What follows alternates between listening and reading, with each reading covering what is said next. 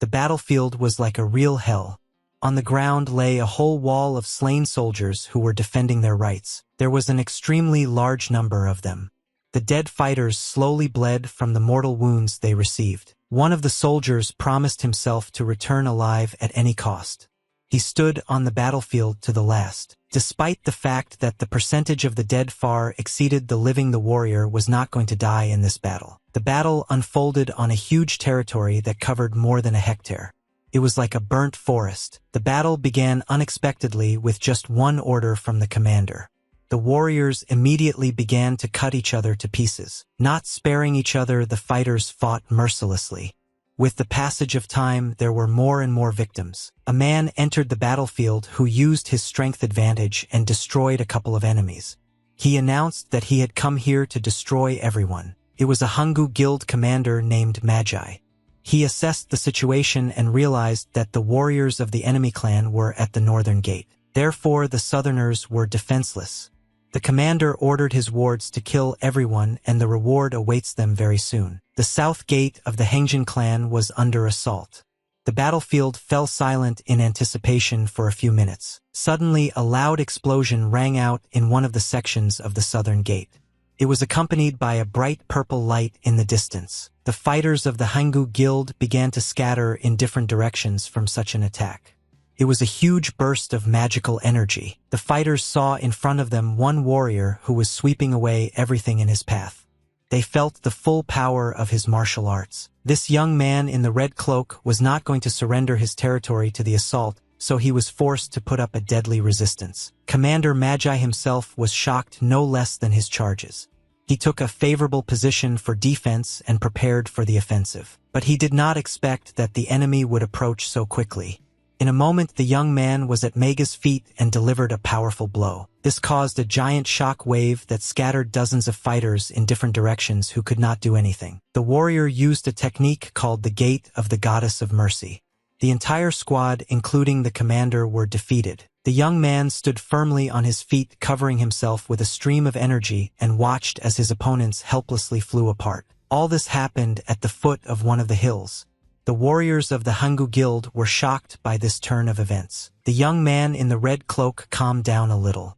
His opponents did not know what to expect from him next. Then the young man looked at the hill to his right and decided to climb it so that he could be seen on every part of the battlefield. He loudly introduced himself as a young man with heavenly power. He was a retainer of the Honjin clan named Jin One. He was very angry with his opponents for daring to invade foreign lands and kill people there. But the young man added that he knew that there were those on the battlefield who had been forced to carry out this assault, so he said that he would spare their lives if they immediately left. Heng's warriors had heard of this young man who had almost reached god level in martial arts. They were a little afraid of him. Jin One continued his performance, ordering to get out of here. Opponents did not understand why he arranged all this. The young man continued his speech and addressed the enemies with an order to return to where their families are waiting for them. He added that he also had no desire to senselessly shed other people's blood on the battlefield for some incomprehensible purpose. One of Heng's warriors understood these words better than anyone else. Hearing the word family, he remembered that he must return to her at any cost. The warrior was mortally wounded but managed to stay on his feet. His body was like a scarred effigy. The rest of the fighters continued to watch as the enemy was ousted with speeches. They still didn't understand why. Suddenly something forced a wicked smile on their faces. A completely different atmosphere began to prevail in their units. It was all caused by what they saw before them. One of them was rapidly approaching the enemy while he was sharpening his swords. In a moment, the wounded young man found himself near the enemy's body and pierced him with his spear, mentally speaking about his family. He drove his weapon deeper and deeper into the enemy's body and said that he would return home only with his dead head. Jin One did not expect such a turn of events.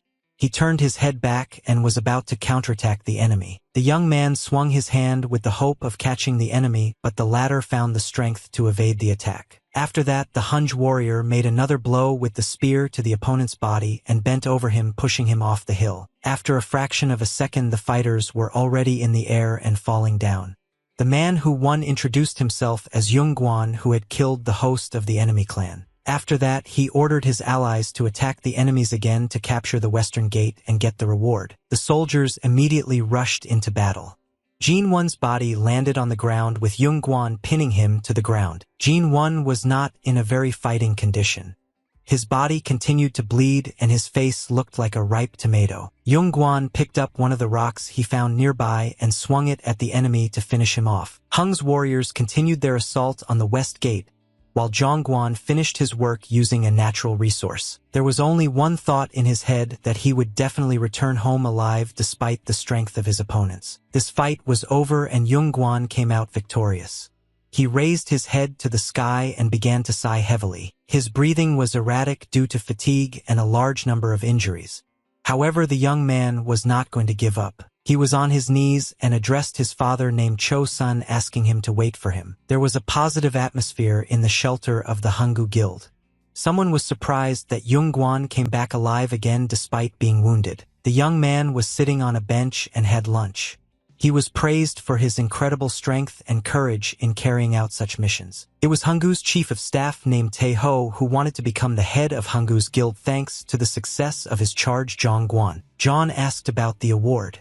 Tae-ho replied that the reward would not make him wait long and today he would make a feast for the whole army. Yongguan replied that he didn't mean that at all.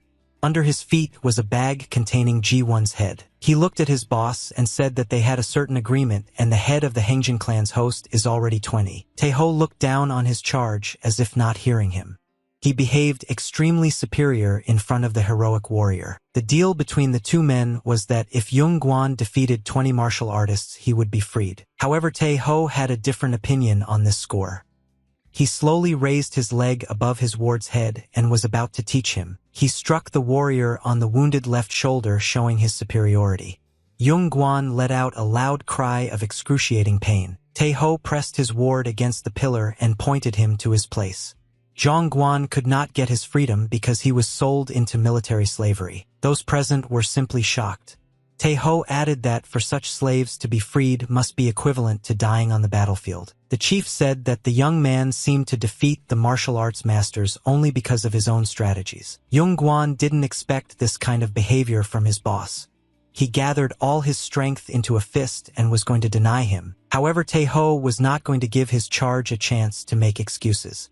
He began to press hard on his throat. He said that Yongguan was defeating martial artists not because he was a skilled warrior.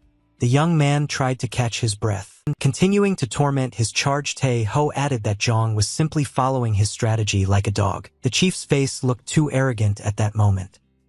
He looked into the eyes of his ward and was about to do something. Tae-ho punched Zhongguan hard in the face, pinning him to the ground, and ordered him to get out of his sight if the warrior still wanted to live. After that, the chief ordered to put the young man in prison.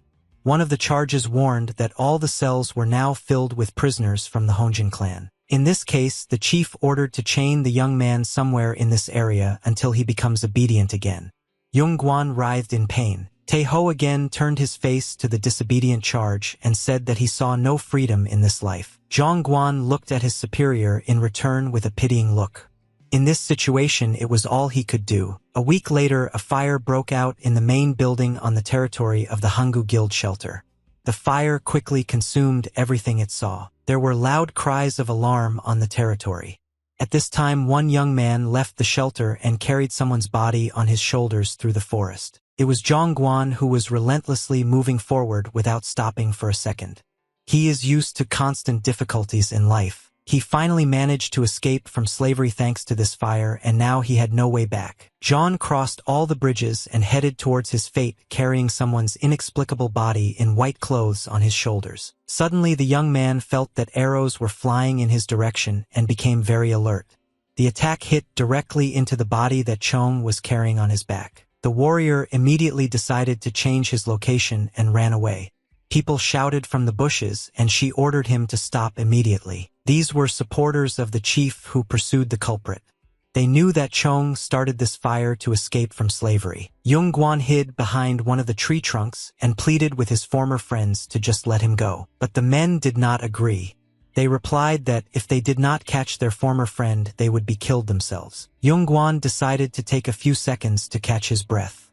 He continued to keep a close watch on his potential enemies. At some point, the young man looked away from the men and looked straight ahead. He felt a certain danger. The feeling did not let Yongguan down.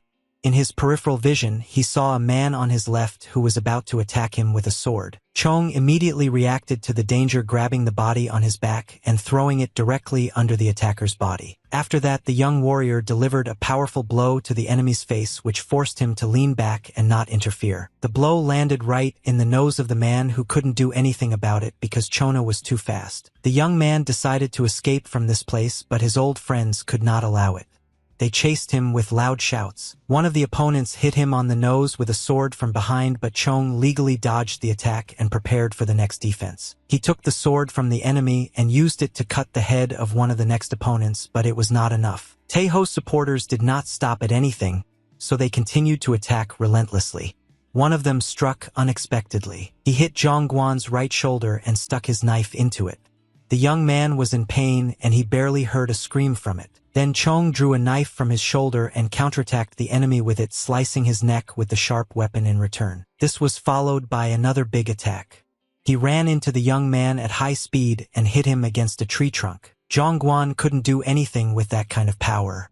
He needed to somehow get out of this situation so as not to fall into a trap. Chong grabbed the neck of the enemy with all his strength, who continued to press him against the tree, and broke his neck with his own hands. The man did not expect such a turn of events. His body stopped obeying him because his spine was damaged. Zhongguan was able to escape from the embrace of the greeting and proceeded to attack the enemy whose neck he cut. He rose above him into the air. This old warrior started screaming after the young man landed on him. Screams echoed for a great distance. Zhongguan sat on top of his opponent and continued to punch him, not sparing a second. After a few seconds, the old man's face could no longer be recognized. However, he did not pray for mercy but continued to speak. He said that Yongguan would not be able to run far anyway, as the boss would find out about the beggars and his family very quickly. Zhongguan didn't like the talkative old man very much, so he decided to shut him up with a final punch to the woman's face. After that, the young man stood up to his full height and looked around. He managed to defeat his pursuers and escape. Yongguan remembered his childhood. The events took place 15 years ago in dense green fields located on a slope. The little boy was sitting under a leafy tree, the shadow of which covered the young man's head. His father worked hard in the fields. The man turned to his son and asked if he was going to work at all. Zhongguan asked his father to wait a bit. The father was not satisfied with such an answer and said that he was trying to feed the family, but he was not angry with his son. Suddenly, Yongguan's attention was drawn by someone's humiliating voice calling out to his brother. The boy immediately rose to his feet. In the distance in front of him, the young man saw his little sister, who was calling him and holding her mother's hand. It was Chan's sister named Cho-sung. She smiled in her brother's face and asked if he had harvested much already. Chong will answer that she should look at what he did with his own hands. Jo-sung was very interested when she heard about it. After that, the boy took out a doll from behind his back, which he made with his own hands from straw and fabrics that he was able to use. He wished his little sister a happy birthday by giving her a present that he had been working on for several days. Cho-sung noticed that the doll was not made in the best way, but still decided not to upset her older brother. She replied that he still tried, and despite the fact that she was a little strange, the girl would still protect her. Yongguan was pleased. He looked at the pleasant childlike face of his sister, who understood the full value of this gift. The father did not interfere with his children when they decided to play hide and seek. The children decided who would be first and started the game. 15 years have passed since those times, and this area has not looked so sunny. During this time, the fields have aged a little and turned pale. Yongguan returned to the same place where he used to play hide and seek with his little sister while his father worked nearby. The young man was standing in front of a small mound of earth that served as a grave. An old grandmother stood behind him. The woman said that after Jung went missing, his father went looking for him and met some bad people along the way. The old woman informed the young man, however, that his mother also left this world a long time ago. She did not even think that he would meet his father like this. The grandmother shed bitter tears, pitying the unfortunate young man. She remembered Cho-sung, whose fate had turned the other way. Yongguan continued to cry bitterly over his father's grave and asked what happened to his little sister. He turned to the old woman and she saw his bitter tears. Yongguan couldn't believe that his family actually no longer existed. After hearing the story from his grandmother, Zhongguan went in search of Zhou Sung. His first stop was Moxen Fortress. A wonderful atmosphere reigned on the main square of the city. People were constantly discussing today's event among themselves. There are courtesans to be present at tonight's event, and people wanted to see some Mengwu as there are rumors of her beauty. Yongguan felt quite confused. His ears were bursting with information that could be heard from every corner of the market. Merchants tried to sell their goods as quickly and as expensively as possible. Some traded in leather suits, some in cooking pots, and some in firewood. Cho Sung was taken away by powerful people after being left alone. Yung Guang came to the main structure in this place. He tried to get inside to ask where his sister had gone. The old woman informed the boy that his sister could be adopted. Yung Guan tried to at least ask the guards about Zhou Sung, but no one even knew her name in these parts. The young man was very upset when he could not learn even a drop of information about his sister. He decided to wait a bit. Towards evening, the ceremony began, for which the whole population was waiting as much as they wanted to see the beautiful girls. Guards carried canopies with which they covered the girls through the central square. People tried to move closer to examine everyone. Zhang Guan continued to walk around the market looking for his sister without success. He kept repeating that he would definitely find her. However, the reality was a little different. The young man did not give up his hopes and plunged into memories when he easily found his sister. That same day they were playing hide and seek, and Yung Guan found his little sister in the potty and wasn't even surprised. The brother and sister were delighted to play hide and seek. Yung Guan remembered those times perfectly, and finding Chai Sung was the best thing for him. In the central square, the beautiful hair of one of the models was developing, which shone with its light color against the background of the sun's rays. People were charmed by the beauty of this girl. Yung Guan also decided to get closer to the crowd to see what was going on. He didn't care what was going on there, but he had to look for clues to find Cho San, and that could be done in the crowd. Then the young man saw a real miracle in front of him in a pink dress. The fair-haired girl had a confident look and held a fan in her hands. Yung Guan was literally speechless after seeing this girl in front of him. He looked more closely at her features. In the end, Zhang found something similar to little Chai Sun's facial features. He realized that his search had come to an end. In his head, the young man equated the faces of two girls who were the same person but already of different appearance and different status. Zhang Guan shouted his sister's name loudly throughout the square, calling her out. People looked at the young man cautiously. Everyone turned their heads in the direction of the man who shouted a name they didn't know loudly except for the fair-haired girl. She stopped her forward movement and stopped in place. None of those present understood what was happening. The girl slowly turned her head back, covering her face with a fan, and waited for the young man's further actions. At that moment, Yung Guan pressed through the crowd into the central square and addressed the girl, once more calling her Cho Sung. The young man clearly confused his own sister in this girl and asked her if it was really her, and he was not mistaken. Maid Man Wool asked her mistress what this young man was talking about. The girl understood everything perfectly but did not give any answer. She looked down at the young man who was dressed in ragged rags and called everything that was happening some kind of horror. Zhang Guan was simply shocked by the girl's behavior. He couldn't understand why his sister would say such things. Meng Wu turned away from the casual passerby and headed forward, led by her servants. Zhang Guan remained standing still as if he had been buried. A few days ago, Zhang Guan was in the dungeon of the Hanggu Guild, which was located in the main building. An old grandfather was sitting with him in the cell, with whom the young man was having a conversation. He assumed that the old man had lost his mind and could tell him everything. John was chained to the wall and sat on the ground. He began to tell that he had been kidnapped and sold into slavery when he was a child. The young man did not remember everything in detail, but only that it happened in the mountains. The little boy got lost and they decided to make money from him. Chong continued and said that for the next 15 years, he lived away from his family, and every day he thought about whether he would live to see tomorrow. Thoughts about his father and about Chosen never left the young man. It was the only thing that allowed Yung Guan to continue his life of worthlessness. He said that Tae Ho promised to let him go home on one condition, but he just had to live as a dog for 15 years. Zhang Guan considered all martial arts masters to be equal to the top one. The old man seemed not to listen to the interlocutor and was minding his own business. Zhang added that each master would act superior just because he had a little more power than the average person. According to the young man, the current masters only possess martial arts and they lost their nobility a long time ago. Chan was already shackled and he could not hold back. He wanted to break out of the trap and kill everyone in the Hangul Guild. Outside their cell hung 2 keys that were supposed to open the cage and shackles.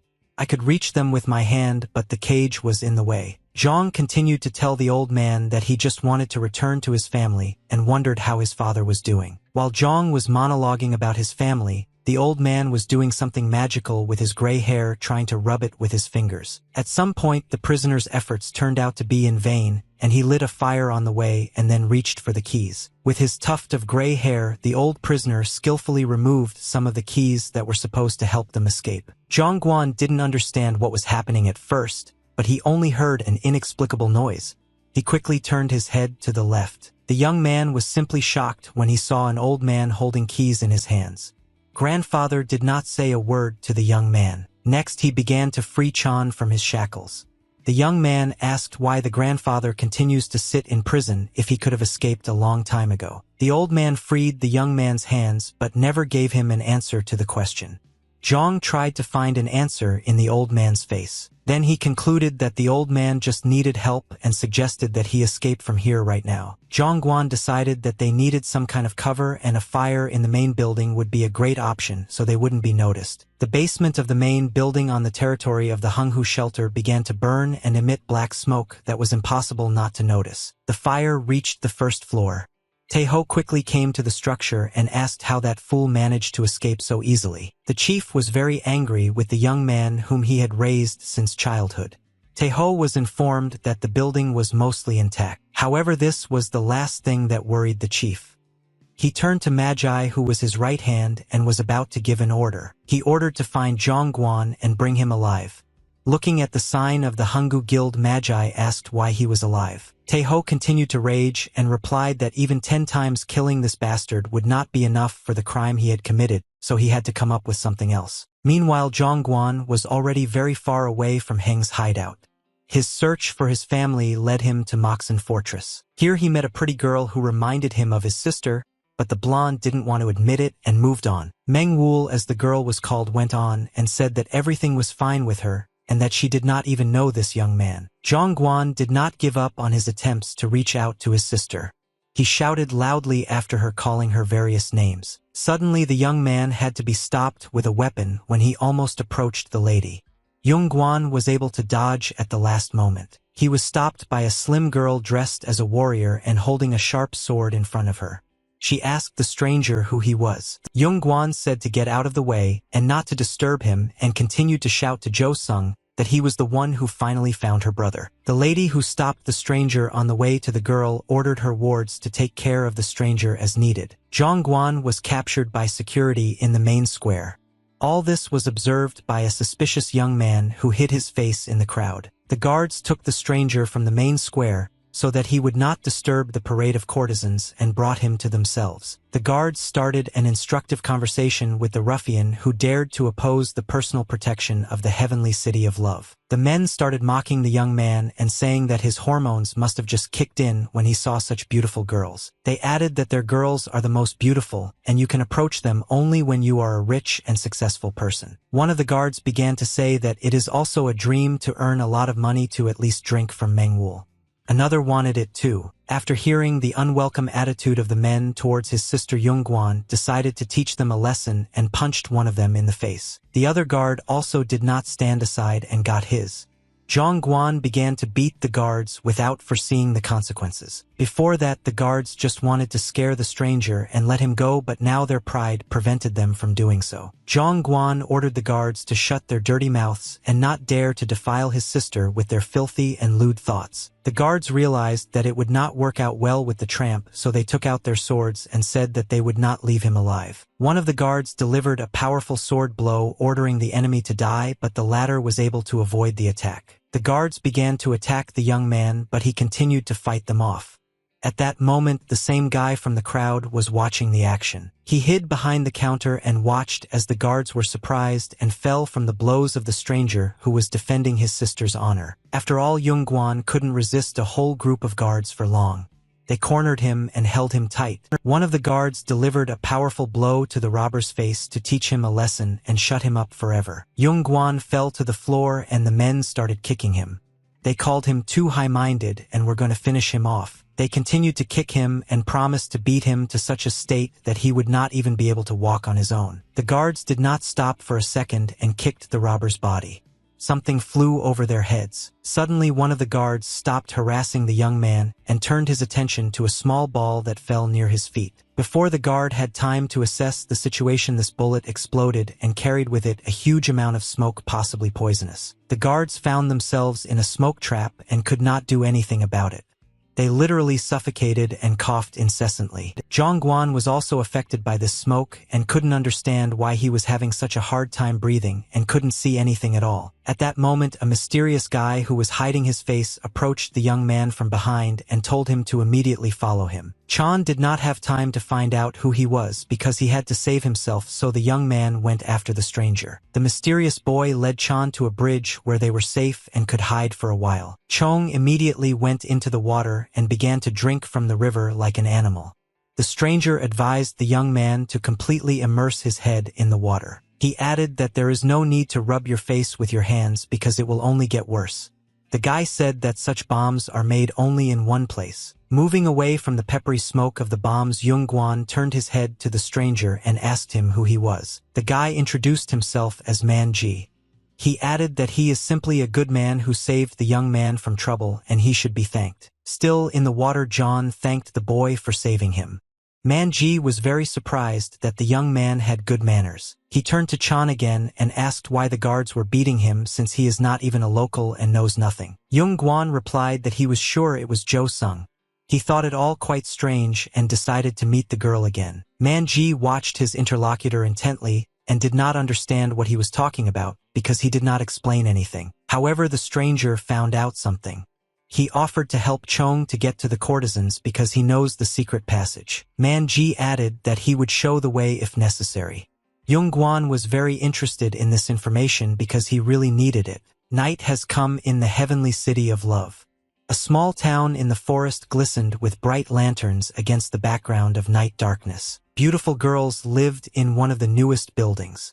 One of them was sitting on the windowsill right now and looking ahead. This is Bella Manwul, who was approached by a friend and told her that she did a very good job today. Menval was not very happy. However, she kept a pleasant tone of conversation and praised her friend in return. Su Ran, that was the name of her friend, was going to go to the market early tomorrow morning, so she went to bed. Su Ran asked if Mangwul would like to go with her since the goods are very good in the morning. The girl replied that she wanted to sleep. Su Ran continued to be interested in her friend's life and asked her what kind of tramp he was who was trying to reach out to her on the street. Mengwul replied that she did not know this young man at all. Su Ran knew perfectly well that her friend was lying because she never paid attention to other people. She began to annoy Manwul as much as possible and pressed herself against her.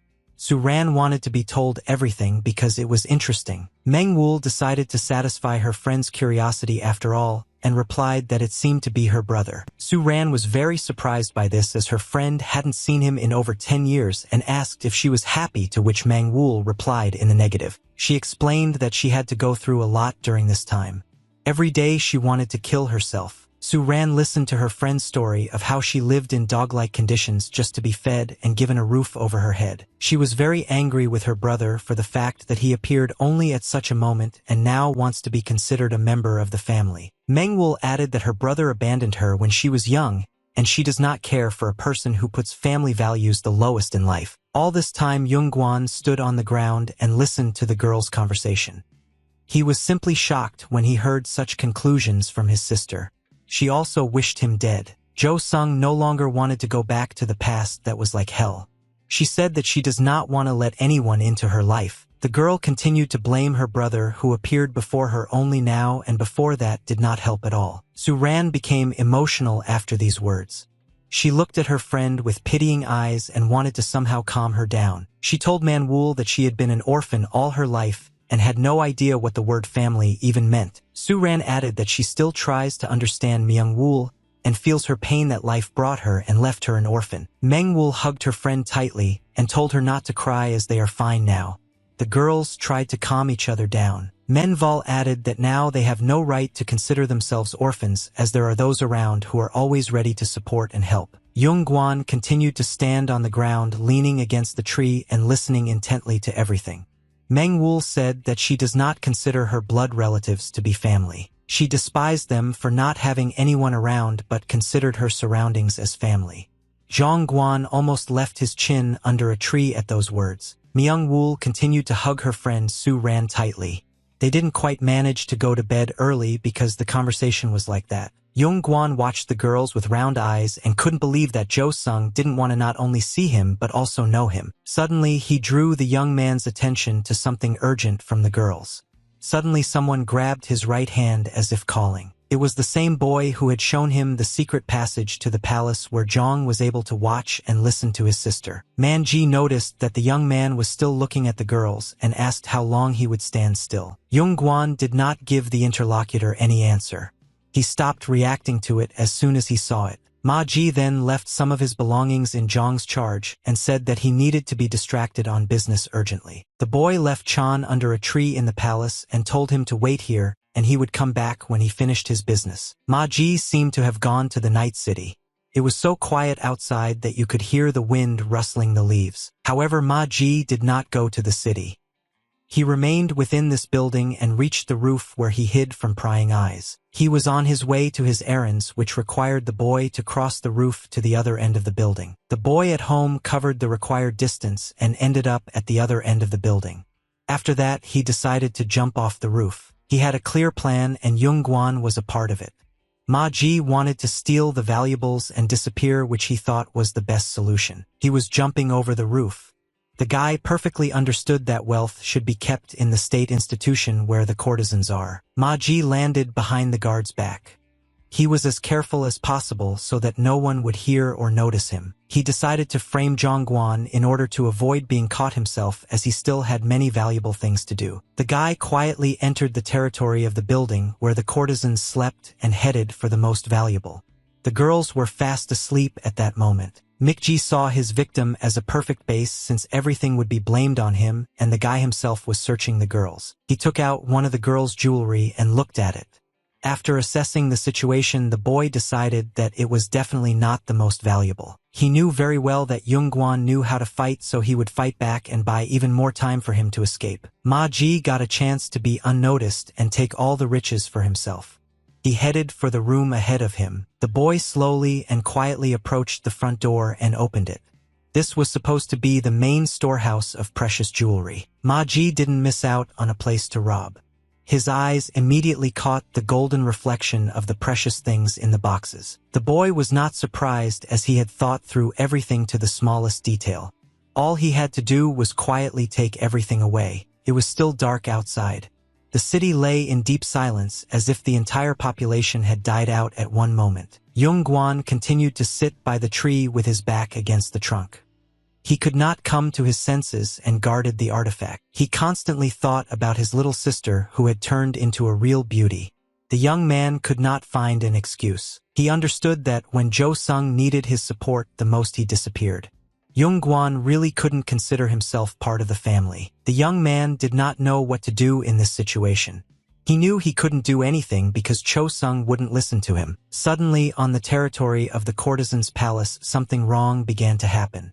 One of the guards checked the room with the valuables. His surprise at that moment knew no bounds. He could not understand where everything had disappeared so suddenly and imperceptibly. Young-gwan heard shouts from the palace about some thief. The girls also woke up and noticed that their jewelry was gone. At this moment, Ma-ji's cargo started burning. The palace continued to be in chaos due to the fact that the thief might be somewhere nearby. Young-gwan immediately turned his attention to the item Ma-ji had left for him. He was somewhat alarmed by the fact that it was burning. Literally after a couple of seconds, this artifact burst into flames on the territory of the palace. Young-gwan couldn't understand what was going on here. And immediately after this explosion, the guards noticed that someone was in the palace grounds and started poking their fingers at Chan. It was difficult not to notice an explosion of such a scale. There were only a few buildings on the territory of this city which dominated the explosion in height. Yung Guan immediately decided to run away, as he realized that he was in danger again. But the course of events was still incomprehensible to the young man. There were loud shouts on the territory of the palace which announced that the robber had just run in the direction of the dense green forest. Zhang ran forward as hard as he could, seeing no obstacles in his way. He wondered why that mysterious bag had suddenly burst into flames. However, there was nothing to change. The young man continued to run through the forest in order not to be caught, as he perfectly understood the consequences of this. Leaving the scene of the crime, Yung Guan felt danger from his back and immediately turned his head on reflex. His sense, as always, did not let the young man down. The same girl who gave the order to the guards to deal with him moved towards him from behind. Zhang Guan dodged the powerful sword strike in time and saved his life. He was in a very difficult position. The boy landed on the ground after dodging the attack and looked at his would-be opponent. It was quite dangerous. The woman who chased the robber immediately recognized his face. She was somewhat shocked to see the young man in front of her. She turned to the robber and said that during the entire pursuit she did not get the feeling that she saw him somewhere. And now her guesses were confirmed. The woman considered the young man the day before to be an ordinary vagabond, but he turned out to be a robber as well. Zhang Guan was shocked by such a statement. He did not understand why he was called a robber and immediately denied this fact. But the woman did not want to listen to him. She ordered him to shut up and struck him with a sword which Chong managed to dodge. While attacking the young man, the woman asked him where he had taken all the stolen things. Yung couldn't understand what she was even talking about. Landing on the ground with his hands, the young man decided that he was stupid enough to defend himself and was going to use a stone in the fight. He blocked another sword strike with a natural resource and informed the woman that he was not guilty of anything at all. However, she did not believe him. The woman emphasized that the young man was caught at the scene of the crime, so nothing would help him. Yung Guan realized that no matter what he said, the woman still wouldn't believe him. Therefore, he decided to act in advance. The young man grabbed hold of the vines and lifted them up. Thus, he managed to knock his opponent off his feet with an unexpected attack. The woman could not foresee this, therefore she could not do anything. She fell powerlessly to the grassy ground. After that, the warrior looked at her opponent with horror on her face. After that, she began to fear him somewhat. Zhang Guan was angry with the woman because he had already informed her several times that he was not a thief at all. The young man emphasized that he did not want to fight with the girl and told her to stop if she did not want to get hurt. The woman continued to lie on the ground and listened carefully to her opponent. The last words literally shocked her. She glared at her enemy and asked him what he had just said, referring to the girls. The woman began to threaten the young man, and Chong was frightened by the fact that his opponent began to confidently and slowly rise from the ground. She warned the young man, however, that she would tear his mouth open if he allowed himself to make such a statement even once more. Yung Guan immediately wanted to justify himself to the girl. He said that she simply did not understand him that way and everything is simpler. But it was already too late for ordinary words. The woman delivered a powerful blow with which she was able to damage the enemy's left shoulder. After that, the female warrior began to make skillful movements with her sword, which Chong was simply shocked and unable to follow. The woman delivered a powerful blow with her sword, hitting the opponent's eye. Zhang couldn't do anything at such lightning speed. His eye was wounded in an unequal battle. The first blood was spilled on the battlefield. Chong had to endure all this. Literally in a fraction of a second, the healthy eye of the young man was shocked by what he saw in front of him in the following seconds. The woman was about to use a sword technique, and Yung Guan then realized that this girl turned out to be a martial artist. The martial arts master could be described with words of martial arts and nobility. It was passed down from generation to generation. Masters of martial arts were forced to constantly keep their body and moral state of the inner self in good shape. In times when two warring sides were at war, martial arts masters acted as heroes who took power into their own hands. They could fight with their fists or fight with weapons. All this singled out one warrior among 100 ordinary soldiers. Now one of those people was threatening Yung Guan. He felt her power on his face and bloody blood spilled onto the ground. The young man immediately grabbed the upper part of his left eye to at least stop the bleeding a little while continuing to watch the enemy. After performing her lightning attack, the woman stopped for a moment and prepared to perform her next attack. Zhang could judge her danger with just one look. Her sword flashed brightly in the air, symbolizing her power. The woman swung her sword again and rose into the air to use the sky-reaching sword technique. She delivered several accurate and deadly blows to the enemy, who was forced to retreat and evade the attack. Zhang Guan was having a hard time at this moment. One of the woman's blows hit him in the thigh of his left leg, and a deep wound opened there. Zhang had never met a woman who was a martial artist before, and now he was on the verge of dying at her hands. He only had time to look at the lightning speed of the master's sword, but by no means did he have time to move quickly. After conducting another attack, the woman was able to reach the opponent's body again, this time hitting his neck. Zhang Guan was thrown helplessly into the air by the impact. It was very difficult for him to fight with the master of martial arts. The young man fell powerlessly to the ground, rolling on it and sighing heavily from unbearable pain all over his body. Chong hid behind the trunk of one of the trees and held his neck.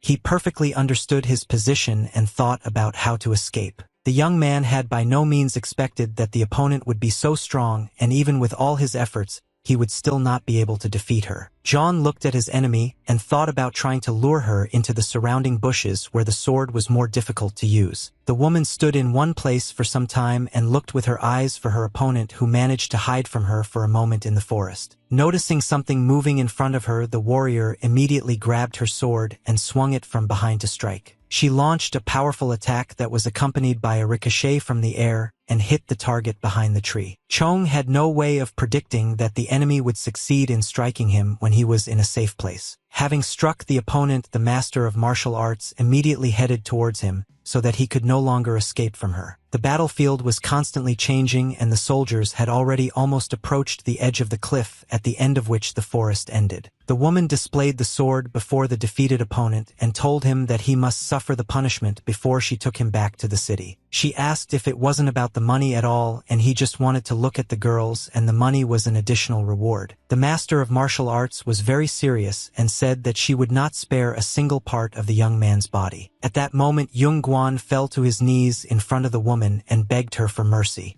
He himself did not expect this from himself. The young man called himself an ordinary ignoramus who did not recognize the head of the guard and talked to everyone.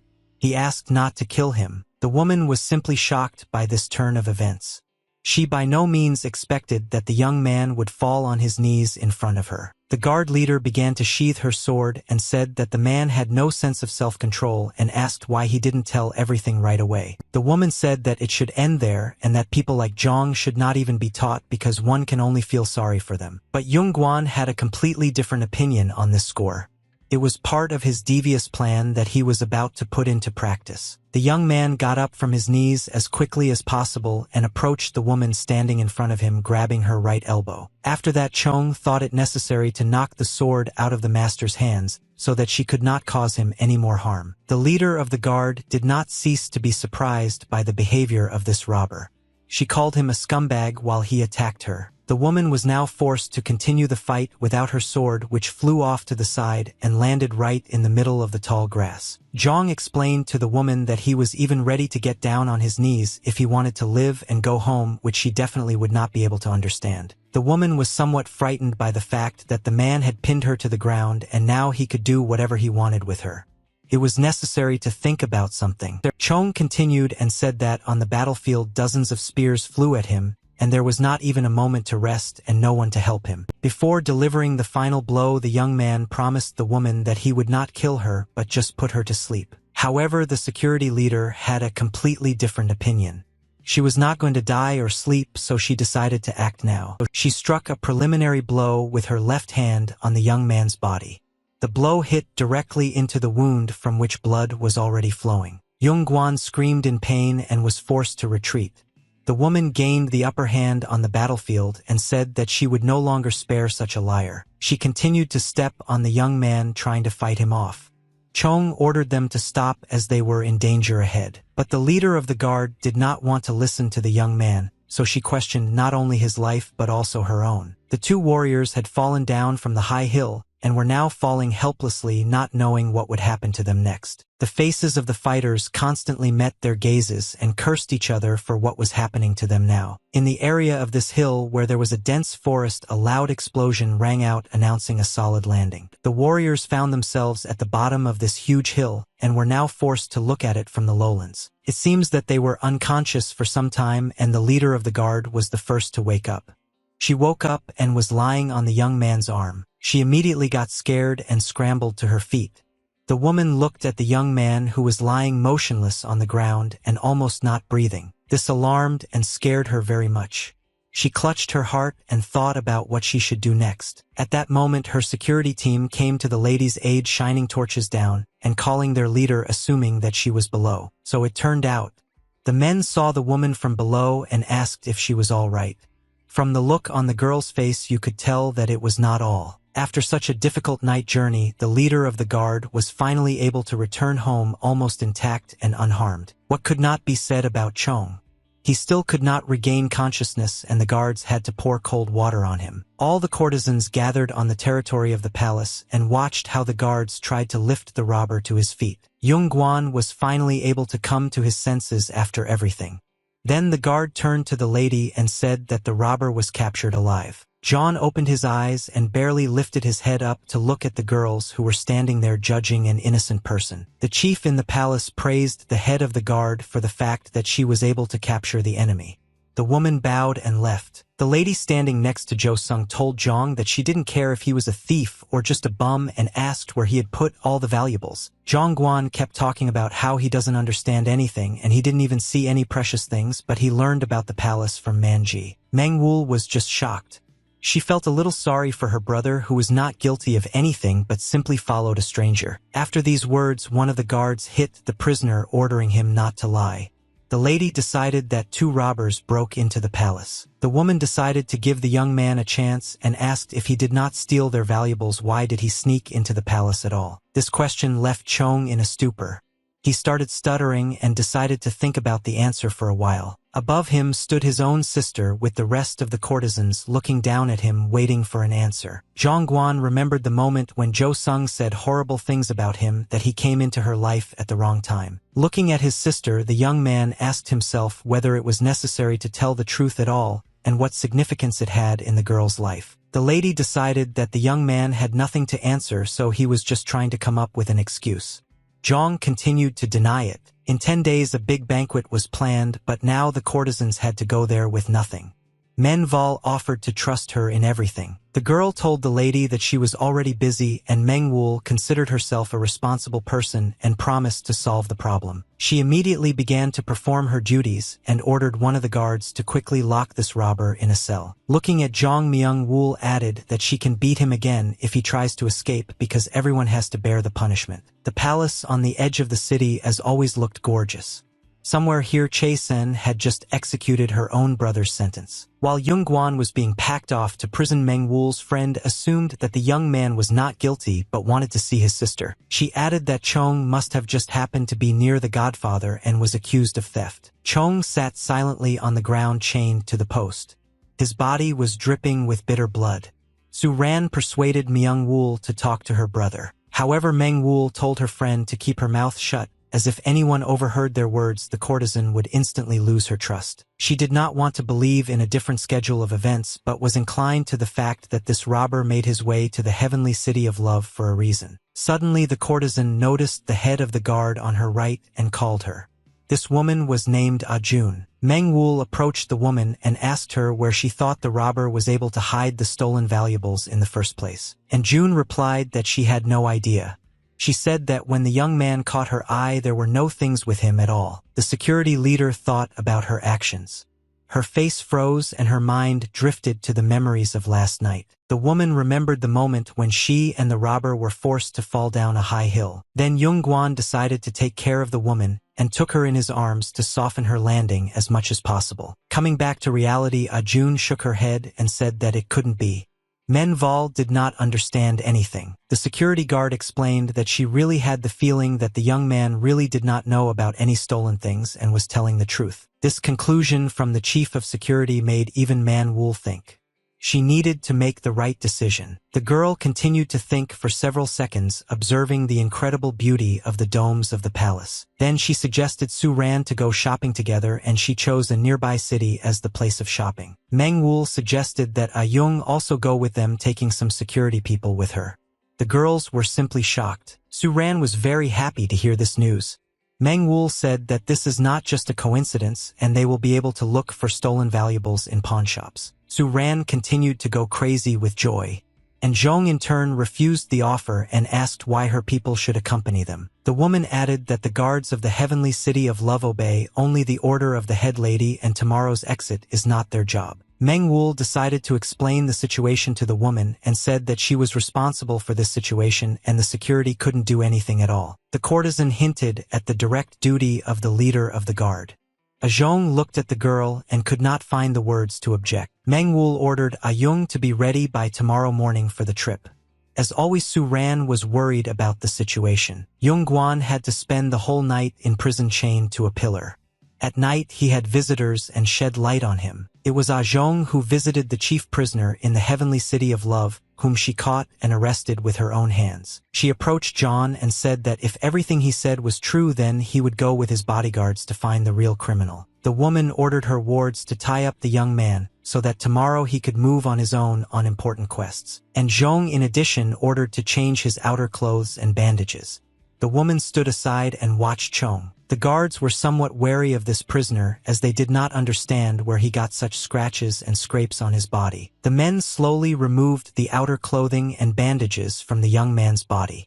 Seeing a terrible picture in front of them, they asked what happened to him. The guards immediately started providing first aid. They assumed it might have been the drinks and wondered how he was still alive. And Zhong was just shocked as she watched Zhong's body. The security said that they did not think that he could be a robber with such a body. Yongguan's body really looked very bad. His numerous injuries caused him pain. Most of them came from the sword. And Zhong just watched the wounded prisoner and could not say a word. The men suggested that the young man might be a soldier who had escaped from the war. They continued to give him first aid and wondered how he could bring his body to such a state. The next morning came. The central market of the city came to life and people began to walk on it, each selling their goods. The security went on a trip early in the morning to find the real criminal. They entered the first pawn shop on the way. The men brought a prisoner with them so that he could recognize the robber. One of the guards was showing the portrait to the merchant. The note showed the same guy who framed Chan. However, none of the pawn shops received a positive response. Meng Wul said that at the time of the theft everyone had already been notified about it, so the robber was unlikely to hand over the valuables in Moxen Fortress. The girl was satisfied that the robber at least did not sneak into her room and left her valuables alone. She spoke in the presence of all the guards about a thief who is smart enough to frame a person and find a place to sell the valuables. Meng Val asked the guards if they were able to capture a portrait of the robber. One of the men replied that everything worked out for them. Then the lady ordered to make a couple of copies and distribute them on the way, bypassing local pawn shops and grasping for any information. She ordered to take with her the current prisoner who knows the real robber in his face despite his current state. Yongguan stood still and listened intently as his sister talked about how he couldn't be trusted completely. The girl said that if the prisoner dares to do something dangerous, he can be killed immediately on the spot. The security went in search of the young man whose exact portrait they carried with them, but they were not sure that they would find him. The security guard asked Chan if he was sure that the robber looked like that. The young man confirmed his every word. The deputy chief of security ordered his ward to stop looking at the picture and talking to the prisoner and to do his job. The men suddenly started a conversation about Mrs. Meng Wul, who was trying to catch the robber with all her might. They considered the girl quite intelligent. But the deputy assumed that the girl simply pushed all the work on them and she herself was drinking somewhere. Zhong Guan was indignant at these words. Meng Wul really wasn't going to sit in her room all day and went to a nearby town as she had promised her friend Su Ran. The girls drove into the city and got out of their carriage shining with beauty. They walked confidently along the central street. People around were amazed at the incredible beauty of the girls and said that their beauty could dazzle an ordinary person. Su Ran was very fond of looking at a lot of silk, and when she saw it she immediately ran to the counter calling her friend with her. Su Ran really liked the pink fabric, but it was too heavy.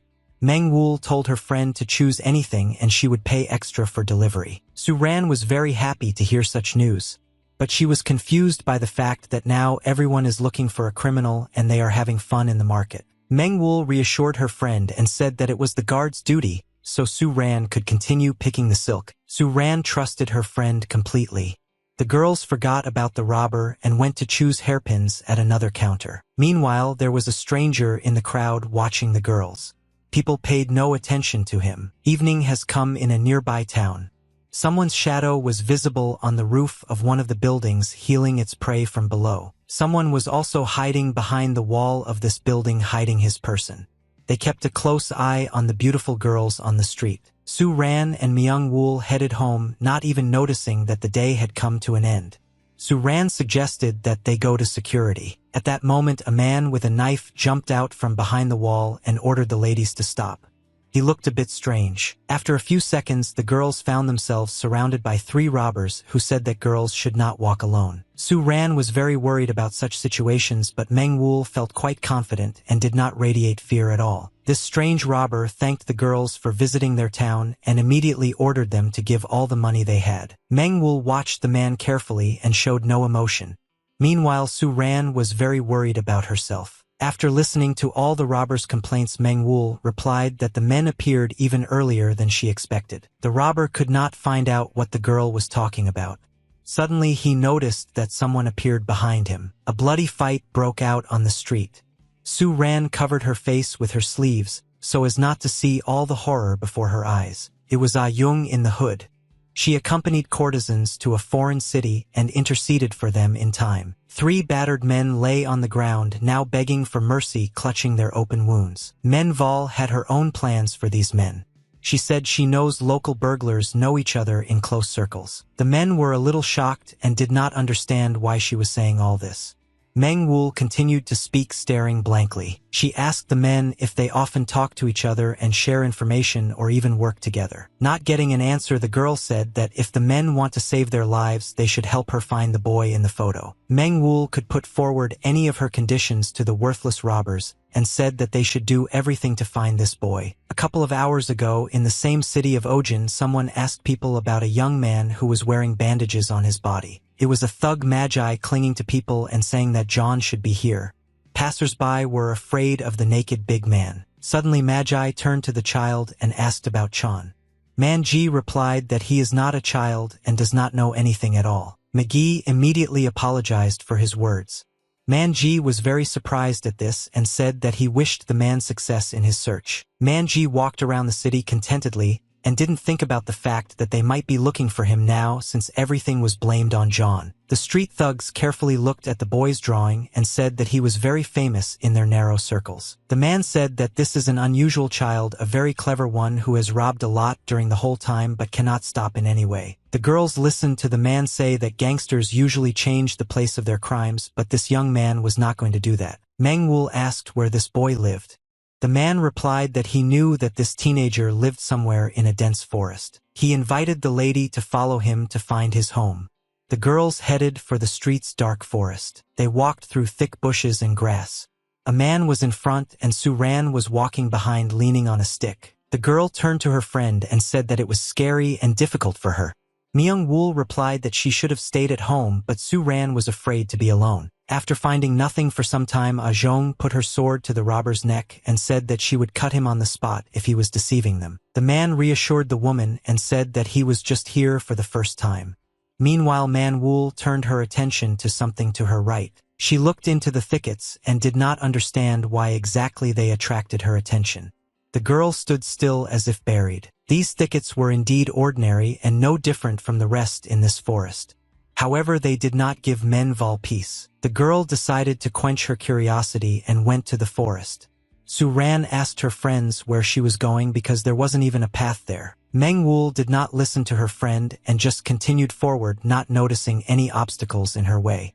Suddenly she found something. The girl looked ahead through the thick bushes and saw a house there. Her short journey was not in vain. Meanwhile, the rest of the guard and Chong continued their search within the fortress. It was already evening outside. The guard went into a cafe and sat down to have a snack. For the whole day, they did not find a single clue in this area. The deputy chief of security was informed that Mr. Mengwul and the leader had not yet returned. The man assumed that they were already in the dormitory. Yung Guan sat silently in his seat and pondered the events.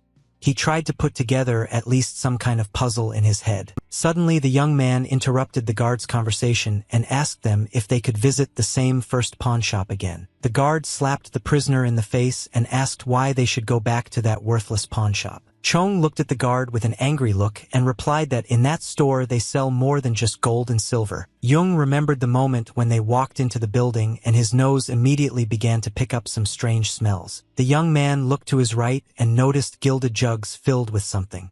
He had heard this smell before. Zhang Guan perfectly understood where he had encountered this smell before. These were bombs that a real thief used to hide himself. Even the unexpected explosive that the boy left for Chong was filled with this powder and smelled the same as now. Zhang, remembering the same gunpowder in the jar and its smell, realized that Manji was using it for his plans. The guard listened to the prisoner and returned to the pawn shop. At that time, Manji was there and he did not expect the following events. The merchant turned to the boy and said that he had warned him, however, that these thugs might come back here again. Security immediately recognized this guy because his face was exactly the same as the picture the deputy had drawn. Loud screams began to be heard on the territory of the pawn shop. The deputy shouted orders to grab the boy, but it wasn't easy. Manji initially ran away from security at the pawn shop. The merchant shouted to the customers to get out of here because they would destroy his store. Manji ran out of the store, kicking the front door with his feet.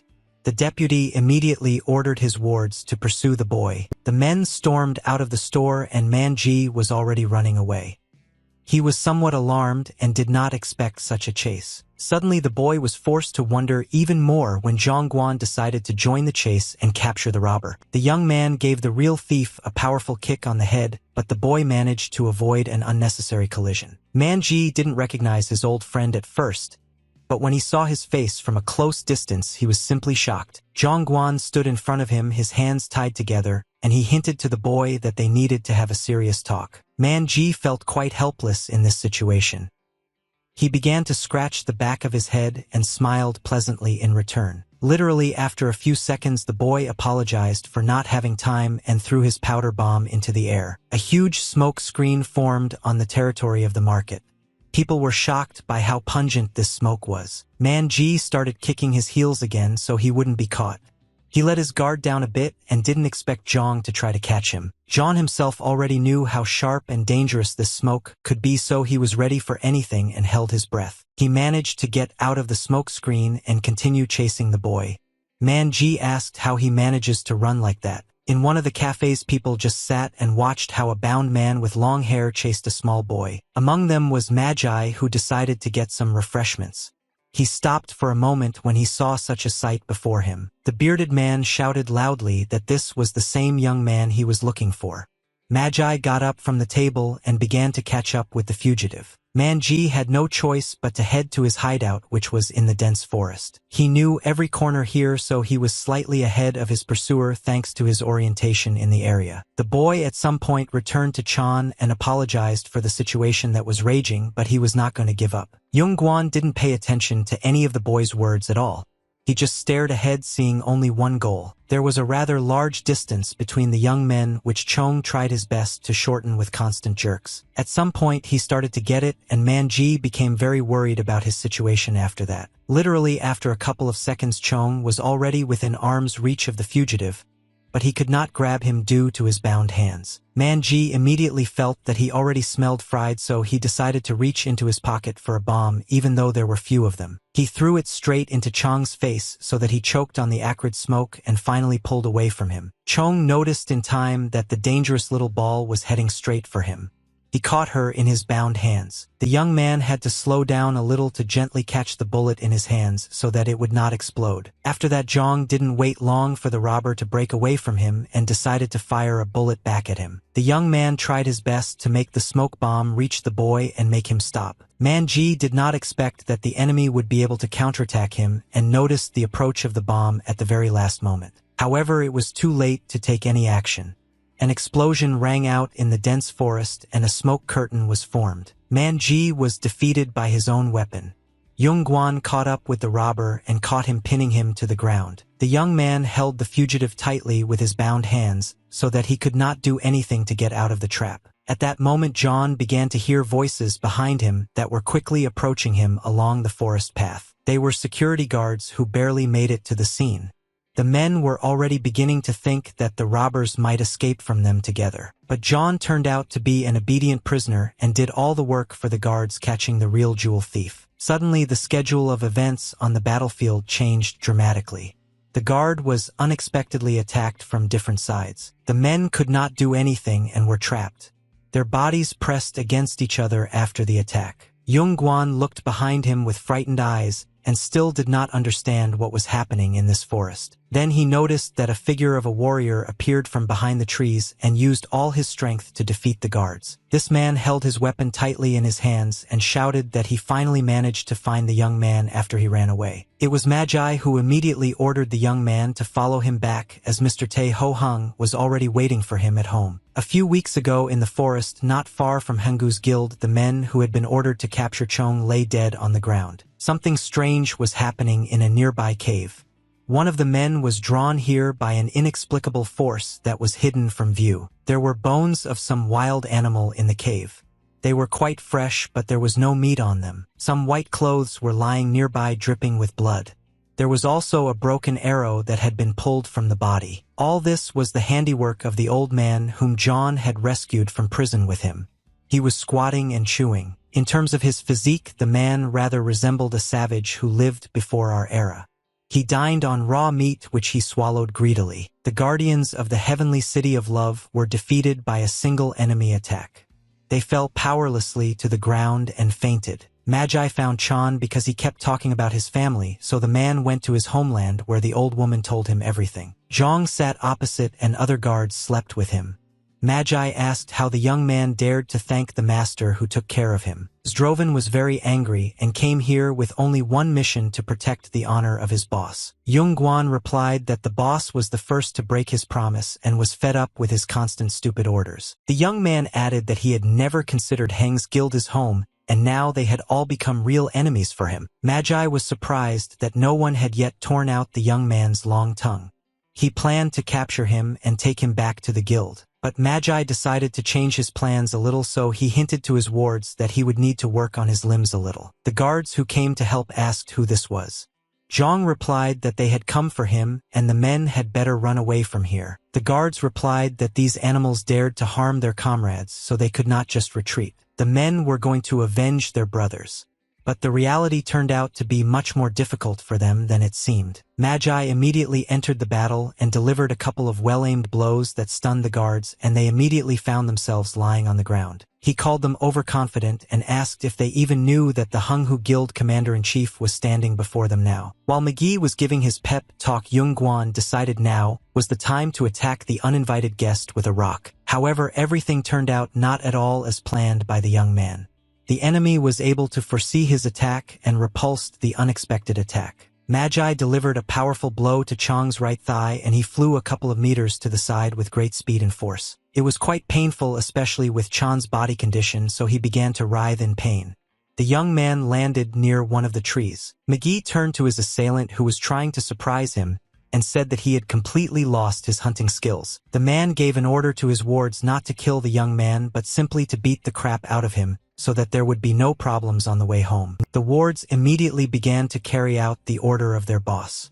They approached Chan and started mocking his body. One of the opponents pressed his knee to the young man's face, which prevented him from turning his neck. The others held Chan by the limbs so that he would not be able to break free and cause them problems in their pleasant business. Suddenly, a loud whistle rang out on the battlefield, and one of the supporters of the Hunghu Guild felt the full force of the sword. The other warriors were soon also forced to take very quick blows that inflicted severe wounds on them. A Zhong entered the battle, who arrived on the battlefield in time and decided to help the illegally arrested prisoner. Chong still didn't understand what was going on.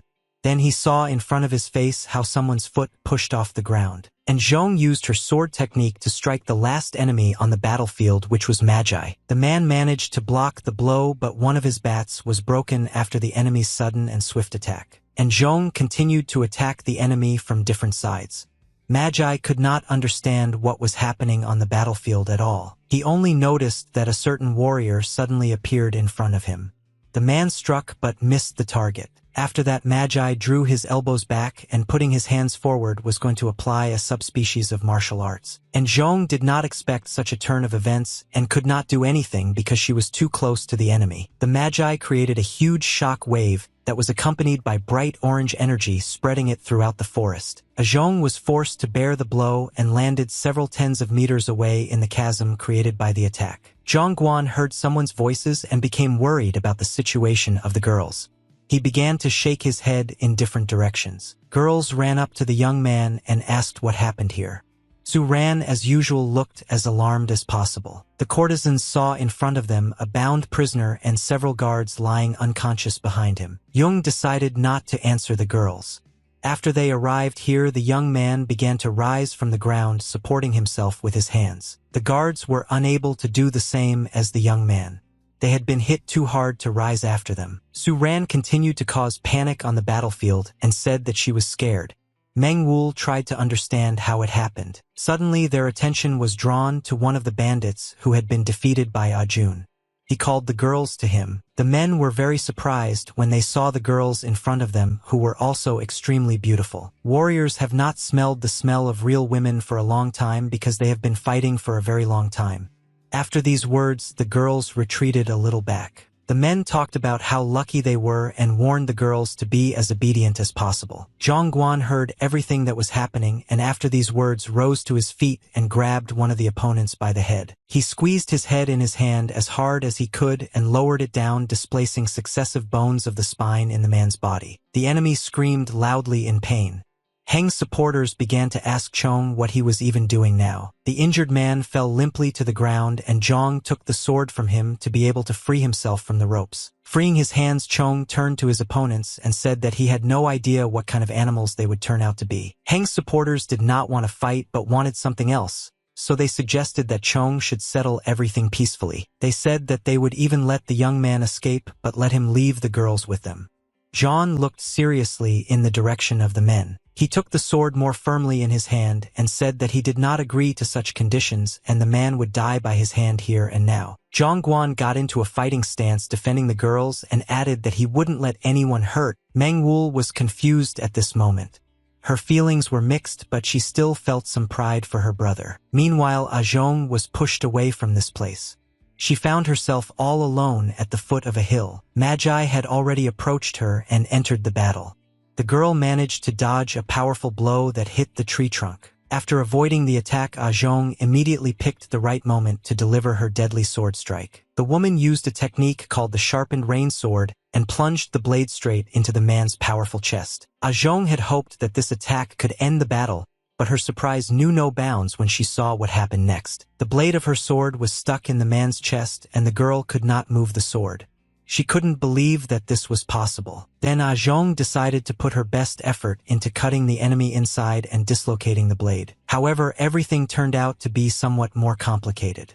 Everything went completely wrong and the guard leader broke her sword after this attack. Magi began to swing his body in front of the woman, simultaneously removing the remnants of the sword blade from the wound and taunting. He had the appearance of a perfectly healthy warrior who was not in any danger. He told the woman that she just hit him in the bone. The man added that he did not expect to meet a person in the city who is able to control the energy of the body, but it turned out to be only the basics of martial arts. He looked at his opponent and only now noticed that all this time he was fighting with a girl in a military uniform. These feminist remarks by the man made Ajong very angry, which could be seen by her extremely angry look. She covered her body with blue energy and said that this girl is always tearing the faces of bastards like Magi with her hands. In the forest that was located not far from the shelter of the Magi Guild, there was a completely different atmosphere. It was quite quiet and peaceful here. This natural silence and peace was disturbed by one man who was heading downwind. His feet were bare and had no shoes. The man had extremely pumped calf muscles with the help of which he could easily move over long distances. His entire body was in excellent physical shape. The man had long gray hair and no clothes on his body. This is how the same old man that Chong rescued from prison looked now.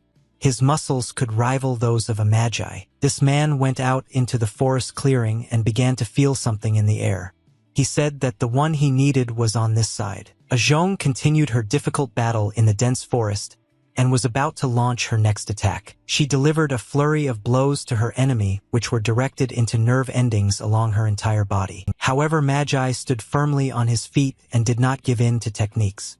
He returned his blow, which the woman dodged. After that, Zhong delivered another half-moon strike using the sword-spreading technique. The security chief was not going to stop there, as she understood that even such attacks would not be able to knock down the big man. She gathered all her energy at the tip of the sword and struck a powerful blow at the enemy's chin, sending out energy. However, even this was not enough to defeat Magi. He was able to stand on his feet and stop the girl by grabbing her face. He pinned her to the ground with all his might and asked what happened to her after her worthless sword was broken in battle. The man stood his formidable figure over the woman and repeated that her mat-chi was too weak to do him any harm. Magi began to abuse the girl and, holding her head, asked for a redo, whose mouth would still be torn. Meanwhile, Zhong Guan engaged in battle with his former allies. The guards were still unconscious, so they couldn't help him. The girls stood in one place with their arms around each other and watched as Jung tried to defend their honor. The young man took one of the men hostage and held him by the throat with one hand. With the other he held the sword, which he waved away. Chong warned his opponents that if they came even a step closer, their ally would meet God. But these words did not frighten Heng's supporters. They decided to deliver a double blow to the enemy from different sides. Zhong Guan saw the moment of approaching danger in time and avoided a collision with the sword. Instead, an ally of the attackers was injured. The man screamed loudly in pain and his partners began to apologize for it. Yung Guan was now forced to fight for real. Myung Woo continued to comfort Su Ran and watched as her brother fought an uneven battle with the enemy. Yung Guan tried his best to protect his sister. He fought all the men at the same time. Meng Wu was very surprised when she saw that the young man fought very hard for her, sacrificing his own life. Jung proved to be much more loyal than his sister expected. The young man continued to hold back attacks and counterattack at the same time. He blocked the enemy's blow in time, which was about to hit him directly in the head. After that, Chong prepared to counterattack. However, his plan was never implemented. One of the opponents gave him a preliminary blow with a knee in the chest in order to calm him down. Unwillingly, Chong was forced to retreat and fell backwards on the ground. Many enemies were stationed in front of him. They were serious about teaching the traitor and shouted loudly when they were about to attack. But Chong was not going to surrender to his enemies. He waved his sword away and ordered them to stay where they were so they wouldn't get hurt. The warriors of the Hangu Guild decided that they needed to act together and prepared to attack in a bunch at a certain signal. However, their plan also failed. He was missed by a stone that hit one of Heng's warriors on the head. It was Menwul who decided to help her brother in battle. The girl managed to cut down one of the enemies with a stone. The girl turned to the men and asked if they really thought she would just stand by and watch. Warriors could not suffer such a defeat from a girl. One of them rushed at her with a sword in his hands and shouted loudly. Yung Guan noticed in time that his sister was in danger and immediately went to save her from the attacker. Meng Wul was again surprised by how her brother desperately protects her and fights against his former brothers. Zhong Guan pounced on the man who was threatening his sister and sat on top of him, pinning the warrior to the ground. He gave him a powerful blow with the fist of his left hand right in the face. The young man defended the honor of his family. Taking a second swing, the young man said that he would protect Chosen no matter what the cost. He continued to beat his opponent, delivering powerful blows. Chong didn't even think to stop there. Suddenly his beating was interrupted by a Zhong, who slashed her body directly at the young man and knocked him out of the enemy. The head of the guard was forced to retreat and she was pursued by Magi. Chong fell to the ground and began writhing in pain. Guild Commander Hangu approached his enemies and told a Zhong that she was showing off her strength for nothing. Yung Guan asked the woman what was going on here, and Zhong replied that the young man would not pay attention. She simply went back for the sword. The wards immediately met their boss. Magi ordered his worthless charges to stay put as there was nothing they could do. He added that he was going to deal with everyone himself. The wards decided to step aside and not interfere with their leader. Magi began to gather a flow of powerful energy around him and warned his enemies that they would soon be finished. He was going to strip his opponents of their arrogance. Zhang and Ah-jung scrambled to their feet and prepared for the enemy's attack. Meanwhile, Magi continued his speech and did not notice how another shot of the battlefield appeared behind him. The commander-in-chief felt someone's presence behind him and decided to deal with the uninvited guest. He delivered a powerful blow to the stranger's nose but managed to block the attack. It was the same old man who had turned into a muscular man. Magi was very angry at this moment and said that all strangers had better not stand in his way. Guild Commander Hungu launched a powerful hand strike using his martial art, but the stranger blocked it as well. The gray-haired man letting off steam looked at us for the operator and asked he already has the power of mastery that comes out of the ground. Magi's hand stopped literally a couple of centimeters from the opponent's body. An unknown aura prevented the commander-in-chief from finishing the case. Magi was simply shocked by this turn of events. The stranger said he didn't think McGee would turn out to be such a fool. Magi became very angry with the old man and asked him in an angry voice how he dared to talk like that to the Hungu guild commander. The gray-haired man said that the guild absorbed Magi after all, and after that he became an ordinary army dog. Magi was still very angry with the old man. The stranger put his hand to his side and promised the enemy that he would not kill him. He gathered all his power into his right fist, radiating the same energy as Magi. He told the enemy to return to his home. Magi was simply shocked by the next events. The old man said that it was necessary to convey that he was alive and was going to show how to use the force. The stranger decided to demonstrate his strength with the example of a blow of greed and swung his fist with all his might from behind his back. The light from the bright yellow energy was as strong as possible and blinded everyone around. And Zhong watched the events carefully. Zhongguan became a bit wary at this moment and realized that they would not have a sweet time, so he decided to protect his sister. The warriors of the Hungu Guild were not going to retreat back and stood firmly on their feet, showing the commander their readiness to fight. It was still quiet in the dense forest that was located in the middle of the mountain massif.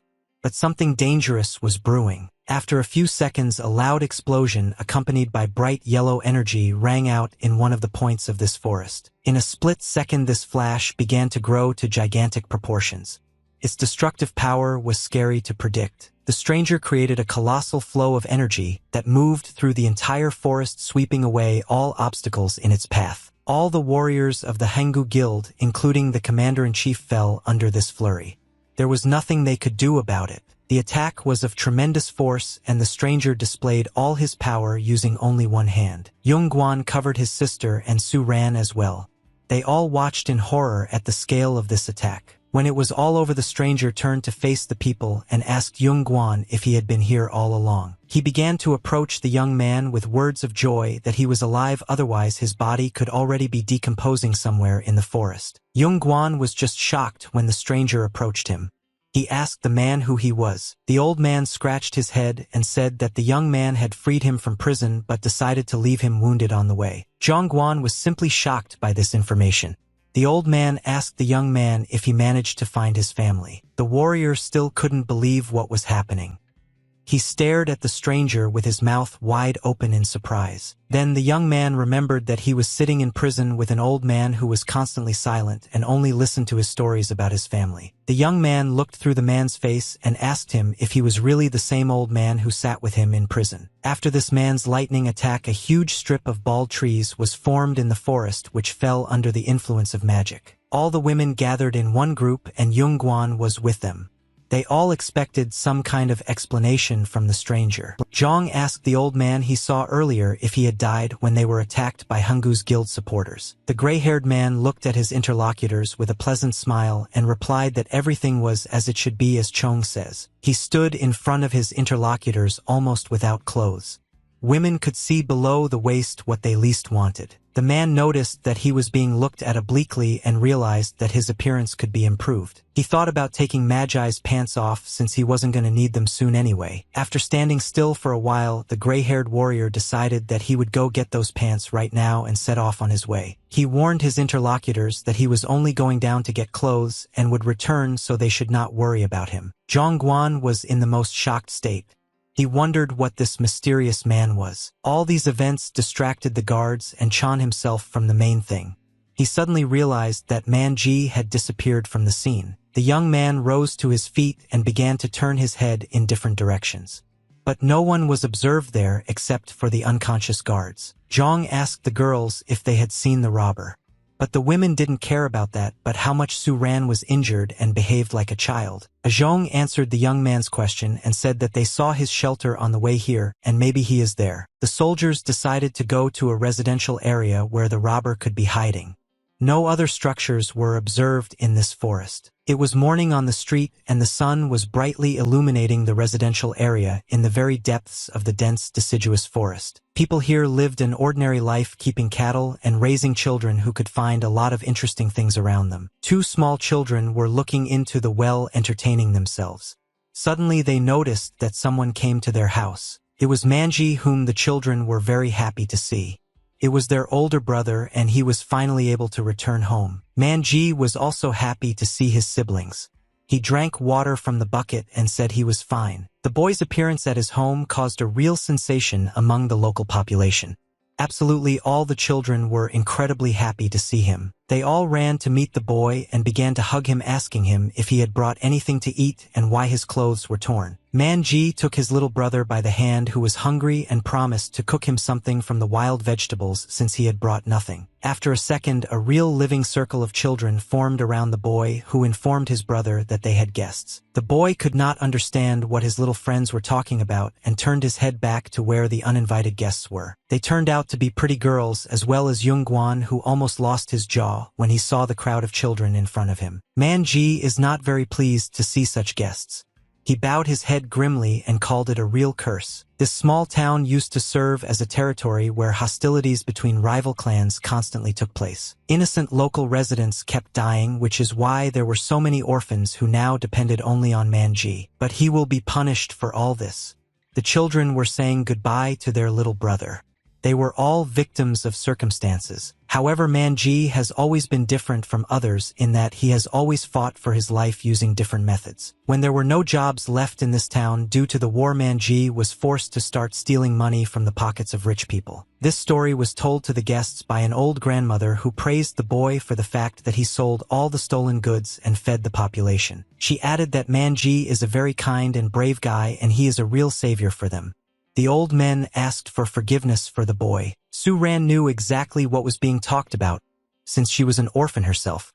She asked her friend to make the right decision for these innocent children. The girl was afraid to imagine what could happen to all these people if they put their main breadwinner in prison. All these words pushed Zhang Guan to his thoughts.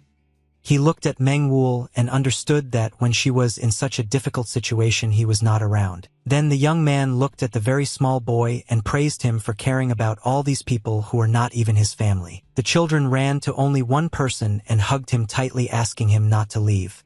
Chong considered the boy even mentally older than him. Manji was indeed doing a very good deed, but in this way he was robbing other people and making them poor. Meng Wual, after listening to the opinion of everyone present, asked if the boy was not still a thief despite all this. She added that no matter how poor he seems, the robber must be punished accordingly. The girl turned to the old people and said that they are not the only ones who need someone's help, but this is not a way out of the situation at all. Meng Wual explained to the interlocutors the situation in which they may end up on the street if they meet guests without stolen jewelry. The girl added that this stability in theft cannot be permanent. Zhang listened carefully to his sister and did not interrupt her. She couldn't afford to forgive the robber because he would continue to rob, and Meng Wual didn't like losing her money. Having finished the conversation with the elders, the girl turned to the robber and asked where he had taken all the goods stolen from them. Manji knew very well that he was to blame for this situation. The guy decided not to come up with anything and said that he had sold everything. Meng Val asked where exactly. Hugging the little orphans, the boy replied that there were too many things, so he no longer remembers. Manhwa came as close as possible to the young man and looked him in the eyes. The boy turned his head away as he felt a little embarrassed. The courtesan ordered the guards to immediately seize this boy and take him to the heavenly city of love, where he will serve his punishment. Zhongguan was still standing in his place as if buried. He could not get a word out of himself and watched the orphans in silence. A banquet was to be held in a few days for which all these ornaments were needed, but they were never found. Manhwa came to report everything to the main courtesan in the palace, who at that moment was making herself fragrant tea. The lady did not really like the moment that the valuables were never found. Manhwa offered another way out of this situation. The main one warned the girl against it, that their guests are too picky and will not tolerate the fact that the girls are without jewelry, so it is better to cancel the banquet. Manhwa said that she has an idea for which it is necessary to create a situation where simply decorations will not be needed. She asked the lady to prepare a couple of boats. The woman was very surprised when her student suggested such an option. However, they had almost no choice, so they had to act quickly. It was evening and the feast should have already begun. On the way to the night city of love, a guard stood and waited for guests. They were just approaching the palace in anticipation of a grand banquet.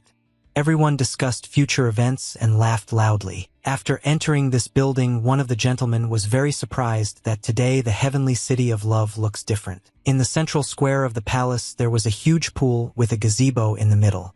This was Manhwa's idea. The guests drew attention to the fact that they were served food in a not quite decent place and also on very small tables. They considered it quite rude to meet guests like this and did not want to kneel down to eat from the floor. Then Manhwa entered the arena, who immediately calmed down the guests and told someone that they always treat regular customers well. The girl reported that the palace had prepared a special feast for people who work for the good of their country. It was a special event to be held in water. Their men will be able to enjoy drinking and beautiful girls. All the courtesans began to climb into the pool and created a real beauty. Manhwa called the guests to join them as soon as possible. This turn of events made the men's eyes roll in their foreheads. They by no means expected to immediately see naked girls in front of them. The courtesans began to approach their guests and ask them to remove their outer clothing in order to fully enjoy this evening. The husband was delighted with such an event. They talked among themselves about the fact that girls and water go very well together, and this is in the style of the Palace of Love. Courtesans served their guests with a full program, entertaining them with their half-naked bodies. Men could not resist such a thing. The party turned out really well, and all the guests were satisfied. They could admire beautiful girls drink and bathe. The girls did not forget about any of their guests and invited them to their pool, even in their clothes, so that the men would be satisfied. The main lady watched all this event from the mountain and admitted that men really like half-naked women more. She was proud of her best student Manhwa, who was able to think it all up and organize it as best as possible. The teacher looked at Manhwa and continued to praise her in her mind. The girl really succeeded in everything she set out to do. Zhongguan also watched this event. But unlike the other men, he was not happy about this. He sat on a branch of a tree and watched the men paw at the girls. Zhong went crazy when someone touched Jo Sung's body. In the moment of the young man's anger, he was joined by an interlocutor who praised Chan for choosing a really good look. Yongguan was just shocked to see the old man next to him. The stranger looked at the young man and asked if he was waiting for him here. Meanwhile, Guild Commander Hengu returned to his clan's main building and informed the guild head about everything. Taeho also came to the head with the injured warrior. He was simply shocked by what happened. The head stood motionless in one place and looked out the window. He asked how the master managed to escape and regain his strength. Guild First Deputy Hengu blamed everything on Taeho, who had made an unacceptable mistake due to his war-clouded mind. Taeho couldn't answer anything. The successor warned the head, however, that if the master returned then, he could soon begin to take revenge. Taeho suddenly broke into the dialogue and promised the teacher to deal with everything and immediately go on a search together with the military. The head ordered his ward to shut up. Taeho couldn't finish his speech and continued to get angry at everyone around him. The teacher asked Mega why the master decided to save his life. The man replied that he asked to pass this information on to the guild. The head of the Hangu guild named Munju was well aware of the fact that the master had become very weak while in prison. He turned to Taeho and told him to go on a search on his own without the troops and ordered the defense leader to take care of Taeho's affairs. Taeho was not very pleased with such an order from the teacher. His walk at that moment clearly conveyed his inner state. After leaving the main structure, the commander immediately started blaming everything on Magi as he put Chan in the same cell as the master. Taeho told his charge that the first priority was to catch the master and with him Yongguan. The commander was very angry with the teacher for appointing another in his place under whom Taeho did not want to fight. Therefore, he needed to correct his mistake immediately in order to return to office, and he promised to do so. Magi continued to follow his commander while he muttered something incomprehensible to himself and wanted to become the next head of the Hangu Guild. The master was telling the story to the young man that actually the Hangu Guild was founded by him and Munju was his apprentice. Previously, the current chairman was honest and decent, but he never had the opportunity to become someone higher. Munju conspired with the other students and ambushed his teacher to block him from using martial arts. Thus, the powerful head of the Hangu Guild turned into an ordinary old man and was forced to spend all these years in prison. The man told the story picking his nose and said that he himself did not know why the disciple had imprisoned him and assumed that he had forgotten his existence. The master explained to the young man that when they were in prison, he managed to take some energy from Chan by pressing against him with his foot. Thus he managed to survive but had to feed on wild animals in the forest for several days to regain his strength. He told all this to the young man because he believed that he could become what he is and he simply had nothing to do. The master was lying on a tree branch and asked the young man if he was listening to him at all.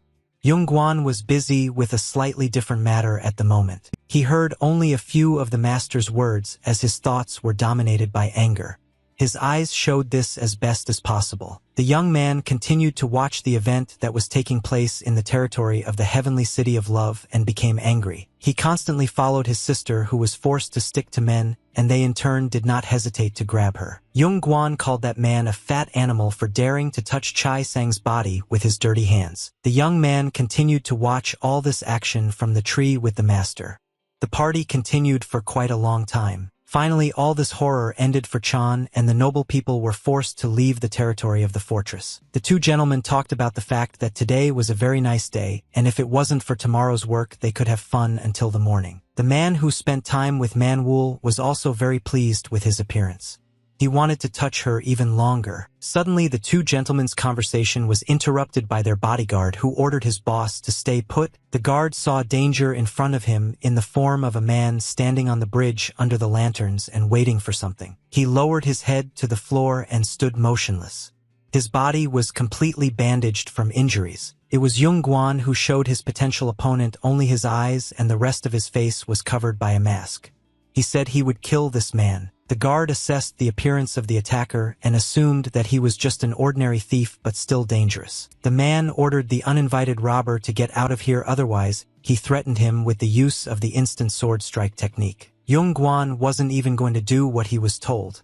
He said that they are not going to listen to a person who works for a pig. The guard called the young man a haughty bastard and promised to teach him manners, taking out a sword from its sheath. The evening city of love looked beautiful. However, Zhongguan decided to slightly spoil the banquet for the noble lords. He, without even thinking, entered into battle with an unequal opponent.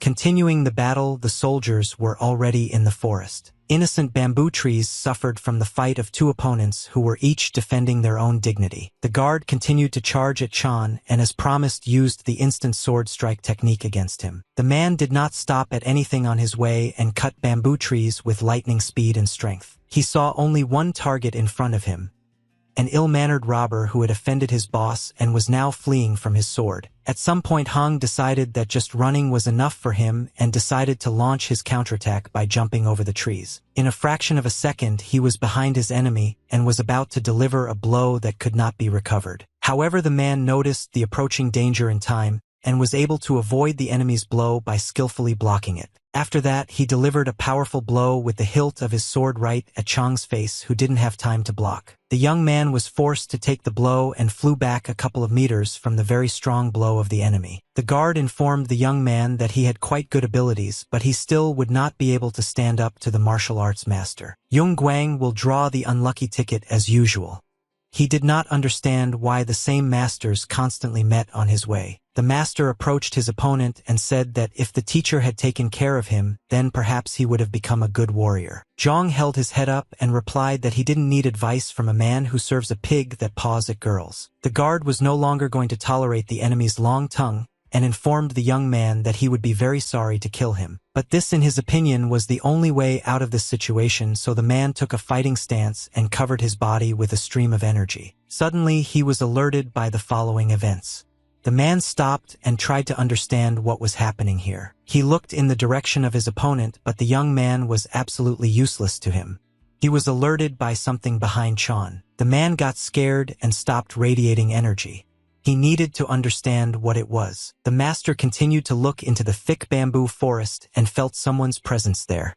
He was creepy enough. He felt someone's gaze on him, which was looking at him just from the thicket of the forest.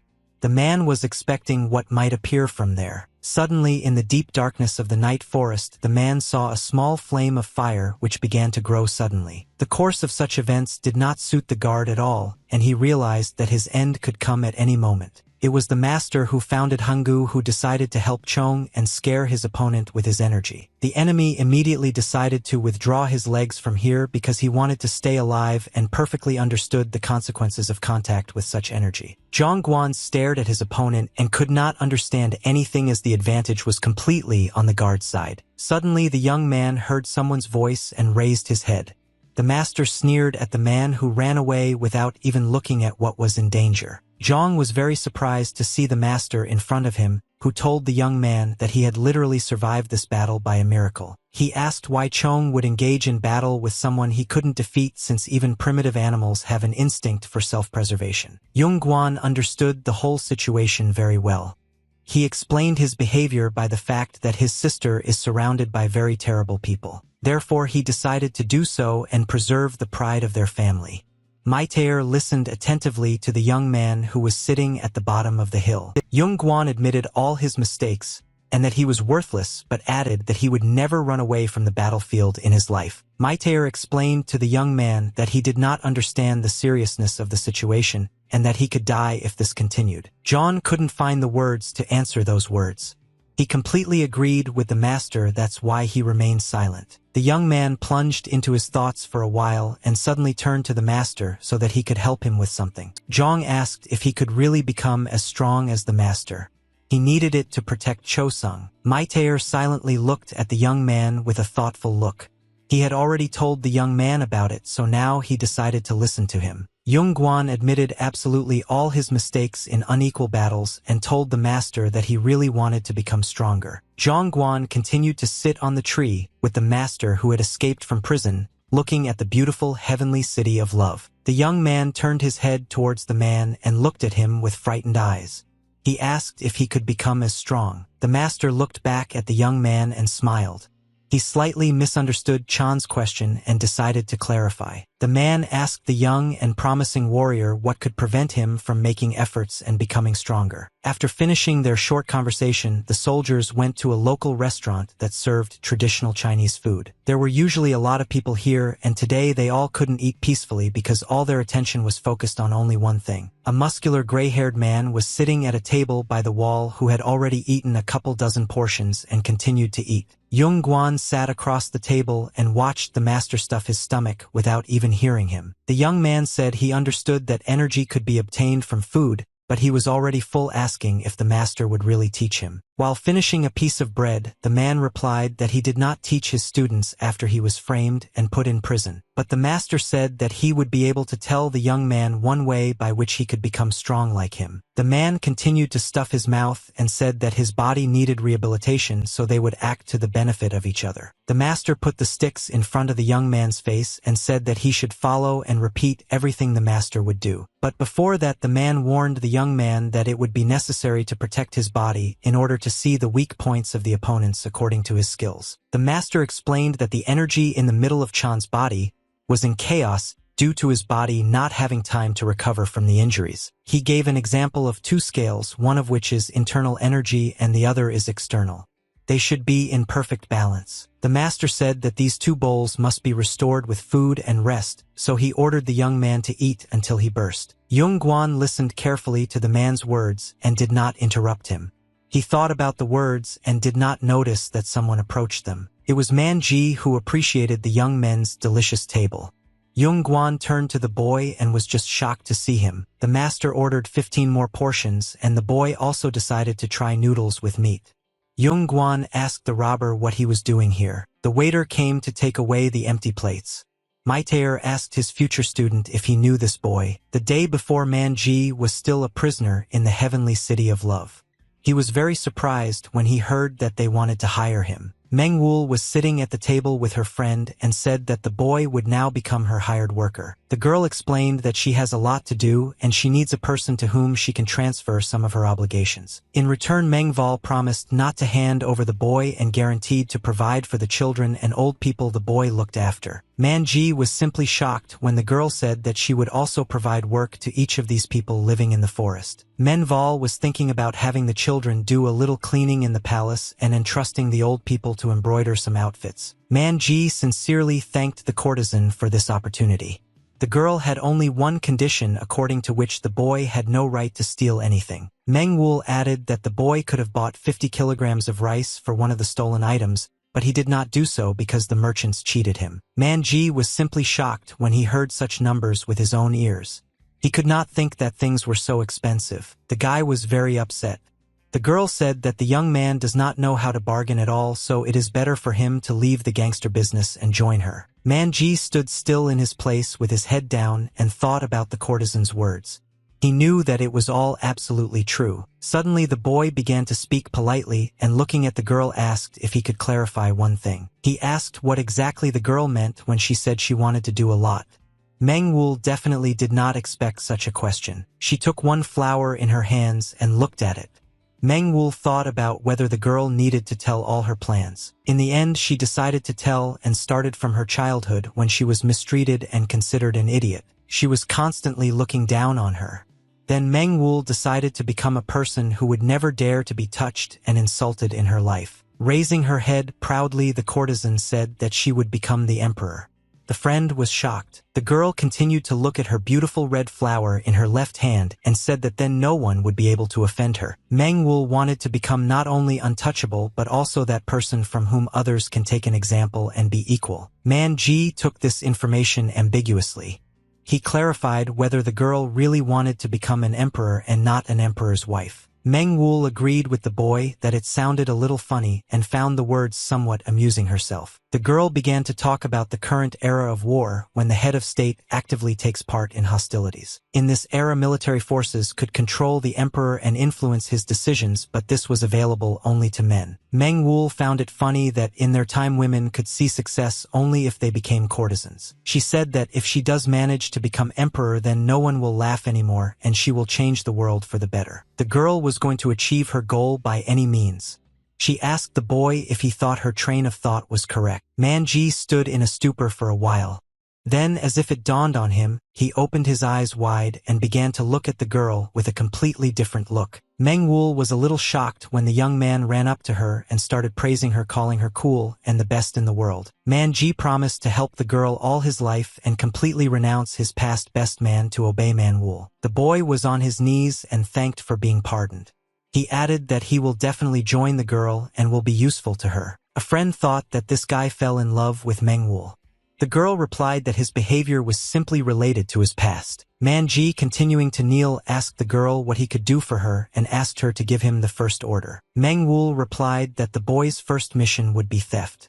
In an instant, Man Ji stopped being happy and froze in place. He began to look at the girl with frightened eyes, not understanding what she was saying at all, because before that she was correct. Smelling the flower, Manhwa said that the boy would need to break into one person's house and take all the good from there. Arriving at a local food establishment, Manji decided to tell the interlocutors everything as it really was. Young-guan and the master listened carefully to the boy and appreciated that the girl had quite ambitious plans for her future. The master continued to fill his mouth with rolls. Manji just noticed an unfamiliar face and asked the man who he was. Zhongguan was abstracted from everyone at this time. He plunged into his thoughts, in which there was only one person, Cho-sung. He thought about his sister's words that came out of the boy's mouth today. Chong found them somewhat emotional and absurd, but everything was not as bad as it seemed to him. He was glad for his sister that she was not going to be a courtesan all her life. John's thoughts were suddenly interrupted by Manji, who informed the young man that Manhwa had ordered John to help the boy in the theft. Manji explained that the stolen goods would be too hard to bear, so he needed help for Mrs. Manhwa's future. Young-guan was just shocked. He was cornered, and the young man did not know how to answer the boy who was actually fooling him. Then the young man looked at the master, who continued to eat. The man replied that you cannot worry about him, and he will not disappear anywhere. Having finished eating, the man burped and still agreed to help. Manji said that then it would be necessary to leave in 15 days. The butler got up from the table and said that it was time for them to go, as they still needed to find a place to sleep. Manji thanked his friends for the reception. The gray-haired man looked at Chan and told him to pay the bill. The young man answered the master that he had no money at all. After these words, there was dead silence at the table. The men looked at each other and did not know what to do now. At that moment, the waiter came to the table and said that now it will be necessary to pay for everything at the bar counter. The men at the table felt very uncomfortable.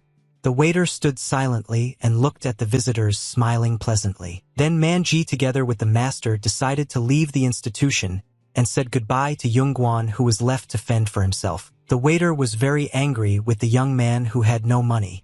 He put a knife to his throat and started threatening him. Maitaer was talking to the young guy about Young-guan, who is a good man but rather stupid and naive. Manji agreed. 15 days passed, and the robbers went on their important mission, fulfilling the order of the future Emperor Manhwa. Manji asked John how he even survived after that incident at the diner.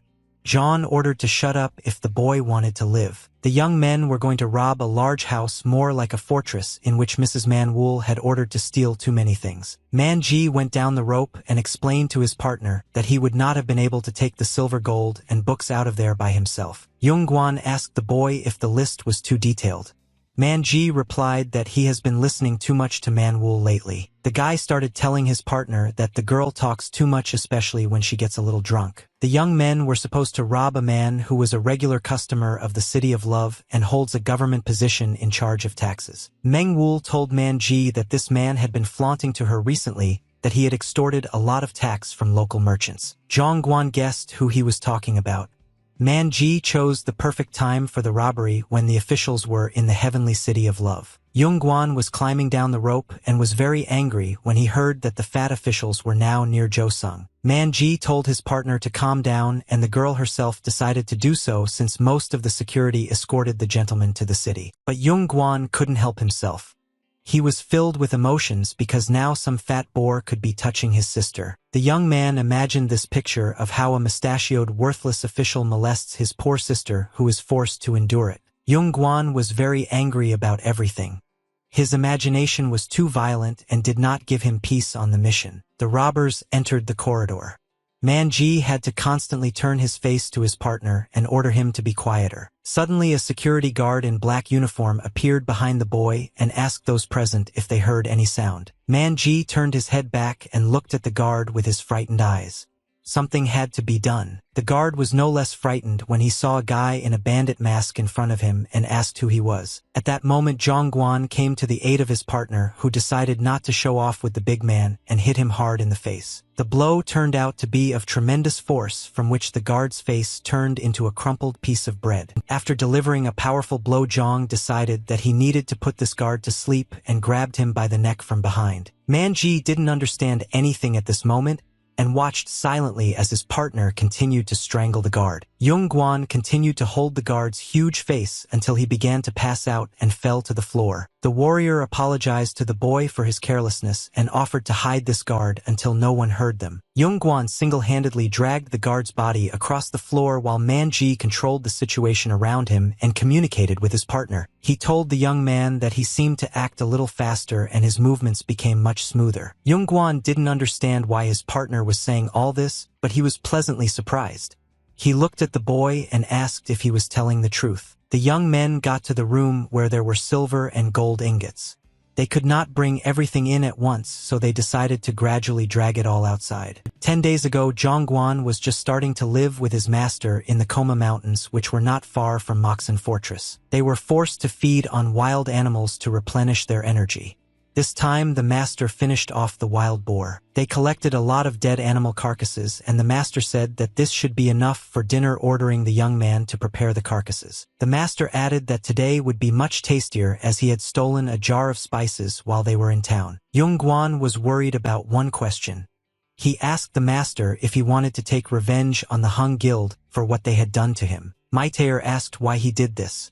Zhang explained his opinion that the damage caused should be avenged, especially with such power. Maitaer said that he was not a good teacher and the current guild head was always ambitious, and every time he came into conflict with him. The man added that he has lived in this world for 100 years but still does not understand the meaning.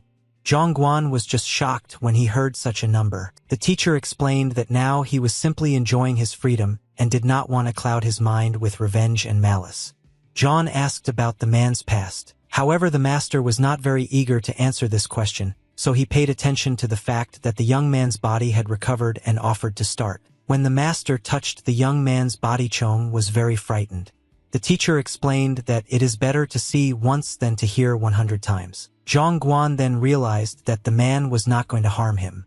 He calmed down and sat directly in front of the teacher. The master continued to feel the young man's body for a while, feeling for the right points to use the technique. Yung Guan didn't understand anything at all and asked the master what he was even doing with his body, since he couldn't feel anything. Immediately after these words, the young man felt the teacher's energy on him. His body began to seem to be filled with energy. The master concentrated all his flow of energy in the hand with which he touched the student's chest and tried to transfer it to the young man. It was quite a painful process for Chan himself, who still did not understand what was happening. He began to scream loudly in pain. Chan's body began to be covered with the same yellow energy as the teacher's. The young man was used to constant pain, so he bravely endured. The teacher explained that he deals with the regulation of breathing and parts of the life energy that everything that lives on this planet has. He added that it takes constant training to be able to manage this energy. The teacher said that he was now launching this energy into the young man's body. The master went on to explain further, talking about the strength of this new body, which would be able to break a large rock or rise high into the air. He added about the activation of metabolism, thanks to which aging is slowed down and the body blossoms.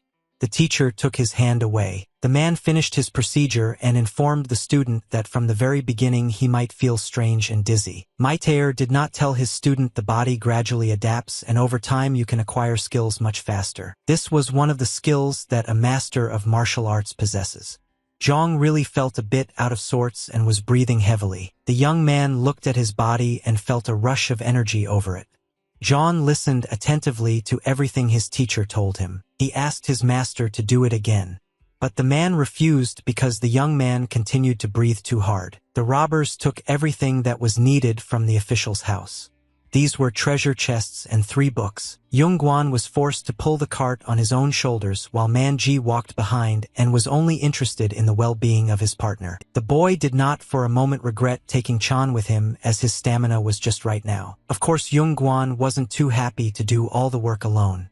However, he did not answer the boy. Instead, the master student decided to abstract from this place.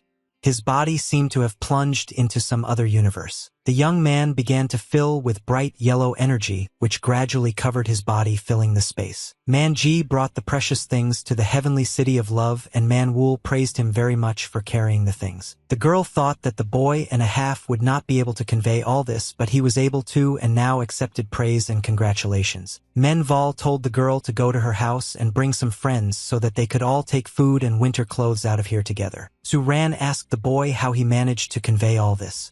Manji flaunted his agility and added that Yungguan helped him. Mengwul began to listen more attentively from that moment on with a not very satisfied face. The guy said that he did most of the work anyway. The girl approached her slave and in an angry voice asked him who had helped him. Manji said again that it was Yungguan. For some time Mengwul was just silent, and the young man smiled pleasantly, expecting more praise or gifts from the girl. However, she ordered the boy not to dare accept help or offer it to Yungguan. Mengwul looked very angry. Manji did not understand what was happening at all. It was not the first time Suran had seen her friend like this, so she was a little scared. Mengwul left the room saying that the boy had done a very good job, and now he could rest until she called him again. Manji turned to Suran and asked what happened to the courtesan. The girl replied that sometimes Manwul becomes too prickly. She decided not to talk to the young man in riddles and tell him everything. But the girl did it as carefully as possible, talking in her ear. After hearing this rather unexpected information, Manji was very surprised and couldn't believe that Yungguan is Ms. Manwul's own brother. On this day, as usual, people gathered at the market. They continued to huddle around a notice board with something written on it. It was announced on the board that the captured robber had escaped and was being sought. That night, he robbed an official who collected taxes. People spread gossip among themselves at the speed of light. They were talking about the guards and the guards who must have slept that night. Mengwul came to the market together with the main lady, who did not like this action. It seemed to Menval that this was only the beginning. The headmistress spoke with hope to the student that this situation would not affect them in any way. Mengwul replied that the lady does not know how to pretend. The courtesans went to the official's house where the robbery was carried out, and a man immediately came out to them. The girl grabbed her face with both hands and asked in a frightened voice how this could have happened last night. The courtesan threw herself into her husband's arms and began to feel sorry for him, that yesterday he was scattering money, and today such a question has already arisen. The official asked if the girl was very worried about him. Mengwul replied that she does not worry about anyone more than her husband. Drowning in the fat official's arms, Mengwul asked if there was anything she could do to restore her husband's strength. The official kindly invited the courtesans to his house.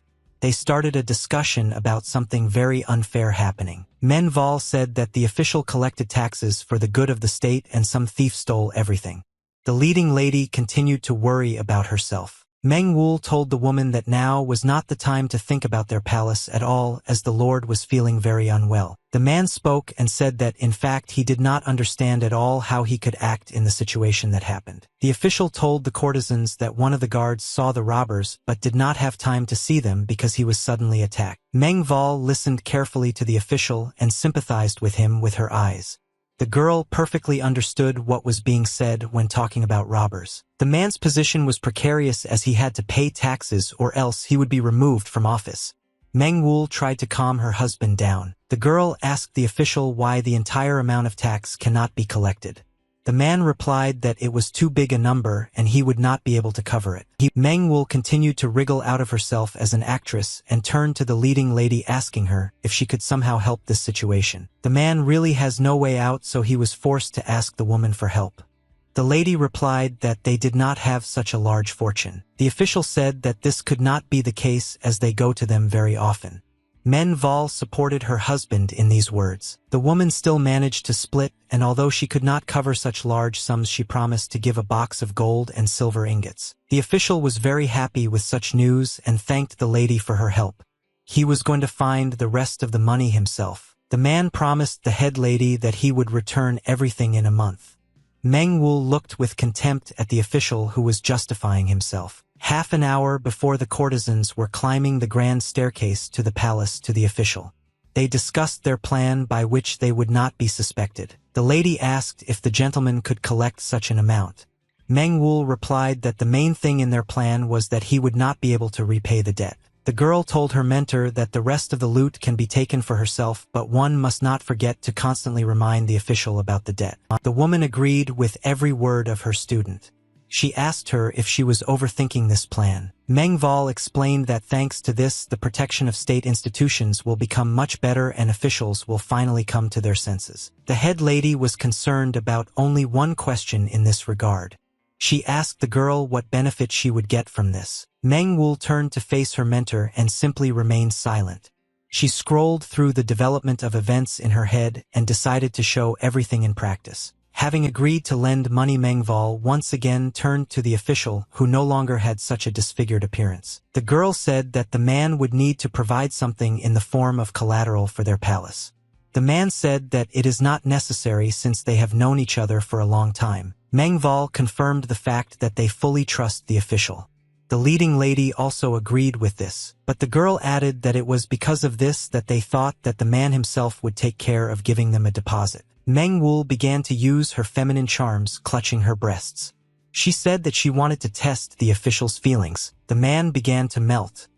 He could not help agreeing to the conditions of the magical girl and asked what deposit they needed. Manhwa's plan was the best for her. She looked at her husband with her beautiful eyes and said that they needed land. Manhwa went on the road. On the way between the fortresses of Moksan and Bugwon, there were small plains that were passed down to farmers from generation to generation. Manhwa said that they are located next to the main road and the river, so this land is considered valuable. The courtesan was moving there in a carriage and Manji was with her. The guy asked why the territories had not been used for so long before this. The girl explained that only 10 years have passed since the war ended in those territories and it was scary to develop the land. Manji asked the girl who managed to get these lands.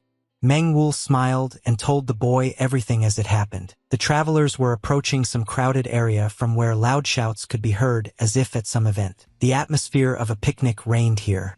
The men rested with the women laying their weapons on the ground. Two of them decided to show off their fighting skills and hold a training session to entertain the girls. After firing 2 arrows each, the men approached the target to reveal the winner. One arrow hit right in the eyeball. The travelers got out of their vehicles and approached the territory of this camp.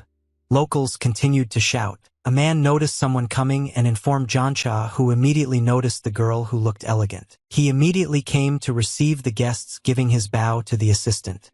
Janchu asked the travelers what brought them here. Manhwa said that she has an official document with her that this area belongs to Moksan Fortress and she came here as an overseer. Janchu asked his assistant if this territory belonged to someone. The young man replied that he had no idea. Suddenly it was the warrior who recognized the girl and said that it was the same Manhwa who is a courtesan from the heavenly city of love. Manhwa stood still and waited for a constructive answer. She felt quite confident. Janchu understood who her assistant was talking about, as the beauty of this girl was rumored even outside of Moksan Fortress. The man introduced himself as Janchu, the 4th son of the Jan family. He asked how such a decent lady could behave like that. Janchu looked at the beautiful girl and informed her that this land has belonged to his clan for many years. The man could not tolerate the fact that some girl was trying to deceive him and pocket someone else's territory. Manhwa had a stony expression on her face and continued to listen to the man who demanded that she bring the true owner of these lands. Suddenly the girl's patience ran out and she called the man a real brute. Manhwa was in danger. The deputy chief of security of the heavenly city of love immediately decided to protect her and put his body under the enemy's attack. Janchu was not going to show off with uninvited guests and dealt with the man with one of his right hands. Manhwa quickly rushed to help Manhwa, who fell powerlessly to the ground and could not even move. Janchu told his wards that such people must first be taught so that they at least understand something. The man said that the girl had better get out of here and next time they should meet in the city of love where she would serve him. Manhwa was very angry with her husband, but she could not do anything. She did not have enough bodyguards with her to engage in battle. A dry atmosphere reigned in the forest near the Moksan Fortress. The sun was not too hot, so it was a great day for training. Yongguan was holding a huge rock on his back while Manji came to them and told them about the recent events. The boy behaved very emotionally while the master leaned on his student. Manji said that he and Mr. Manhwa were humiliated. The teacher concluded that Janchu is an ordinary rascal who was just lucky to be born in a decent family. He ordered Chong to keep his line. Man Ji talked about how he wanted to beat up those jerks, but they took out the security guard with just one punch. After that, they had to leave this area. Yung Guan continued his training and became angry at the person who insulted his sister. The teacher continued to lean on the stone on the student's back. He looked at the young man and said that this was just what they needed. Maitaer said they had a great chance to punish those jerks and let the student finish his training. It was dark evening on the street. The plain area between the two fortresses was illuminated by torches experiencing nightlife. A real festive atmosphere reigned here. People were having fun with each other and drinking copious amounts of booze. Jianchu was the center of attention, sitting among the girls. He ordered others to bring him more drinks and snacks. The men discussed among themselves the beautiful girl who visited them today. They meant Meng Wu from the City of Love. Jianchu said that she has the look of a cat, so you need to be able to tame her, showing all your power. The men mocked the way the girl ran away by biting her tail. At that moment, a muscular figure of a man appeared between them. Seeing a naked body in front of him, the young man in a green uniform was very frightened and asked the stranger who he was. The master did not interfere with the question that the young man asked him and assessed the situation with his eyes, saying that a couple of people could be left behind. Immediately after these words, the man imperceptibly got up from his seat and made a real mess around. With the help of his strength, he walked through all the people, slapping someone in the face, and took a couple of girls on his shoulders. The man did not forget to grab something to eat on the way. The girls on his shoulders screamed loudly in terror. Jianchu did not understand what was happening and did not know how to act in this situation. The soldiers began to take out their weapons. The master turned to his student and told these scumbags to treat the girls the same as they treated his sister. Zhang Guan was heading forward at this moment. The teacher informed him that now the young man is halfway to becoming a master of martial arts. Zhang was as serious as possible, covering his body with bright yellow energy. The master said that his opponents were equal to him. The young man walked steadily forward and stopped right in front of a group of soldiers who were armed. The teacher ordered the student to destroy them all. A day before this battle, the master decided to prepare his student. As usual, they were at their training ground near the fortress. Yung Guan returned to the camp and informed the master, however, that he was able to catch 10 rabbits in 1 hour. Maitaer also returned from hunting but caught 10 wild boars. He added that he still had time, so he caught another one. The picture looked simply worthless. Zhang Guan informed his teacher that he just had a talent for making other people feel like nothing. Zhang Guan became more and more adapted to the wild conditions. After a short hunt, the men began to eat. While cooking meat on the fire, the teacher told the young man that eating is good for energy because even without doing anything you can become stronger. While John was training with a wild boar in his hands, the master said that hunting wild animals in a limited time is great for activating the body's energy. Holding the boar in his hands, Zhang replied that he could feel the energy building up, but he couldn't control it in constant motion. The master replied that it is not easy at all. He added that the activation and maintenance of parts of energy is the basis of martial arts. After that, he offered his student to surprise those boys who humiliated his sister by giving them a practical task. The master said that based on Manji's words, these were the ordinary successors of their clans and neglected real training to a greater extent. Zhang Guan promised to put everyone. The master warned the young man that if he fought as usual, he might die in battle. He ordered him to be cool-headed and calculate his strength, promising to deal with all those who remained. Finally, the man warned that there are no rules in a real fight, so you need to be ready for anything to survive. Having put the giant animal on the ground, the boy looked in front of him and answered the master that he knew the latter very well. Yung Guan approached this match as prepared and responsible as possible. His body resembled a real machine. The young man was as focused as possible on his opponents and approaching them looked ahead with serious eyes. Dozens of soldiers were standing in front of him, only expecting that the young man might run away or start attacking them first. John perfectly understood the seriousness of the situation and remembered the master's words. He turned his head to the other side to assess the situation. Here he saw in front of him another dozen fighters, among whom was Jianchu, a man who dared to insult his sister. Assessing the situation as words, the young man confirmed the words of his teacher about the low level of the opponent's martial arts. Zhang Ji remembered that the words of the master who predicted the first events on the battlefield at the meeting. Jianchu asked who had come to him, As predicted by the master, the first thing, even low-level fighters introduced themselves using their family names. He advised the student that this might be the perfect moment to make the first attack. Yongguan hurriedly attacked Jianchu. The warrior managed to avoid the first attack, but Chong had foreseen this development. He was as focused on the enemy as possible. Before the battle, the mentor taught the young man simple techniques, as he believed that relying only on the body's energy was unwise. John positioned himself directly in front of the enemy and followed the instructions from the teacher. Jianchu was a bit worried about his situation. Zhang gathered all the energy inside his body into one point, which was his left fist. He swung it at the enemy. After that, the young man broke the energy on the way out of his body. In this way, an explosion was formed which knocked Jiancha off his feet. Zhang used a technique called greed strike. It was a small copy of the attack the master had demonstrated before. The young man hit his first enemy. Other soldiers immediately began to worry about their comrade and call the enemy a scumbag. John wasn't going to listen to all the insults from his opponents, but decided to stick to his plan clearly, so he started running. He came at the enemies from the other side and held in his hands a bomb that Manji had helped him prepare. Chong threw this bomb into the very epicenter of the events where the most people were. A large smoke screen was formed. The warriors could not understand how it happened so quickly and tried to see their enemy in this fog. Yongguan was light on the pass and immediately attacked the man who mentioned his name, punching him in the face. The young man was not going to stand still for a long time, so after defeating one opponent, he immediately began to beat others. Suddenly, one of the enemies came up behind Chan and decided to attack him with his sharp sword technique. However, the student managed to successfully avoid this attack. After that, he grabbed the enemy by the hand that was holding the sword. Zhang delivered a powerful blow to his face and threw him over his shoulder. Another evil enemy was approaching him from behind. Stepping back a bit to avoid an unnecessary collision, Chong immediately approached the enemy and struck him in the side. Thus, Chan already managed to deal with several opponents who were unexpectedly attacked in the dark. These soldiers could barely get to their feet and could not see anything in front of them. On the way, Zhang decided to put out the fire around him. The young man rose into the air and disappeared from the battlefield.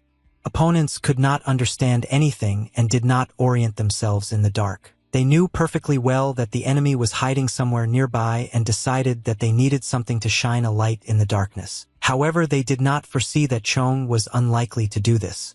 The young man attacked one of the warriors in the dark. After that, the student proceeded to the next enemy that could see him. It was quite a simple but effective tactic. Real chaos began to reign in the darkness. The warriors tried to understand where their enemy had gone and only heard his blows. Allies began to beat each other with the hope of striking the enemy. Meanwhile, Zhongguan continued to beat his enemies in the dark. Jung remembered the words of Taeho, who recommended his charges to fight in the dark, because you can wreak havoc and kill quietly. Yongguan remembered very well the words of his commander, who was right when he said that it was necessary to infiltrate the enemy's lair. The young man thanked his evil commander for the tactics. Suddenly, Zhang noticed a very sharp and shiny object from the side. It was an arrow that passed within centimeters of Chan's body and hit one of the warriors the young man was engaged in. This shot hit Jancha, who was still able to rise to his feet. However, he was well aware that shooting in the dark was unlikely to hit. He shouted as loud as possible, trying to reach his wards. He ordered them to come to their senses immediately. The soldiers heard the voice of their commander, who scolded them for not being able to catch just one person. Janchu stood up to his full height and took a sword in his hands. He covered his body with bright red energy and ordered the warriors to concentrate as much as possible. Yongguan noticed the man standing on top of him. He immediately understood that he was the leader here, since not everyone would be able to get up after such a situation. In addition, Janch managed to bring his comrades into a fighting mood, who calmed down and gathered in a group for the attack. Chong knew perfectly well that a sudden attack would no longer bring its results, since the enemies already knew his trump cards. The darkness wasn't exactly working in Chong's favor now, but he wasn't going to give up and got into a fighting stance, covering himself with a stream of energy. The young man simply stood still for a few seconds and tried to listen to the darkness to feel the presence of opponents. Finally, he felt danger approaching him in the form of a sword. Zhang immediately took measures to evade. Avoiding a surprise attack from his opponent, Chong immediately struck back with a blow that hit him squarely in the throat. Hearing the screams of their comrade, the other warriors immediately realized where the enemy was and began to attack him. Chong deftly dodged the blows of his opponents, managing to hit them with powerful blows in return. He literally fought on several fronts. Another opponent approached the young man and attacked him, but Chong sensed his presence in time and blocked the attack. Having taken a sharp spear from one of the opponents, the young man dealt a powerful blow to the enemy in front of him, cutting off his head. Things on the battlefield were bad for Chong. Almost all of his opponents recognized his location and attacked him simultaneously. Seeing that all the enemies were almost in the same place, Chong decided to use Greed Strike to put them down. This blow from the young man turned out to be successful, and he was able to knock down almost all opponents. However, one of them escaped the wave. In a fraction of a second, he was in front of the enemy and struck him with a powerful and quick blow with his sword. Zhang Guan was on the verge of death, but the opponent's blow was inaccurate, and the young man was able to wedge the sword between his body and hand. Immediately after that, Chong punched the opponent's stomach with his left leg with all his might. The warrior winced in pain. However, the young man had enough opponents, and they did not end.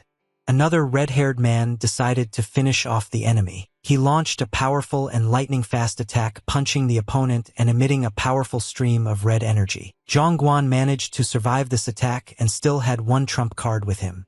It was gunpowder in his left hand. At the moment when the enemy struck, Chong threw gunpowder into his eyes to blind his view. Immediately after that, the young man delivered a powerful blow that went almost through the enemy's body and damaged him. The opponent could not block this blow because he could not see anything. He fell helplessly at Yung Guan's feet. The student managed to follow the teacher's instructions and defeat almost all opponents on the battlefield. Only one left. Janchu and Chong met their eyes on the battlefield. Janchu was preparing to show the enemy real martial arts. Zhang Guan tried his best for the glory of the fight. Dozens of defeated enemies lay on the ground, unable to move. Only two opponents remained who were going to face each other in equal combat. They stood facing each other in the midst of this mess. Janchu turned to his opponent, raising his sword aloft, and said that they certainly didn't know where it came from. But he added that the big man had no right to steal their girls. He should have waited until they dealt with John. The young man did not care what his opponent said. He needed to regain his strength for the match. He perfectly understood that his body was overloaded even more than he expected, and the situation could get out of control. However, Chong was not going to retreat.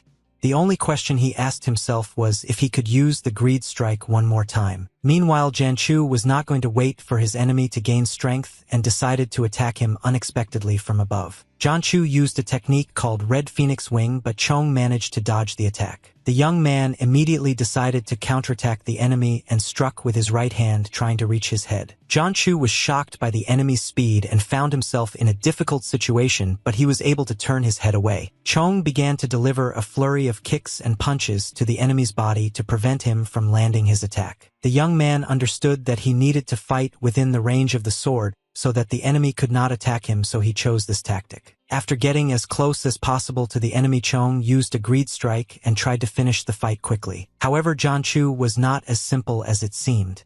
He predicted the development of events and blocked the enemy's attack. He yelled at the enemy that his same attack wouldn't work twice and punched him in the face with all his might. Zhang was unable to block the blow and fell to the ground.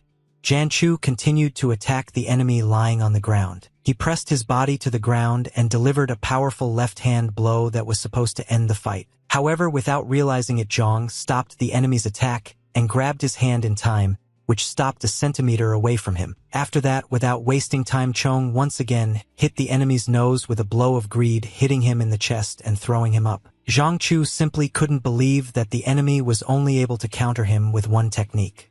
He was a very angry young man. The man shouted loudly and called the opponent a freak. Now he saw that Chong only possessed one technique. Before Yung Guan could get up off the ground, Janchu pounced on him again and asked how he was going to win now. Janchu began to deliver a flurry of blows to the face of the opponent, who could not do anything about it and only put his hands in front of him. Janchu, swinging his sword, shouted that Chong could do nothing more and that the end had come for him. He was going to finish off the enemy and was already taking him to the next world. But suddenly the schedule of events on the battlefield changed. Man Ji approached the enemy from behind and began to strangle him with a rope so that he could not cut Chan. The guy apologized to his ally for not showing up a little earlier as he was afraid to go out. Chu slowly turned his head back to see with his own eyes the daredevil who dared to strangle him. He swung his sword overhead with all his might, knocking the boy back.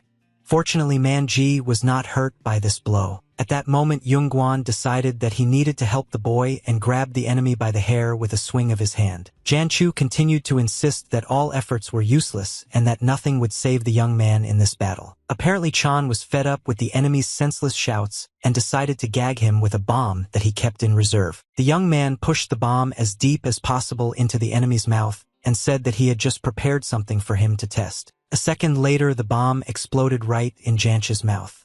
Now Chong was in a more advantageous situation. His enemy could not do anything because his head was dizzy. His mouth was torn open and smoke was coming out of him. Zhang decided that this was the perfect moment to end this fight and attacked the enemy with a stomach strike. It was a very powerful blow that knocked the opponent back a couple of meters.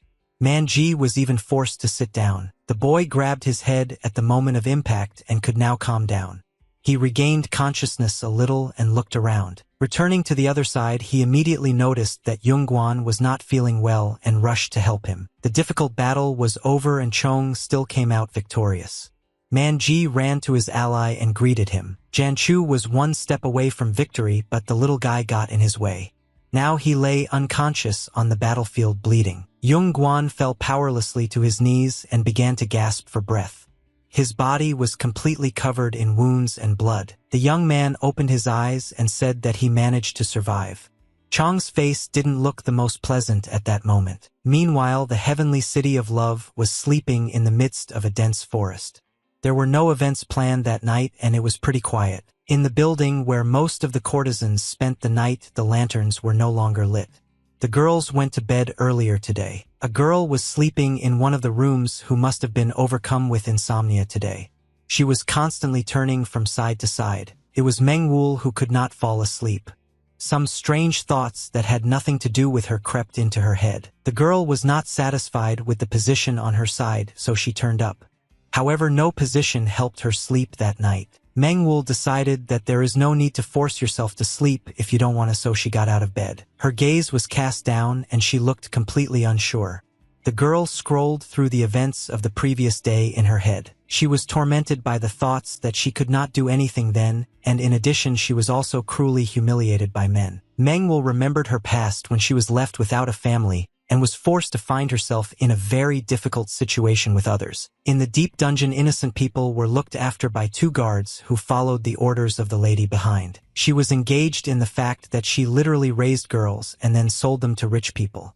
The guards did not treat them in the best way. Boys were also present in this dungeon. They also served as commodities and were bought into military slavery. Cho Sen was once among such innocent children. She cried bitterly and called her mother and father for help. The girl remained around orphan, but at that time she did not understand anything and all she was capable of was shedding tears on the ground. She was approached by the same lady who ran this business. She said that she never thought of her goods as people. She had very long nails and treated the girl arrogantly, telling her that it was her fate to be sold into slavery. These were very painful memories for Mengwul. She buried her head in the blanket and almost began to cry from the memories. The girl pulled herself together and began to think about her plan.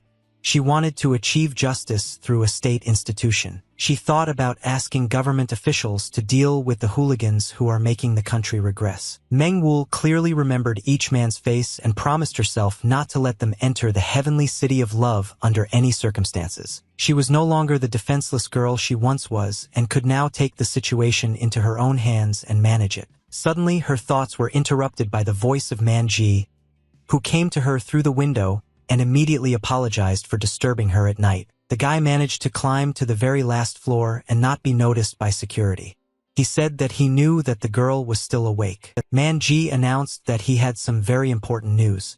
The men who dared to insult Mengwul had already left the place today. Mengwul was very surprised at such news, especially when she heard that those rascals had been taught a lesson by some vagabond. Suddenly Manji realized that there was no need to talk about the tramp. He said he was a little confused in his head. The guy said that his strong friends helped him beat those guys. Manhwa listened attentively to the report of her ward. At one point, the courtesan told the boy to get out of here as she needed to go to sleep. Manji, of course, could not scold his mistress, so he immediately went out through the window and wished her a good night. Today the clouds were very thick and did not let the moonlight through. It was a deep and silent night in the mountains. The master slept very well that night and came out of his straw hut cracking his neck on the way. In his tent there were girls who were crazy about the master. They were still intoxicated. The master went out to the river and saw his student in front of him who had finally returned. John asked the teacher what he did for a living. A man, because he spent the whole night with girls. John asked if that was too much for a centenarian, and the man replied that it was just a number. He sat down next to his student and gave him a pleasant smile. He assumed that if he returned he must have been able to win. Jung confessed to the teacher that if it wasn't for Manji's help, he would have been dead by now. And the last enemy bit his abilities from head to toe. The master listened to his student with great interest and smiled. He wanted to somehow encourage the young man at this moment. He told Chong that, with only a couple of abilities in his arsenal, it was very difficult to win, but he still managed to do it. The teacher praised the student for a job well done, and could now welcome him into the real world of martial arts. In the morning of the next day, a whole bunch of people on their way from Manhwa decided to visit the same place they were yesterday. This time they brought A Jung with them. The woman asked if they had taken her exactly where they were going from the beginning. The man replied that there really were a bunch of young warriors here yesterday. Manhwa stood behind the interlocutors' backs and was quietly silent. She surveyed the area, which was a little different than yesterday, and was lost in her own thoughts. They were constantly busy with their brother. The courtesan looked in front of her and saw the ruined camp, which last night was shining with lanterns and drinking was being poured here. The girl imagined this very place in her mind the night when Yungguan came here. Loud shouts were heard all around and fights were going on. John stood firm on his feet, facing dozens of enemies who continued to slash at him relentlessly, but he did not give up. Manhwa looked in front of her and did not understand what her brother wanted to prove to her, because she can perfectly cope with everything herself. The girl turned to her hired workers and asked the carpenters if they would be able to carry out the work plan. One of the men replied that it would not be a problem at all since the territory here is very large. And Zhong assessed the situation. She was looking at the same place where Manhwa had been looking before.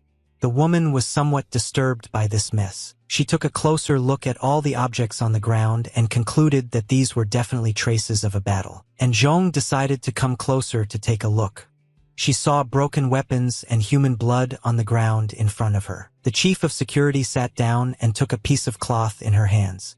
It was definitely not the first time she had looked at him. The woman looked away to grab something else. She wanted to know more about this battle. Suddenly she found something that would definitely help her learn everything. The chief looked more and more closely in the direction of the forest. The woman saw in front of her footprints left on the sand with blood. These were the tracks of only one person leading to the forest, and Zhong found all the clues she needed. After that, she clearly understood that there was only one winner in this fight. Manhwa left her hired workers at the construction site and went to the market herself, where it was quite crowded. She strolled through the market with Manji telling him about money, honor, and power. You can forget everything with money. Manji asked the girl if she didn't have much money. Manhwa replied that the earnings of people like her are limited. The girl added that the app needs a lot of money to attract influential people, but it should be worth it. The courtesan was on her way to the Merchant Association in Moxon Fortress. She had some very important business to do here. The guests were immediately met on the main square by a man in a blue robe. He was very happy to see Manhwa in front of him. It was the head of the Merchant Union of the Moxon Fortress, who suggested that the courtesans from the heavenly city of love needed new rings again. The girl greeted her husband and said that they had enough jewelry for now, and she came with a completely different question. The chairman was very interested in this development and invited his guests inside to discuss everything. The man led the guests into the living room where they could talk.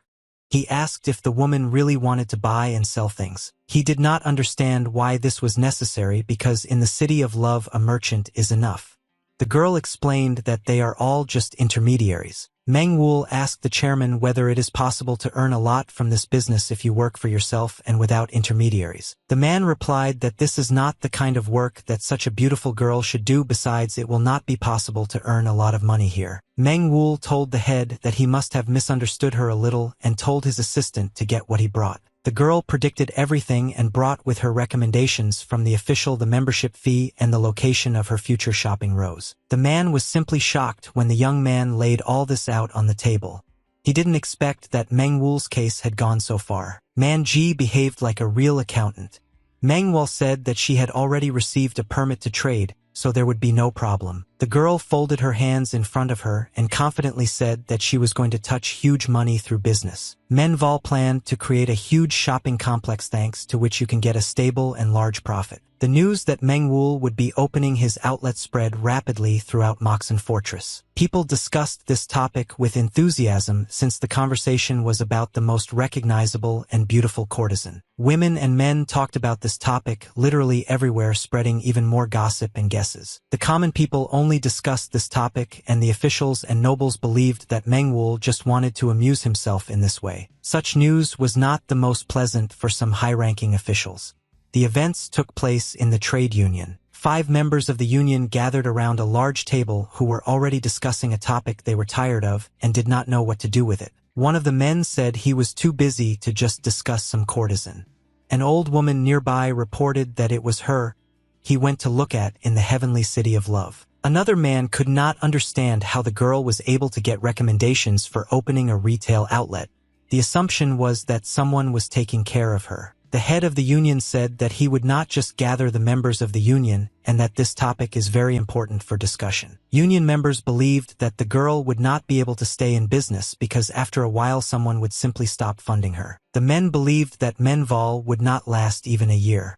The only woman at the table asked how the girl pouring the alcohol could get it right. The head of the union called everyone present arrogant because they continue to mock the girl who, in their opinion, does not even know how to count. The man said that everything was not like that and the girl was able to earn as much from her alcohol as each of those present in a year. The men were simply shocked when they heard this information.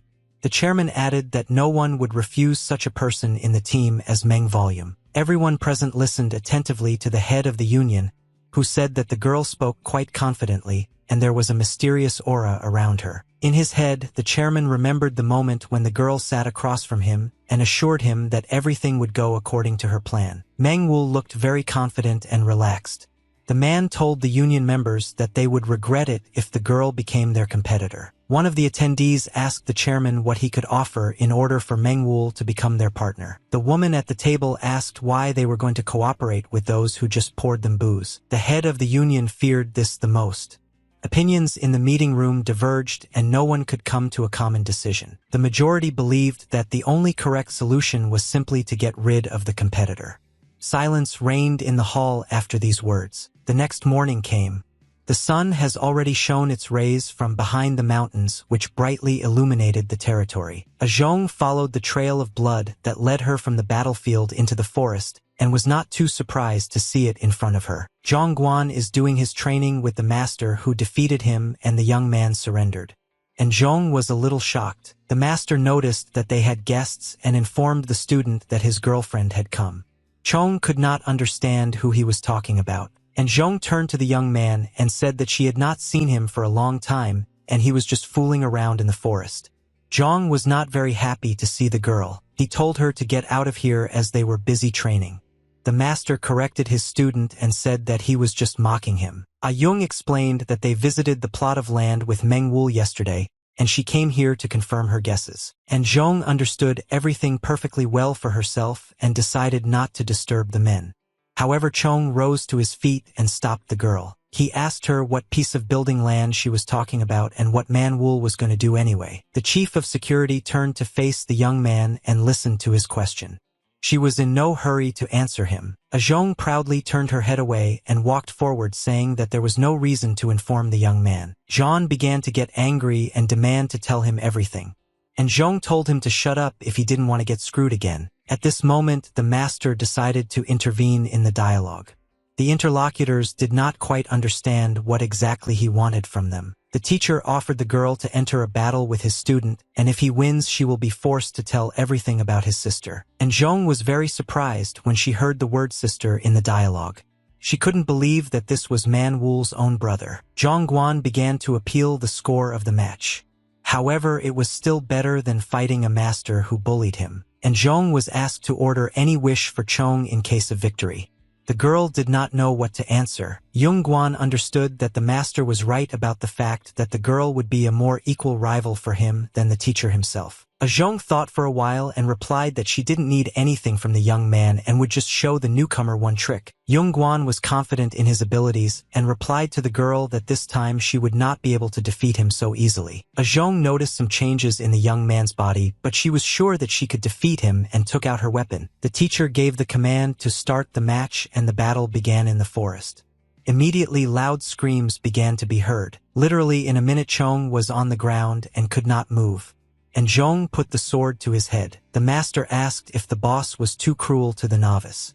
The girl showed the young man what happens if you lose your vigilance. 2 days later, strange things happened on the territory of the Merchant Association. It was a deep night. All the lights were extinguished. 2 guests who were dressed quite eerily came to the central building. They looked like some kind of demons. 2 eerily dressed people slowly made their way to the front door and opened it with an unpleasant creak. The head of the Merchants Association was already waiting for them at the door along with other members. He greeted his old friend Manhwa. The guests stood opposite at the other end of the welcome mat and only silently nodded their heads in response. The man in the hat removed his headdress and asked the head if the courtesan would really be his target this time. The chairman replied that everything is correct and that her name is Manvolume. The man added that she is an ordinary girl and does not know the situation, so there will be no big problems with her. The other guest, the one below, shook his head with some curiosity. He turned to the head and said that it is not so easy to kill people. The assassin asked if he would hire them for this mission if it were so easy to kill this courtesan. The mercenaries announced their kill price at 3 gold ingots. The chairman of the association was simply shocked when he heard this. He did not want to pay this amount because it was 3 times more than the previous payment. The association member told the gentleman to calm down. However, the man could not control himself and continued to express his claims. The woman tried with all her might to hold him. At that moment, one of the mercenaries decided that he didn't want to put up with this noise anymore. He thrust his hand forward and released some threads from it. The killer was not very happy with the atmosphere inside the building. He looked at the man in front of him with disdain. The man wrapped the owners of the house in strings and said that they would have to kill the most famous courtesan, and it might be very difficult. The members of the Merchants Association silently listened to the terms of the killer, who added that disguising a murder as a suicide was not an easy task. The chairman realized that jokes are bad with the best killer of the Southern Yuan. He immediately promised him to prepare the payment. The hired killer immediately took his threads to himself and warned the man not to deceive them. With one of his threads, the mercenary pierced a hole in the ear of the head, from which blood began to flow. The killer hadn't finished speaking yet. He suddenly appeared behind the head of the Merchant Association and told him in a creepy voice that he was not a killer from the Southern Yuan but from the Central one. After that, both mysterious men disappeared from the building. The chairman was very frightened at this moment, and with him other members of the association. The killers had left the Merchant Association's main building in Moxon Fortress and were now heading out on missions walking through the forest. The man in the hat went first and started a conversation with his partner that he had gone a little too far with the last joke. Killer added that fortunately everything ended well, and people should know how to behave if they contact the Safflower organization. The same man asked his partner if he wanted to complete this task on his own, since this would be his first mission as a killer. The other masked assassin took his time with his answer. He silently looked at the trees in front of him and was lost in thought. The man didn't know if he even needed it, but in the end he decided it didn't matter when it happened, so he nodded in agreement. His partner laughed loudly with joy.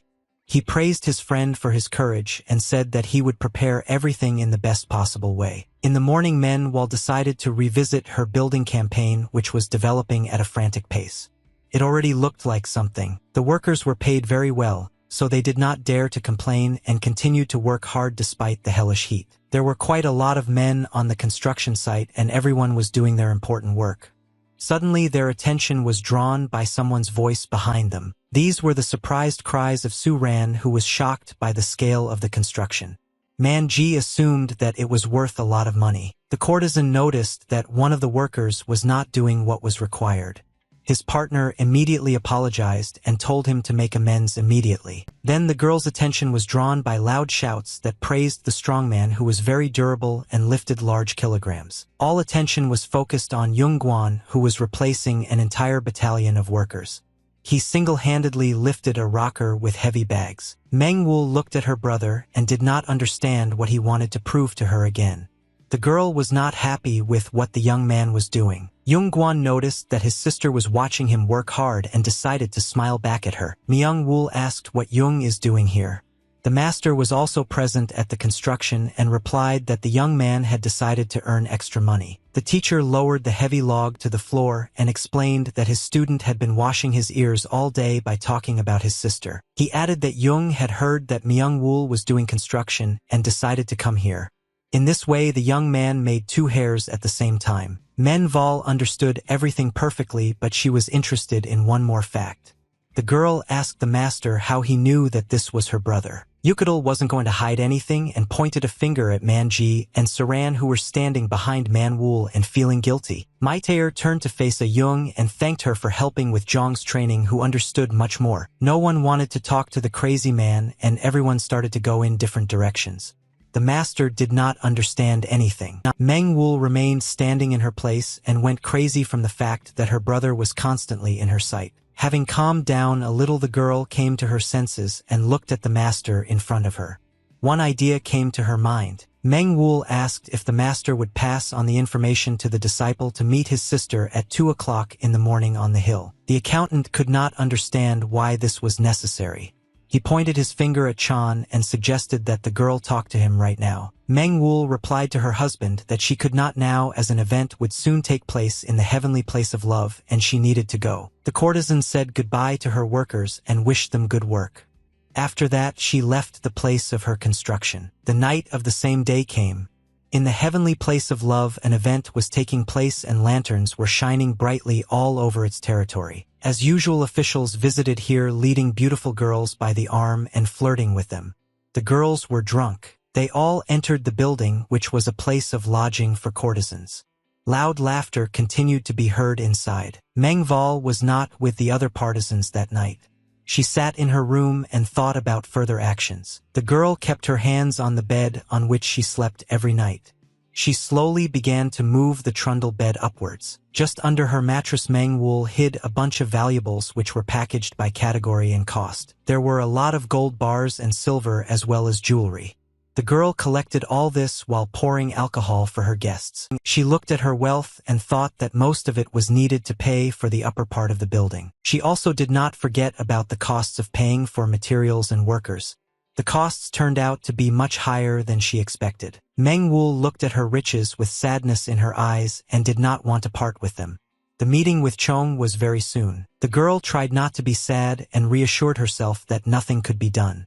She took a cotton bag in her hands. The meeting of the two relatives was to come in the forest near the Moxon fortress on a hill to which both brother and sister knew the way. Meng Wul was on her way here under the guidance of security, and at one point she said that she would go on by herself. The guards did not want to let the lady go. Meng Wul assured the deputy guard, however, that everything would be fine with her. The man did not object to the woman and said that he would wait here. It was deep night outside. Meng Wul decided to come a little earlier than 2 o'clock and spend a little time with her thoughts. She walked to the edge of the cliff and began to look down. The girl stood motionless like that for some time. At one point, Man Wul heard strange noises behind her and immediately turned her head to check who was approaching her. It was Yung Guan, whose appearance the girl was very surprised by. The young man was standing right in front of her and was silent. Meng Wul started the conversation first and said that the young man came much earlier than she herself expected. She added that she didn't want to upset her brother, but it would be better that way. She threw the bag of gold on the floor and said to take it. Meng Wul thus wanted to redeem himself from his brother and ordered him not to see her again after that. John was saddened by his sister's words. His gaze was lowered to the ground, and the young man did not want to answer anything. The girl continued and added that she had never felt a sense of joy since the moment her brother appeared in her life. Manhwa looked into the darkness and remembered happy memories from her childhood, but they could not cover the horror that she later experienced. John continued to stand still. The girl said that she did not want to know or hear anything about her brother. It was very difficult for her, and now even John is shaking under her feet. After these words, the young man moved from his place and went to his sister. He stopped behind her and didn't say a word. The wind slowly blew the hair of the brother and sister, who were finally able to speak. Young-guan was a man of few words this evening.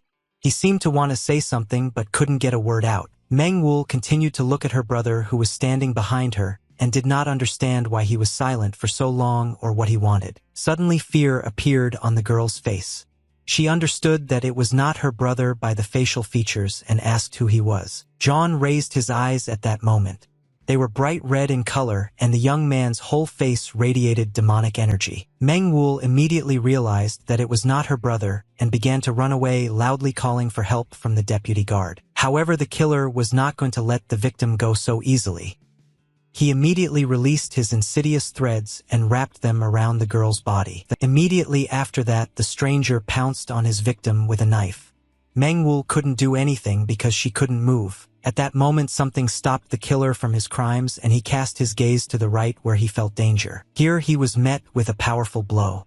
The killer was forced to switch his attention to the enemy, who suddenly appeared on the horizon. It was the real Young-guan who saved his sister from imminent death by placing his hand under the knife and blocking the blow. That same morning, Manhwa made a remark to a new worker who was digging in the wrong place for the road. The worker heard the remark and stopped digging in that place.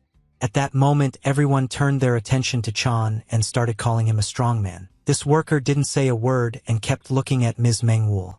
There were still shouts about Chan. This elderly-looking man had bright red eyes. It was a hired killer who first met his victim on her own territory. Of course, then, he did not take any measures to kill the girl because there were too many witnesses. The man continued to work undercover. After a long day at work, the assassin returned home and decided he needed the perfect disguise for the mission. He had earned himself the mask of Young-guan, who he had been watching all day, and now he could try it on. Something very scary was coming for Manhwa. The real Young-guan continued to hold back the onslaught of the enemy, who was making an effort to pierce the enemy's arm through. The killer did not expect that one more frame would appear on the battlefield, which would prevent him from calmly completing his mission. Young-guan was serious about fighting the enemy.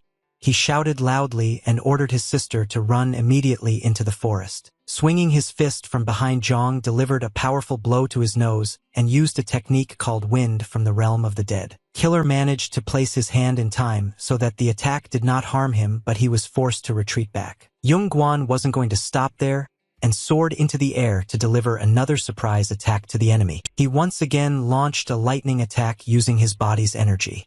A real light disco took place on the hill. After delivering a powerful blow, Chong knocked the enemy back and landed on the ground, keeping his eyes on the enemy. The killer was again forced to retreat and broke trees on his way. So far, he was only protecting himself from Chong. Killer also watched his enemy very closely and studied his movements. Landing, he raised his hand up. He began to draw sharp red daggers from behind his back. Zhang stood opposite and thought of tactics. The young man assessed the enemy's abilities and realized that he was very fast, as he was unable to deliver a concentrated blow to him. Meanwhile, the killer quickly got into a fighting stance, holding a sharp weapon in his hands and preparing to deliver a fatal blow to the enemy. However, the next events surprised Chong very much because the projectile weapon flew past him and headed to the side. The target of the killer was not the enemy in front of him at all, but a pre-prepared victim. Daggers moved towards Menval with great speed. Young-guan realized at the last moment that his sister was the target. He couldn't let Jo Sung get hurt. He used the greed strike to create a shock wave that he used to repel the threat from Manhwa. Meanwhile, the killer was not going to stand still and used the advantage he gained thanks to the daggers. He was at Young-guan's side in no time. His wards continued with a bright red flame with which he burned the enemy. The killer used a technique called the snake sketch. Zhang felt the full force of this technique.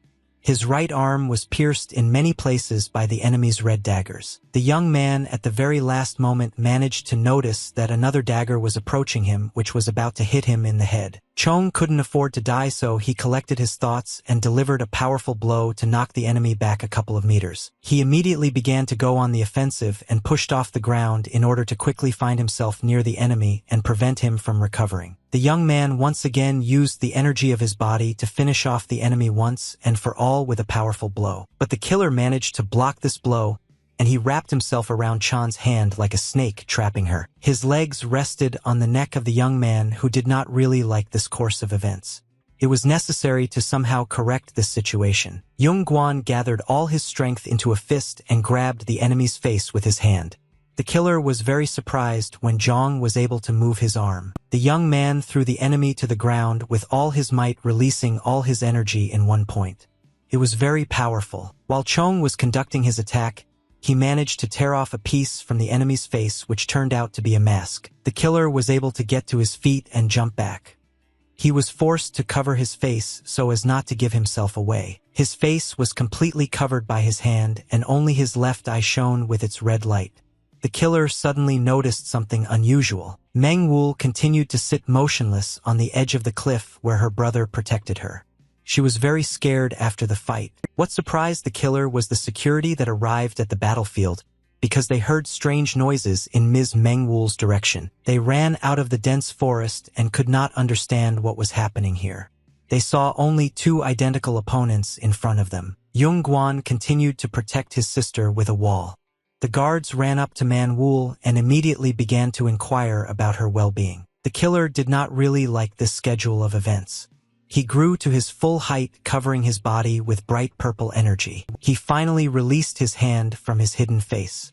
The man was not going to continue the unequal battle any longer. In a split second, the killer was able to teleport his body away from here, leaving only a bright trail on the ground. The guards were simply shocked when the enemy simply disappeared. They did not understand what was happening and how it happened. Yung Guan continued to be on guard because he understood that the enemy could appear anywhere, and he definitely needed Meng Wu. Over time, the killer never dared to appear again. Yung Guan told the guards everything he had seen with his own eyes. After listening to the young man, the deputy guard concluded that this was definitely a killer. Yung Guan asked why an assassin was sent to Man Wu. The man replied that he could not name the exact reason, but it was definitely related to the recent actions of Ms. Meng Wu. Zhang Guan listened carefully to the security guard and didn't want to believe his ears. The young man's face radiated pure surprise. The guard advised the girl to stay inside the heavenly city of love so that she would not be in danger. Meng Val stood firmly on the ground. The girl did not react at all, so the man decided to call her once more. Meng Wu apologized and offered to go back to the city. Yung Guan watched his sister all this time.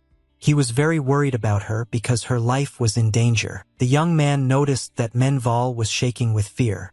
The girl tightly held onto her blouse with her hands and tried to keep warm. Guided by the moon, the guardians headed home, keeping their path to the heavenly city of love. Yung Guan went with them, who could not let his sister get hurt, so he decided to see for himself. Meng Wu confidently walked forward and did not suspect anything.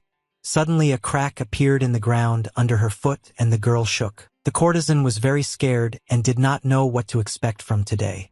She was very wary. It turned out to be an ordinary pit. Yung Guan saved his sister from falling and asked her to be more careful on the way. Meng Val did not want her brother to hug her. She pushed him aside, demonstrating her displeasure. The girl's hands continued to shake from worry. She asked her brother why he kept following them. Myung Wool added that she didn't want to see John anymore and told him to stop playing the good brother role. The girl wanted everyone to live their own life. Zhang Guan did not answer his sister but listened to her in silence. Meng Wool told her brother that she would thank him for saving her and give him the reward through Manji, so she wouldn't be indebted. After these words, the courtesan turned her head in the other direction. Zhang Guan continued to stand there in silence and didn't know what to say. Suddenly, he mustered up the courage to fight back at his sister. He said that he did not need any valuables from her. He added that he can't just leave them when his sister is in danger because he cares about her so much. The young man stood behind the girl and repeated that he would always take care of her and follow her path. Meng Wu listened carefully to all these words and was simply shocked. Her eyes radiated surprise and she remained silent. The courtesan never found the words to answer her brother.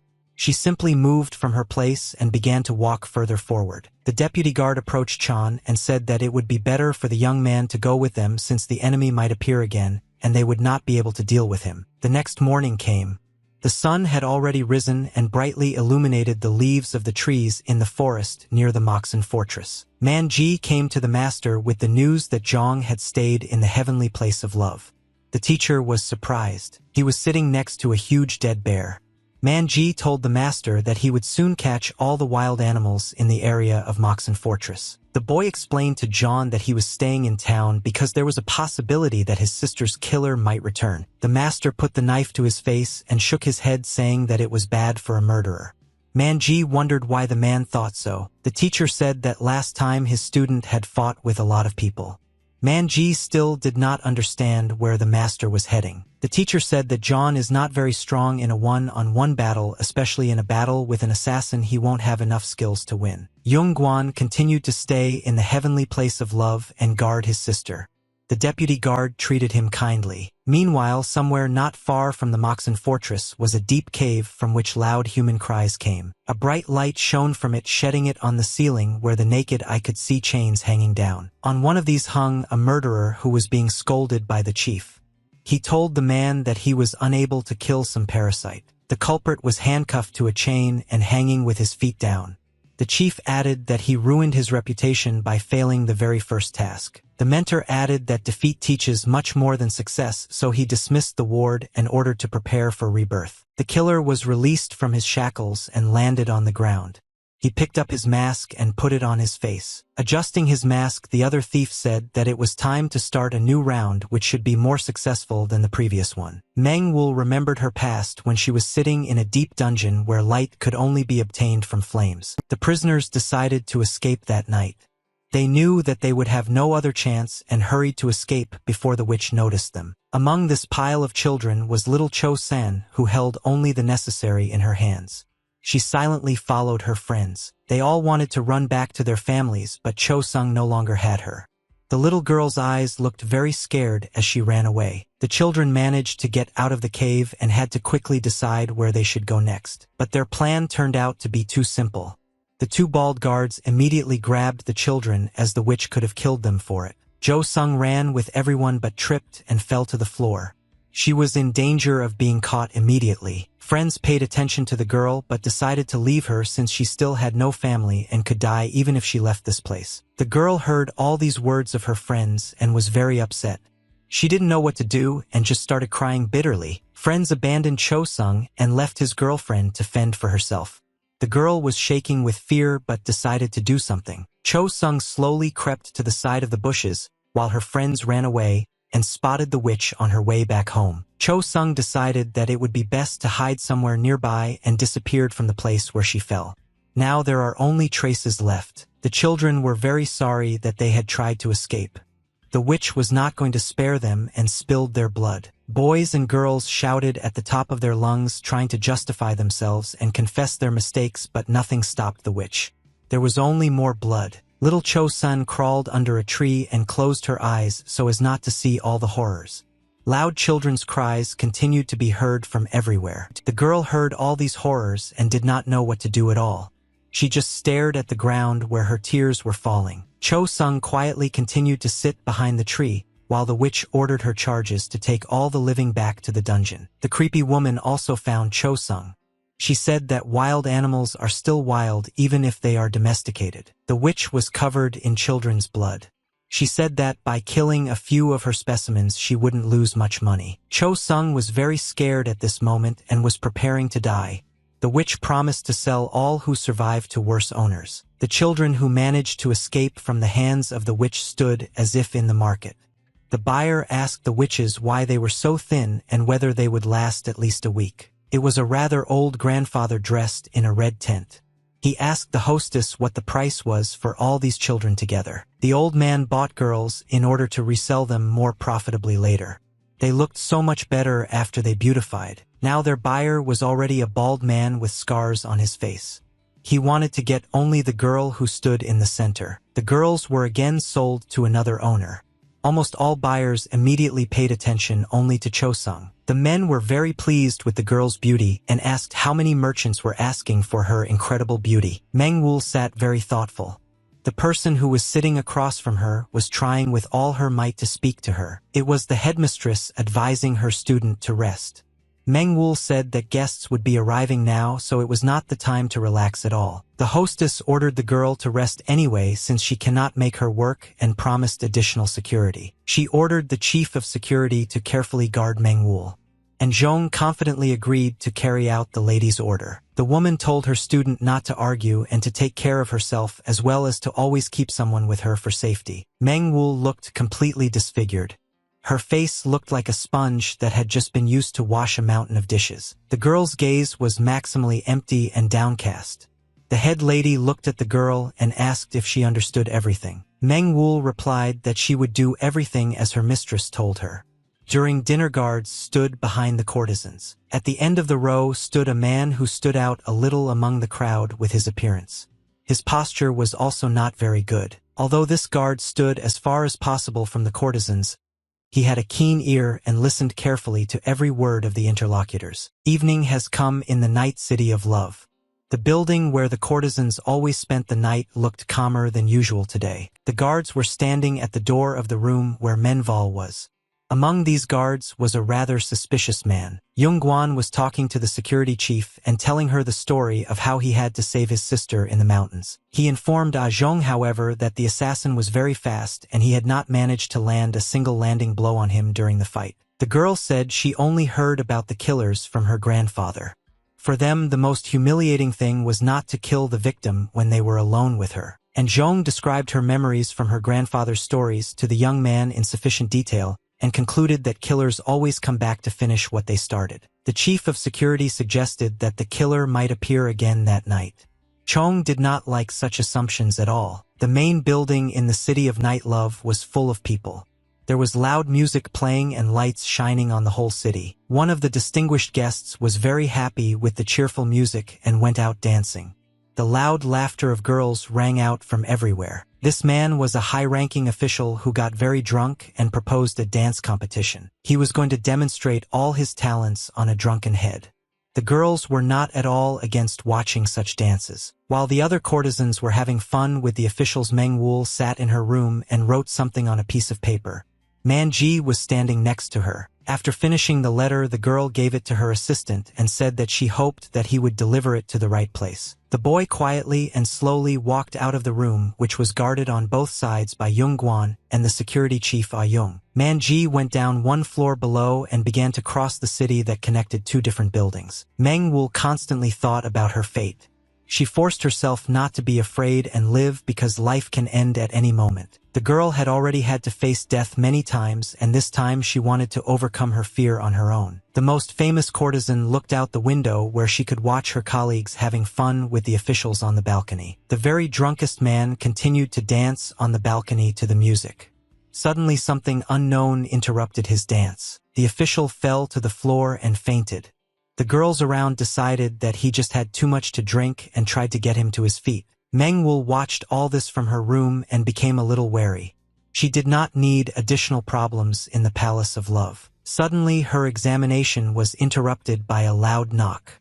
It was a red dagger that fell on the windowsill and brought a letter with it. Meng-woo immediately opened this piece of paper and began to read.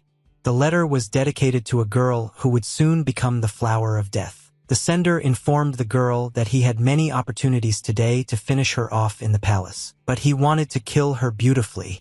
The man recommended the girl to give up security so that no one but her would be hurt. The killer threatened that if she decided to die in this city, he would first cut everyone around and only then her. The girls brought the official to his feet and sat him down at the table. One of them was still trying to bring him to his senses, but it was all in vain. Meng-woo continued to read the killer's letter, which was right next to him. He threatened to cut all the girls he loved. The girl began to shake from what she read. The killer wanted to challenge her to a duel and said that her life would be enough to save everyone. A small disco continued in the city during which the official fainted. Meng-woo understood that it was the handiwork of the killer. The girl literally went crazy when she read this letter. She burst out of her room like a bird from a cage. Young Guang and Ajun could not understand what was happening, to whom Yi tried to stop the girl in order to learn something from her. Mengwu ran along the corridor where her brother tried to stop her. However, the courtesan turned and shouted at him. She stopped and told her brother not to follow her. The girl looked very scared and alarmed. After these words, Mengwu once again ran along the corridor, leaving behind her own brother and the head of her guard. The girl left the building and ran out into the street where the horses on which the guests had arrived were stationed near the central entrance. Mengwu ordered the viewer to get out of her way as she needed a horse. She jumped on her horse and headed forward. A few minutes later, the girl found herself on a forest path along which she continued to race on horseback. Manhwa took this risky step in order to win as much time as possible for the people she loves. The girl perfectly understood all the risks she was exposing herself to. She decided to speed up and hit the horse for it. Suddenly, she heard someone's voice from the bushes who praised her for driving a live horse quite well. Mengwu turned her head in the other direction and suspected something unclean in these bushes as well. The killer did not come alone this time. 2 killers jumped out of the bushes and wrapped their threads around the animal, which was instantly cut into small pieces. Mengwu was trapped, but she wasn't going to panic. Of course, she could not oppose these threads. The girl was falling to the ground and preparing to fall. Suddenly, her attention was drawn to something that caused her mixed emotions. A loud explosion rang out on the forest path next to Mengwu, accompanied by a bright yellow energy. The girl turned her head back and saw in front of her the long gray hair of the person who came to her aid. The killers were forced to retreat back. Their plan seemed perfect, but again, they did not foresee this turn of events. They were stopped by a man who possessed his body energy. He immediately came to the defense of the girl who was in danger. It was Master Chan, who decided to go for a night walk. He greeted the killers. Mengwu was just shocked. The master came to the rescue in time and saved the innocent girl who was now hiding behind his back. The man stood firmly on his feet and began to carefully examine the enemies, assessing the situation around them and their approximate abilities. Suddenly, the teacher used a technique called vapor release, and yellow energy began to evaporate from his body. Its stream covered a rather large area, and the opponents did not expect such a result. They were forced to retreat again. This flow of energy reached even trees at a distance of 100 meters. Killers took a more advantageous position for defense. The teacher thought that if he hadn't come in time, the girl would already be dead. He continued to assess his enemies. He looked at the shorter, overgrown opponent and remembered his student. The aura was much softer than this one. The master assessed the auras of both opponents and concluded that they must both be high-level martial artists. The man fixed his gaze on the last enemy. He was very interested in him as he seemed quite strong. This killer covered his body with a flow of powerful energy that the master had never seen before. This confused him a little. His ward continued to act on a tree branch and did not even suspect that he was in danger from below. The head of the guard was approaching him at great speed, and in a fraction of a second she was already in the face of the enemy. A Zhong delivered a powerful blow to her enemy, trying to cut him down, but the assassin brought his weapon down in time for the blow. Killer was forced to retreat and landed on the ground, continuing to watch as the woman stepped on him. And Zhong, being above the opponent's head, used a sword technique against him that resembled uncontrolled lightning. After performing this attack, the woman landed next to her allies who were watching her in the meantime. Maitaer praised the girl's skills. The head of security immediately asked Ms. Mengwu if everything was okay with her. The teacher turned to the girl and asked her where his student had gone. And Zhong replied that this young man was too slow. At this time, Yongguan covered the distance as hard as he could. He was heading forward, calling Chosun loudly. The young man was still at a fairly long distance in the depths of the forest.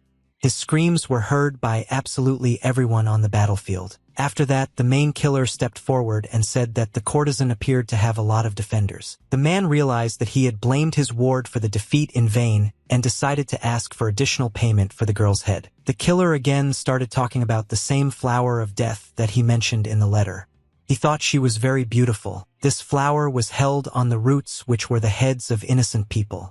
Killer said he didn't want to disturb the aesthetics of murder. He meant that he wasn't exactly burning with the desire to touch innocent people in order to destroy just one parasite. He added that he just wanted a quiet and beautiful death. After that, the killer turned to the girl and suggested that she simply surrender. Meng Wu was simply shocked by such an offer. And Zhong did not understand what was happening at all and decided not to intervene. The courtesan, in a defiant voice, asked the interlocutor why he was telling such a story. She asked how murder could possibly be beautiful. The younger killer sat silently in his seat and listened as the girl explained that she had lived her whole life in struggle and would not let them kill her. The main killer listened carefully to his victim and did not interrupt her. His face at this moment would be smiling hideously if it were not for the mask. Meng Wu told the killers to kill themselves. The master drew attention to the fact that the courtesan had hid and asked if she had climbed too far. Meanwhile, the master killer heard danger approaching him from behind. It was Yung Guan who finally got here. It was hard to miss him as he shouted loudly. The young man rose into the air and was about to strike the enemy. However, the killer did not pay attention to this young man at all. With a light wave of his hand, he created a shock wave and threw him back. After that, Chong immediately found himself in a post and was wrapped in red threads. The young man's resistance did not yield any result at all. These threads were tightly wound to the branches of the trees that were closest to the battle site. There was nothing Chun could do about it. The enemy continued to carry nonsense on the battlefield. He found it rather amusing that his opponent did not understand the aesthetics of death. He decided to immediately demonstrate this on his first victim. It turned out to be Yung Guan, a dagger approaching his face. However, the young man's death was not destined to happen. A teacher came to his aid, stopped the enemy, and asked for forgiveness. He looked at his potential enemy with a fierce smile and said that he really didn't know anything about his student and his sister. But he added that what this man is saying from his mouth can definitely be considered a complete delusion. The master felt very confident. When the killer saw the man from close range, he was very surprised.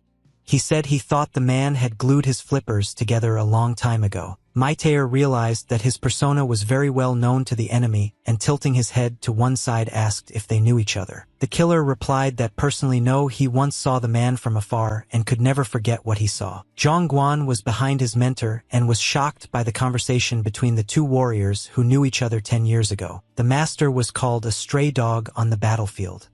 He could put 10,000 men on the ground at once who could not do anything. Previously, he was one of the leaders of the 5 warring countries. He was simply a master in his craft and was called the King of Battles. Zhong also listened carefully to this dialogue and was very surprised by such information.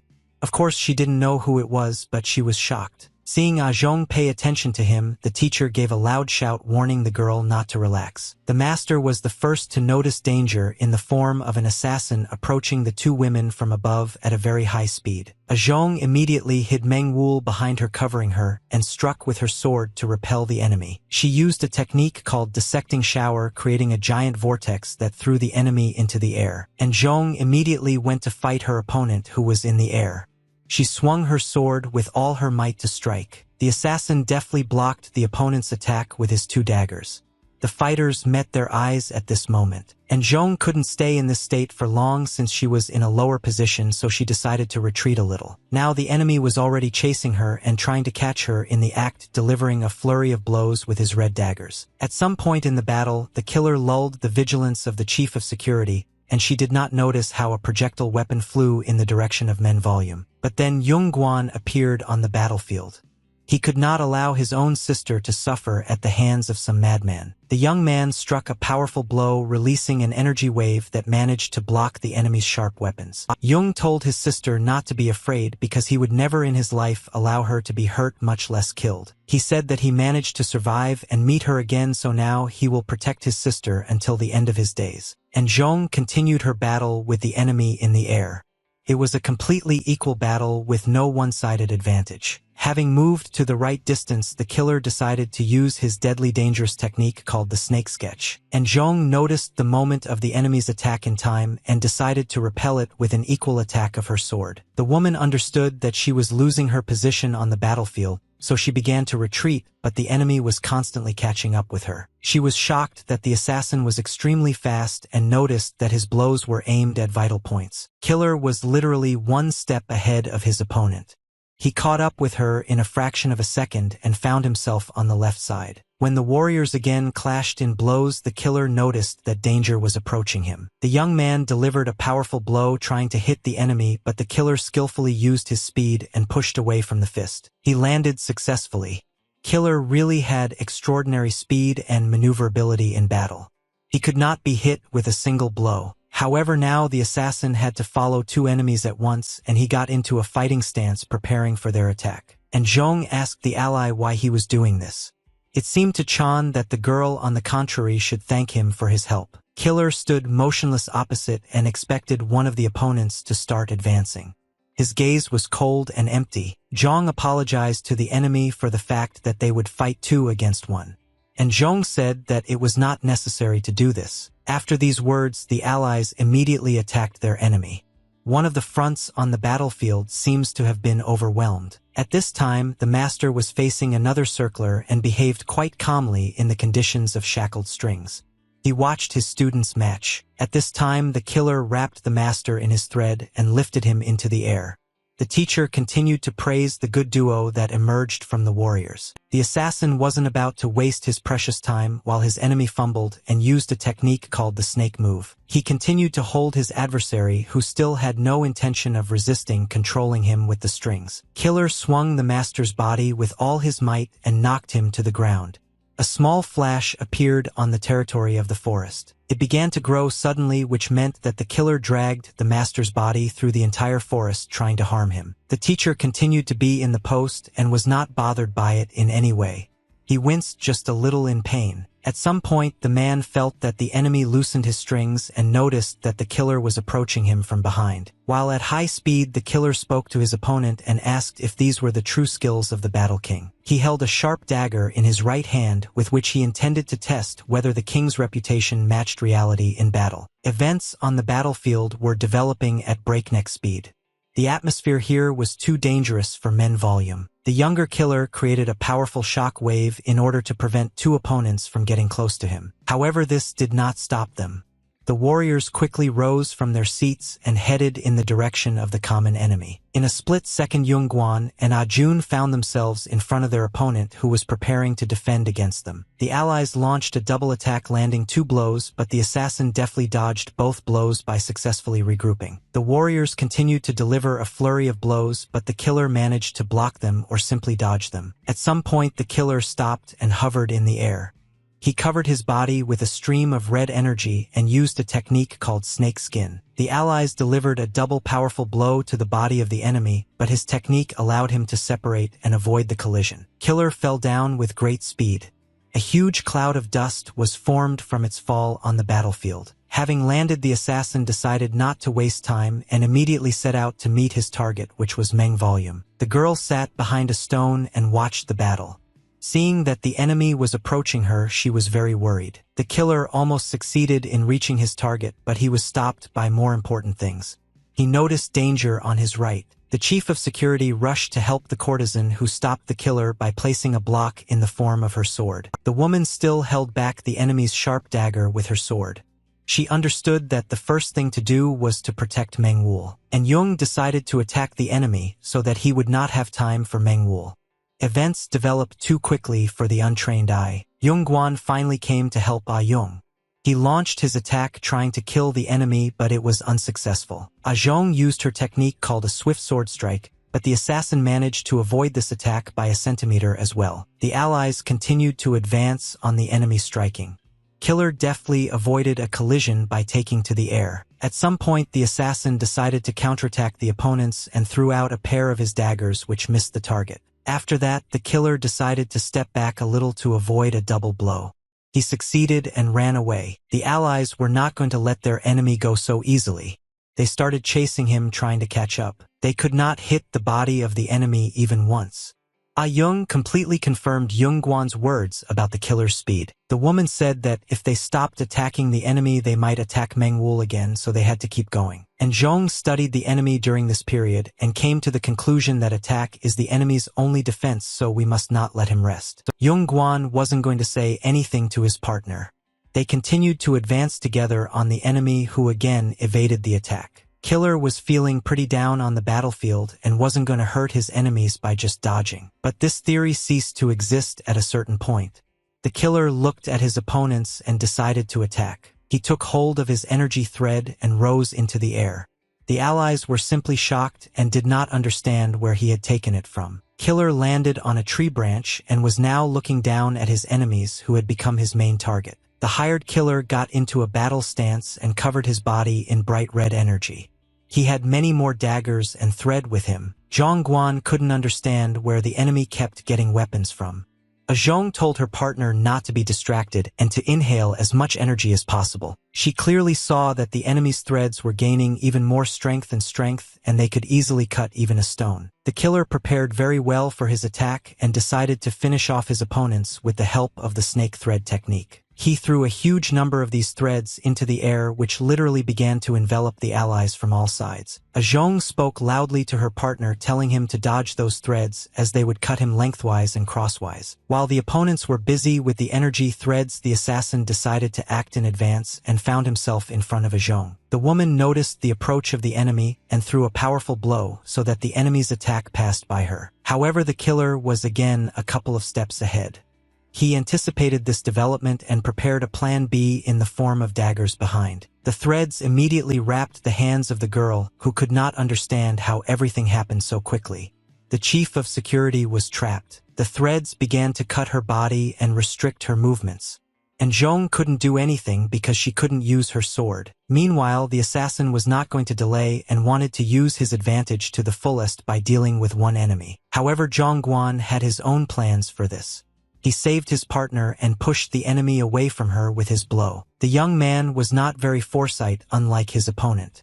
The killer used his snake thread technique again. It completely enveloped the body of the young man, who tried to move but could not. Every movement he made turned sideways for him. Zhang Guan could feel the threads on his body becoming harder and sharper than before. One of them slowly began to cut his neck. Blood began to appear all over the young man's body. Zhong knew very well that if he did not cover his entire body with energy, he would die. And Zhong saw that her ally was also trapped and came up with a plan. She loudly ordered Chong to stay where he was. After that, the girl used her water sword technique called Whirlpool. The killer was forced to retreat back. A huge steam curtain formed on the battlefield which covered the killer's view, and he was unable to see behind the opponents. Suddenly, two allies appeared from a huge pile of smoke. They decided to attack the enemy from two different sides. The assassins again delivered a powerful double blow, but the killer, as usual, managed to regroup and avoid danger. After that, the killer decided not to be in this Garmadar anymore and retreated back with the help of his energy thread. Yung Guan's entire body was wounded from head to toe. Zhong ordered him to gather his strength into his fists and control the energy. Meanwhile, there was silence on the other front.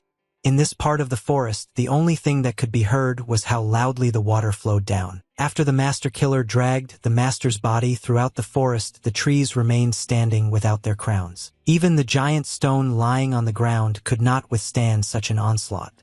There were energy threads everywhere. A high waterfall on a mountain massif continued to pour its water down where there was a large number of rocks. Suddenly, not far from this waterfall, there was a loud explosion which was accompanied by a stream of bright yellow energy. A couple of seconds later, at the same place, another dozen of them rang out. A real disco took place near the waterfall. It was all the work of a master who was competing with his enemy and wanted to finish him off. Pieces of earth began to fly in the air. The assassin deftly grabbed these pieces with his energy threads and moved through the air to avoid collisions with the master. The teacher himself was on the ground and had just recovered from the attack. The enemy immediately decided to use the snake threads against him. Killer wrapped the muscular man's body from head to toe. Maitaer tried to resist, but so far nothing came of it. The killer understood very well that he would not be able to restrain the master for a long time, so he decided to strike him while he was motionless. Noticing that the enemy's dagger had already touched his shoulder, the master fired a blast of energy, throwing the enemy away. The assassin remained unharmed as usual and landed opposite. The master's shoulder was slightly wounded. The assassin looked at his broken dagger and noted the muscular body of the master despite his rather advanced age. The teacher reached to his shoulder and pulled out the tip of the dagger that was stuck in his body. It was quite unpleasant. The killer recognized the strength of the master and added that if they had met earlier, he would probably have fallen on the battlefield along with an army of 10,000. The master turned to his opponent and asked what he was carrying at all since he managed to injure him. According to the teacher, the killer was too talkative. The soldiers stood facing each other. The master added that his attacks proved useless and the killer still carries some kind of delusion. Killer was very pleased when the teacher praised him. The fighters broke all the stones in the surrounding area. Touching his face mask with his hand, the master killer said that the title was just an empty sound. But still, the Battle King sounds formidable. The killer believed that if he defeated this opponent, then he could defeat anyone. The master was very angry with his opponent. He was one of those people who surrounded him and wished him death. But all of them, according to the master, made the wrong choice. The man got into a fighting stance and prepared to continue the battle. The water slowly flowed from the waterfall and stretched along the stones, barely perceptibly reflecting under the glow of the full moon. The hired killer rose into the air above the water to launch his attack against the strongest opponent of his life. He suddenly sped up and, pushing off the ground hard, headed in the direction of the Battle King. The master earned exactly the same as his enemy. They approached each other and were about to collide. The master delivered a powerful blow with his right hand, but the opponent managed to dodge and go around the man to the left. The master's enormous flow of energy was directed into the void. The killer, having avoided a collision, ended up behind the enemy. He immediately began to step on the man. The master turned his body back in time and was about to deliver another blow. He launched a powerful attack that was accompanied by a huge amount of energy and was like the eruption of a yellow volcano. However, the killer knew about the abilities of his opponent, so he predicted this course of events and avoided the attack. He continued to look at the Battle King through his mask, showing no emotion, and wanted to use the snake threads again. The master tried to immediately counterattack the enemy after landing, but the killer hit his nose in advance. He managed to pierce the opponent's right leg. The teacher screamed in pain, but he wasn't going to stop halfway. He once again took a powerful blow to the nose, trying to hit the enemy, but he was too fast and easily rose in the air. Killer observed his enemy's actions from the air and praised him for his incredibly powerful attack power. But he added that it is absolutely useless if your enemy has a high level of maneuverability. The teacher was not going to admit it. He powerfully struck the ground, releasing all of his energy, and used a technique called the Hell Tornado. People who were in the forest could see this incredible power with their own eyes. They did not understand what was happening. It was like a natural disaster. The master stood firmly in his place and thought about whether he managed to hit the enemy at least with this attack. The assassin suddenly found himself behind the master and informed him that he underestimated him, admitting that not a single attack had touched him. The teacher was not going to listen to delusions from his enemy, so he decided to cover his mouth and delivered a powerful blow to his face. Killer began to create hundreds of clones and told the teacher that he should be ashamed that he could not defeat even one enemy now. Maitair ignored the offender's words and said that he was talking too much, so he needed to be properly punched to shut him up. The man turned his head back and saw dozens of clones on the slopes of the rocks looking down on him and preparing to attack. Killer continued to taunt his illustrious enemy and hinted that he would not be able to hit him. The clones entered the battle. The master was forced to defend himself against many enemies while simultaneously listening to the enemy's delusions. The teacher managed to hit, but they were only clones. The killer said that the teacher's attacks, although strong, were too slow. One of the clones struck the master from the back and said that his body would lie dead today and that this killing would be special. The teacher could not allow the enemy to constantly poke him with his toothpick and said that over a long period of time he might become angry. The master dealt with the clone, which inflicted a painful blow on his back. However, this did not improve his situation on the battlefield. The man continued to be attacked by hundreds of clones who were constantly approaching and swinging their sharp daggers. The teacher said that he was already tired of all this. He could no longer resist the clones with normal energy. Then the master decided that he should change his tactics. He began to release more energy and prepare to attack. The man stuck his left leg forward a little and stood firmly on his feet, continuing to emit energy. He stood in front of the enemy in a final pose from which the teacher decided to launch his next attack. The master continued to inhale as much energy as possible. He calmed down a bit and assessed the situation around him. The clones continued to attack the man. Killer noticed that the Battle King's energy began to fade dramatically. At some point, one of the clones was unexpectedly attacked by a stream of energy that was impossible to dodge. In this battle stance, the master began firing deadly shots, striking the clones with streams of energy. He decided to fight with all his might and warned his opponent that the jokes were over. His figure looked very powerful. These words, of course, did not stop the killer, and his clones continued their attack on the King of Battles, who was preparing for the next attack. The master stood still and breathed in as much energy as he could while the clones continued to move towards him. Having gathered a sufficient amount of energy, the master struck only one blow in the direction of the enemies but put maximum power into it. His attack proved to be quite effective and was aimed at mass destruction of the clones that began to fall to the ground one by one. The assassin couldn't help but notice that the teacher's aura suddenly changed. The speed and accuracy of his attacks have become much better. Most of the killer clones were instantly destroyed. He decided that something needed to be changed and soared into the air. As the clones continued to attack the Battle King, their original was about to turn a dangerous adventure. Having climbed to the right height, the killer began to create a lot of daggers and energy threads and was about to use a secret weapon. It took the man a lot of time to prepare this technique, during which he continued to sort through the threads in his hands. In the end, the killer created a giant snake from his threads, which was to finish off the master. This technique was called the red snake. The venomous giant animal approached the target with its mouth wide open.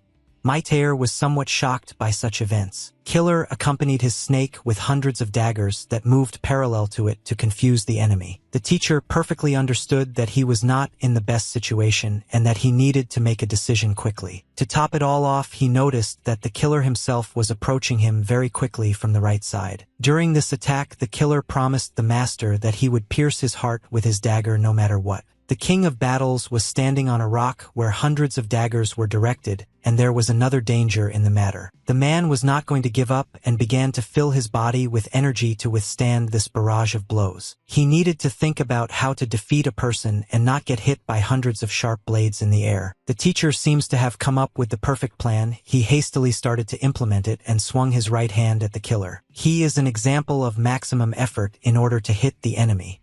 The daggers continued to come steadily closer. Then the master began to redirect his opponent's body to the other side so that he would be under the daggers. It all happened too fast for human eyes. Even a fast killer could not resist the master. The King of Battles chose the right trajectory for the flight of his victim and directed it with all his might in the direction of the projectile weapon. After that, he formed a giant whirlwind into which he put the remnants of his energy to finally end this battle. The teacher used a technique called the devastating hell tornado. The flow of energy only increased over time. He swept absolutely everything in his path. In this chaos, you could see that the killer's mask was broken. Meanwhile, the two partners also succeeded in the battle and managed to break the mask of another opponent. The younger killer stood directly in front of them and held his hand to his face, not wanting to show it. He showed again only his left eye, which was burning with a bright red glow, and showed all his anger at that moment. Yung Guan spoke as he finally managed to strike. And Zhong replied that he would definitely not become weaker from this. The girl assumed that another attack would follow. The young man assumed that he could simply point with his heels as it was last time. And Zhong did not rule out such a course of events. She continued to look at her opponent, carefully assessing his every move. The younger killer somehow strangely began to move in place, preparing for his next attack. Chong realized that the killer was definitely not going to run. Zhong warned her partner that they should cover for each other. The killer continued his preparations and stood still, which means that there is no threat for now. However, his look could tell a lot. Watching the opponent, Yung Guan had an idea and decided to share it with his partner. Meanwhile, Men Val continued to sit behind the rock and watch the events. She still didn't feel very comfortable. Suddenly, Man Ji unexpectedly arrived to her, who was on a tree, and was happy that he had finally found his mistress. He landed next to the girl and told her that he had been trying to find her all this time because he was very worried. At that moment, behind them, there was a loud explosion which was accompanied by a bright light.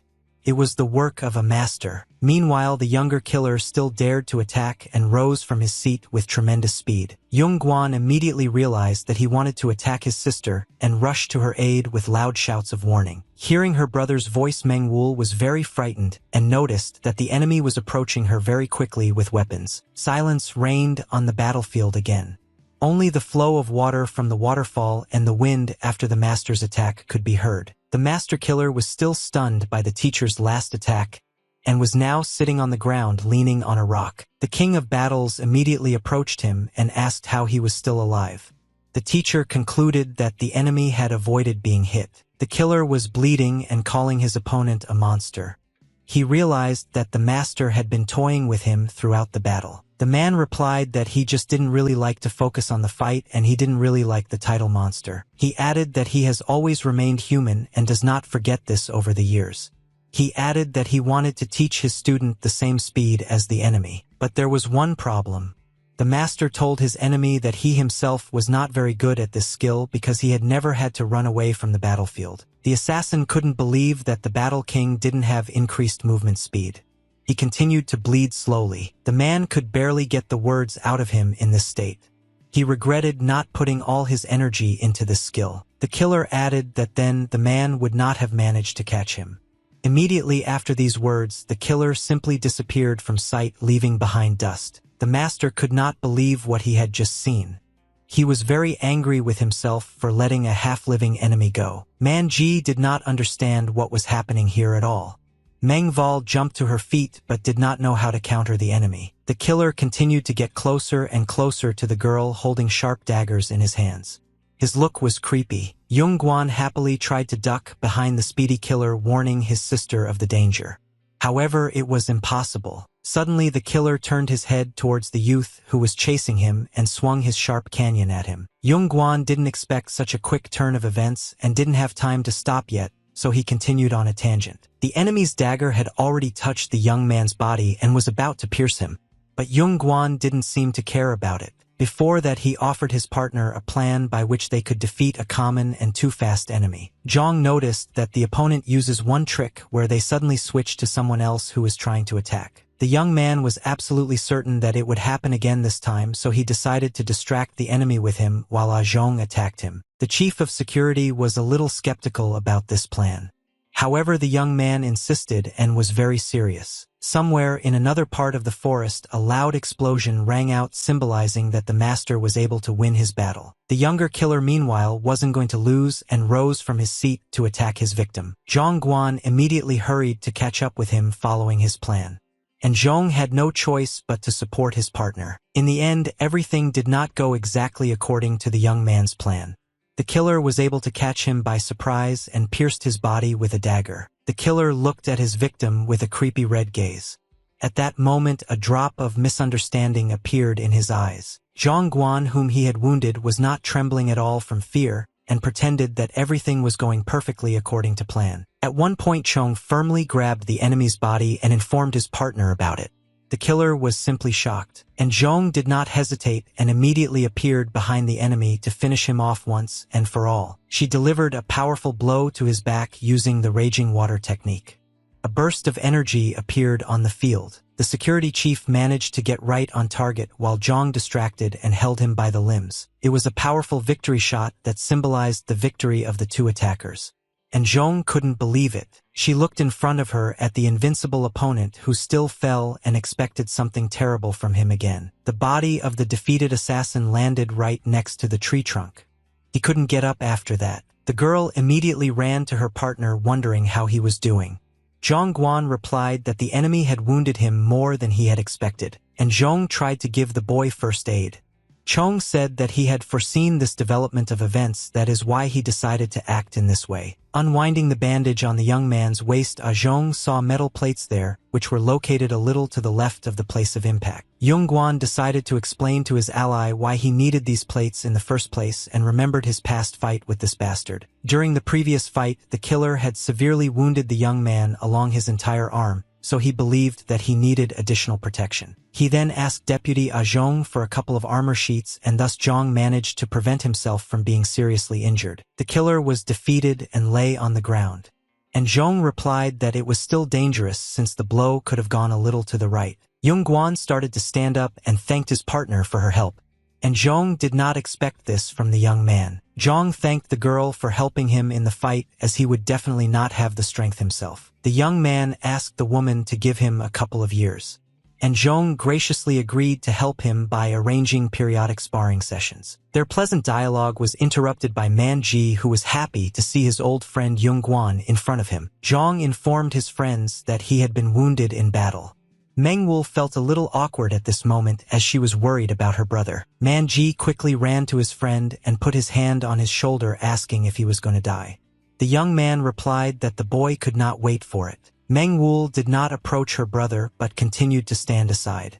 She kept a letter with her. At this moment, someone's strange screams began to be heard on the battlefield, and the letter in Manwu's hands slowly bent down. The allies became very alert at this moment and turned their heads to the left from where the disgruntled cries came. It was the main killer who put a knife to Manwu's neck and told his enemies that he was in a very bad mood. He was unhappy that he had been defeated in battle, but he could not afford to lose the war he had started. And Zhong and Man Ji began to care very much about the housewives. Zhong Guan could not believe that the master had lost. Suddenly Mengwu decided to stand up for herself.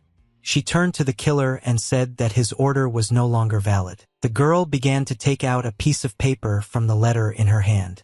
She said that the killer should have noticed that she was sending her assistant with this letter. It was addressed to the head of the Merchants Association, who had to cancel his order or the girl would spread this information. She added that now she has to pay the killer. She got a document that confirmed her leadership in the association, which means that it is useless to kill her. The girl repeated once again that she is now the person who has to pay the killer money, so she asked why she should be killed now. The killer was simply shocked when he heard this information. He could not understand how the girl managed to get this document. Meanwhile, the master joined the allies and immediately apologized. Yung Guan was a little angry at the man for letting the enemy go. However, all these pieces of paper did not stop the killer. He said that even if he had no reason to kill the girl, he would find her. The man accused the courtesan of the fact that he had to suffer a defeat in battle and was going to cut her throat. Zhong Guan at the same moment jumped up from his seat and headed forward. He shouted his sister's name loudly. What was the young man's surprise when right in front of his face the main killer was killed with his own dagger. The man himself did not expect such a turn of events and was able to make only one sound. His head was cut off and flew to the ground. The killer of the main killer turned out to be a younger man. He cut off his teacher's head in cold blood and didn't even get scared. He took the mentor's head and said that killers should only kill people for money, and if it's emotions, then it's already serial murder. The killer was taught all this by a mentor who himself could not control his emotions, so he has no place in this world. It was not a killer at all, but a female killer who was holding a human head in her hand, which instantly fell before her eyes. The allies were simply shocked by this turn of events. The teacher said that it was some kind of strange relationship between a teacher and a student. The killer girl answered that this teacher is her grandfather, who began to teach her the art of the killer since childhood. She said that her parents were her first victims. Grandfather hated them because they abandoned his daughter and ran away. The grandfather told her that these were the girl's parents only after she killed them. Then the girl realized that the same fate awaits her grandfather. She thanked the opponents for the opportunity. The girl added that during all this time she was there was no opportunity to kill the teacher. The killer finished her not-so-good story and attracted the attention of her enemies by saying that they would also suffer a similar fate. A sinister smile spread across the girl's face. She advised the interlocutors to sleep with their eyes open and better during the day. Immediately after these words, the girl disappeared from the battlefield. Absolutely everyone present was shocked by what happened to them. The master said that they had found a wonderful friend. Other allies did not really support the master's irony and condemned him. A few days later, a meeting was held at the Moxon Fortress Merchant Association. The matters were important and urgent. Menwul was sitting at the negotiation table, who felt quite confident and was eating a candy on a stick at the table. Across from him at the table sat all the members of the Merchants Association, whose faces were petrified. They were waiting for what the girl would say. She told the audience not to worry too much and offered to talk about things that they did not manage to discuss last time. 3 days have passed since the battle under the mountains. Now this is where Zhong Guan conducted his training together with martial arts masters, and Zhong, as promised, helped him in this. The girl asked if he was really able to kill 20 martial arts masters. She stood over a victorious opponent and did not speak well of his skills. The Battle King was also shocked at this figure, and Zhong Ye couldn't believe that the young man could stand up to the soldiers with such skills. Zhang Guan said it was true, and why would he lie? Meanwhile, Man Ji was cooking a dinner of raw wild meat over the campfire. Having prepared the dish, he immediately called the master, and Jung took one of the skewers for herself and continued to speak to Chong, warning him to be safe. She added that the person who stuck the knife in the young man is very powerful and famous all over the world. Zhong now understood why he was called a king, and Zhong got angry with the young man and said that he was not listening to anything at all. Jung asked why the girl decided to play out her bad mood on him. The master meanwhile stuffed food into his mouth and listened to his allies cursing. At some point Chong asked his master for help, and Zhong was angry that the young man was talking to the master as if he were a peer. Jung asked why he should feel respect for him. This very intense dialogue was interrupted by the master and said that you do not look like a couple. He added that the fight turned out to be pretty good anyway. The teacher asked for attention. He started talking about the son of the heavenly power who was not a battle king at all, as it was just a myth. The teacher explained that on the battlefield people specially spread such rumors to undermine the fighting spirit of the enemy, and then he begins to fear. Jung said that it looks like an ordinary fairy tale, since according to Zhongguan Magi was destroyed. The young man immediately confirmed his words and said that it was completely true and that Magi had been fighting on the front lines all his life. The teacher mused that attacking from behind was a very good strategy. The young martial artist simply lost his vigilance. Suddenly an idea came to the master's head and he stopped eating. He offered to practice while they had time. The teacher turned to the head of security and told her to attack him. The girl did not want to do it at first, but then she decided that there was nothing wrong with that and took up her sword, saying that she humbly accepted the challenge. John warned the girl that the master likes to make fun of people, and Zhong wanted the master to show her new skills. She added that the master was hardly joking right now, so she would fight. The girl got into a fighting pose and was preparing for an attack. Zhong swung her sword into the air with all her might and used a technique called Red Rock, hitting the man in front of her in the process. Man Ji realized that the girl had indeed hit the teacher. Chona added that jokes are bad with this girl because she takes everything literally. The master stood opposite and finished eating the meat. He praised the swordswoman for her attack and began talking about training and the strength of the body that comes with it. Zhong did deliver a powerful blow with a sharp sword, but the master's body remained unharmed. The teacher said there is one downside. He said that no matter how strong a warrior appears, it may just be a pretty picture and nothing more. And Zhong asked if the master's words did not interfere with his actions now. The teacher replied that he had not yet finished his story. The head guard continued to press down on the teacher's body, who said that if the warrior was careless and arrogant, his body would weaken. The man decided to demonstrate everything in practice, and the sword entered his body. He said that even an ordinary child could do this. After that, the man clutched his stomach and started writhing in pain. He remembered that he got a knife in the back from his student and ended up in prison. Maitaer told Chong that he was very lucky to have made it this far, taking down 20 martial artists, because you can die with those tactics. He added that, for example, Jung was perfectly trained but too predictable and straightforward, which is why Jung was lucky the first time. Sitting down, the master concluded that no matter how strong a warrior is, his inattention and stubbornness can lead to instant death. After finishing his instructive story, the master leaned his back against the rock and continued to writhe in pain that the swordsman had inflicted on him. The allies listened carefully to the master.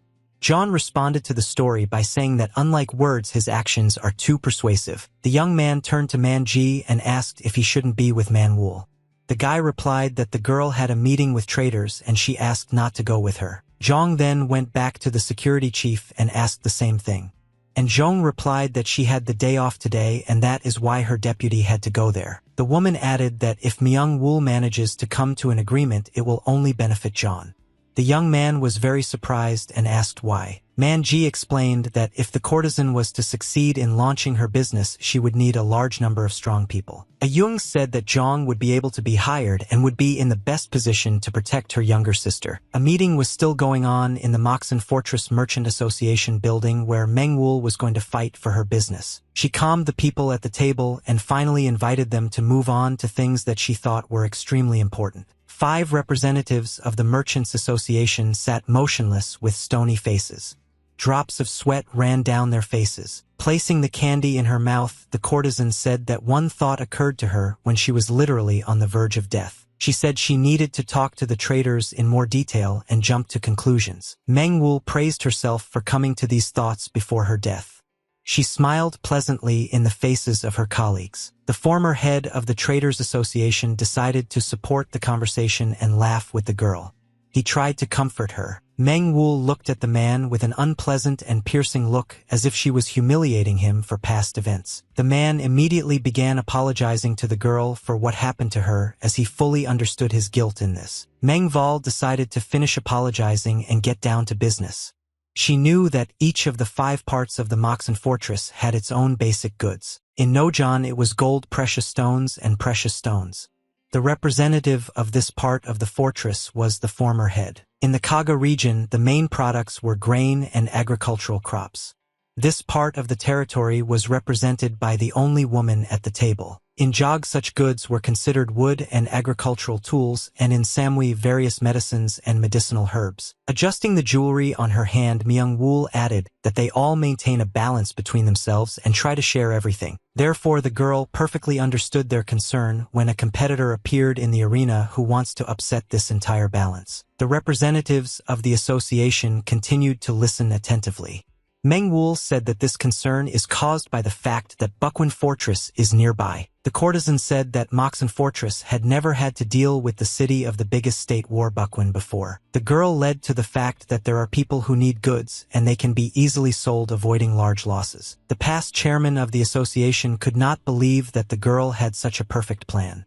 He was very surprised. Manhwa explained that she chose the location outside the fortress in order to have fairly easy access to clients from out of town. Taking out the enemy's sword, the girl said that the most demanded product during the war period must definitely be a weapon. Those present were simply shocked by what happened there. The courtesan continued and said that she knew why the old men did not want to deal with such goods. She cited the frequent death of messengers, constant robberies, and dangerous transportation as the reasons. However, she had the perfect business plan. Manhwa asked for help from merchants to carry out her plan, as she did not have much knowledge and experience. She assured those present that the weapons would bring a lot of money and Moxen would be able to become the richest state. The representatives of the association sat immovably in their seats. They were somewhat shocked and did not know how to answer the girl. The former chairman decided to take responsibility and asked if the girl had time today, as he wanted to discuss everything in more detail. Manhwa sat motionless and confident across from her, her hands folded together in front of her. She made every point perfectly. It was already night on the street. The meeting of the Merchants Association took quite a long time and lasted until the night. It finally ended and Manhwa left the territory of the association under the guidance of her guards. She was escorted by all the representatives. The man in black called the girl fearless. He couldn't understand how she dared to threaten them with a gun at a gathering without knowing anything about her. The representatives believed that dealing with this courtesan was very dangerous. They were very frightened by the fact that she was simply laughing at her death. Last night, the chairman knew very well that the weapon the girl got at the meeting belonged to the killer they had sent themselves. Manhwa could have easily finished off all those present in the halls, but instead decided to unite with them for the sake of profit. She was considered the most unpredictable. Manhwa slowly left the association's territory and headed to the heavenly city of love under the guidance of her guards. Suddenly, the girl stopped in place and looked to the left. Quite urgent matters attracted her attention. Her older brother stood in her way. The security guard warned the young man to get out of the way and not to interfere with Mrs. Manhwa going home. Young Guan spoke to his sister with fear on his face and asked if she was really going to join the war. Manhwa immediately understood that Manji had spoken and told her brother that she would sell weapons and that was none of his business. Zhang Guan told his sister that he knew she would be hiring people to guard who could wield quite a bit of power. Manhwa closed her eyes and did not want to look at her brother. She couldn't believe that Manji had wasted everything. The young man paused for a moment before continuing, saying that he also wanted to take part in this as he considered himself a good warrior. Yung Guan continued his conversation with his sister in the square. He sought to join the ranks of his sister's defense. Having told everything that the young man considered necessary, He looked at his sister with a confident look and expected what she would answer. Meng Val stood still, turning her head away from her brother. Her eyes were closed and she did not know what to answer. The guards stood behind the lady and also did not understand what they should do because Meng Wul does not give any orders at all. Suddenly the girl told her brother to do as he wanted. Zhang Guan couldn't understand how it could be so simple because it wasn't like his sister. Meng Wul replied that it would be better to just ignore the young man and how much he is too persistent and his character will still fail him someday. The girl informed her brother that he would have to participate in a battle festival where he had to prove his strength. The courtesan turned her back to the interlocutor and headed forward. The guard told the young man that he would have to come to the central square. Meng Wul heard the words of her bodyguard and ordered the deputy head of security to talk less and do his job. The next day, a large number of people gathered in the central square near the bulletin board where the information was updated. They read that there was going to be a celebration called the Battle Festival. It was supposed to take place at the top where the construction is going on. Yung Guan also came here on the advice of a guard. For participating in the festival, they were given an award, and for winning, they were appointed head of security. Chong did not understand what was written on the board, but only listened to the words of people who said that it would be quite interesting and that you should bring your children with you. A huge number of people gathered around the notice board, all wanting to get into the festival to have fun and eat. Construction between the two fortresses continued. Men Val told someone that a lot of money would go to the military fortress, which is very dangerous. She meant that there are many robbers in these areas. Plus, there was a small chance that the traders were thrown for money. The courtesan brought her friend here who asked how it all related to the festival. Meng Wul replied that the festival is money. The girl wanted to kill 2 birds with 1 stone, recruit disaffected people and get money. This should have been enough to prepare a military fortress. The courtesan knew that the people in Bukwin and Moksan had enough money despite the war, and she would solve their food and entertainment problem. People had to come to the festival and pay a small fee to enter. Vendors will also pay to rent space at the festival. Men Val calculated everything very well. Plus, it will all be very interesting since 100 people have already applied for the place of security applicants. The courtesan perfectly understood that if everything went as well as possible, the problem of protection and money would be solved at the same time. Man Ji noticed an acquaintance in the ranks of applicants. Meng Wul wanted to choose a chief of staff based on his fighting skills. Among the contenders was Yung Guan, who saw his sister, and Man Ji, who was told by Man Wul to bring his orphans and old people to this celebration. Yung Guan returned home and began training with the master, to whom he began to tell about the battle festival. Continuing the training, the young man said that the one who wins this festival will be able to become the chief of staff security. Chong added that they will also pay a penny for participation. The master replied that he would also like to participate. He started mocking his student and talking about how he really wanted to beat someone up at the fight festival. The master added that the young man would also not mind taking part in the battle festival, as it would be a very good experience in fighting against the masters. The teacher continued to abuse his student and told him to buy more spices for the meat. Zhang agreed and loudly begged to let him go. The day of the battle festival came very soon. Everyone present had a good feeling and continued to fill the territory. As predicted by men, while she was visited by merchants who paid for the rental space and sold their products in front of the arena. Everywhere there were loud shouts with an invitation to buy from them. Someone sold fruit, someone sold snacks to enjoy the spectacle. Guests could even have dinner here at self-made tables, and children could play and have fun on small self-made attractions. There were really a lot of people here. Men Val did not spare money for the preparation of such an event, and it was very beautiful everywhere. Yung Guan arrived at the battle festival and looked around, assessing the situation. He concluded that the participants will be from 2 fortresses. He was noticed by Man Ji, who gave a loud shout and said hello to Yung. The young man did not expect to see this little prodigy here. The boy quickly approached Chan and said that he should thank him.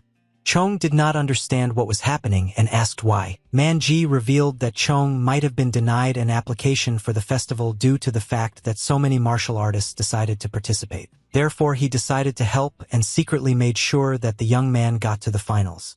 Chona said that the thief still lives in the boy. Man Ji felt quite uncomfortable while Yung Guan told him that he could have made it to the finals without cheating. Man Ji turned his reddened face to the side and agreed with his friend.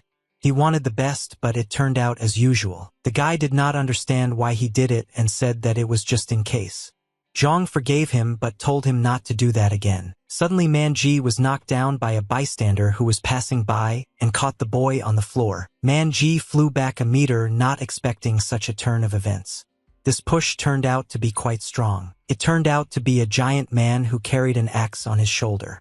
He turned to the boy and asked what he was doing here. He profusely apologized and added that he was too small to be noticed and it was better for him to get out of the festival altogether. Man Ji was lying on the ground and holding his nose. Yung Guan stood up for his friend and asked the stranger why he wasn't looking down at his feet. Meanwhile, Zhang decided to prepare for battle and use a cunning technique. He scooped up some sand in his right hand. The young man stood up to his full height, looked into the big man's eyes, and said that it was all his fault. The man was very angry. Those present around noticed that something strange was happening there. They thought that someone would now engage in battle with the giant man. The giant called the young man a grain of sand and asked how he dares to look like that at a man who is bigger than him and also has an axe in his hands. Chong continued to prove to the man that it was all his fault and that he could not see anything because of his iron axe. These words greatly affected the giant's emotional state. His eyes turned red as he was on the edge of emotion. Noticing that two strangers were about to start a fight, someone decided to interrupt them and placed a spear in front of them. This man is among strangers that there is no need to arrange a fight here, so as not to spoil the holiday for people who came here with their families. He was very pleasant to look at and polite. The man concluded from the two strangers that they were participants of the festival. He continued to reassure those present, saying that they should not behave like that because they came here not to kill each other. At that moment, one of the guards shouted loudly from above that the festival was about to start and all the participants should gather. The battle festival has finally started. Loud shouts of fans who came to see real martial arts could be heard in the arena. The host and judge of the fights entered the arena and greeted the guests. He said that absolutely any weapon can be used in battle. The man who reconciled John and the giantess was also a participant in the festival. The judge added that the only prohibition is murder. After that, he called the first fighter, who was a giant, into the arena. His name was Ma Zhangjiai and he was the leader of the Brown Wolf Pack. The second fighter was also called to the arena. He turned out to be Yung Guan, who was introduced as a vagabond from Moxon. Ma Zhang was shocked to see this young man in front of him.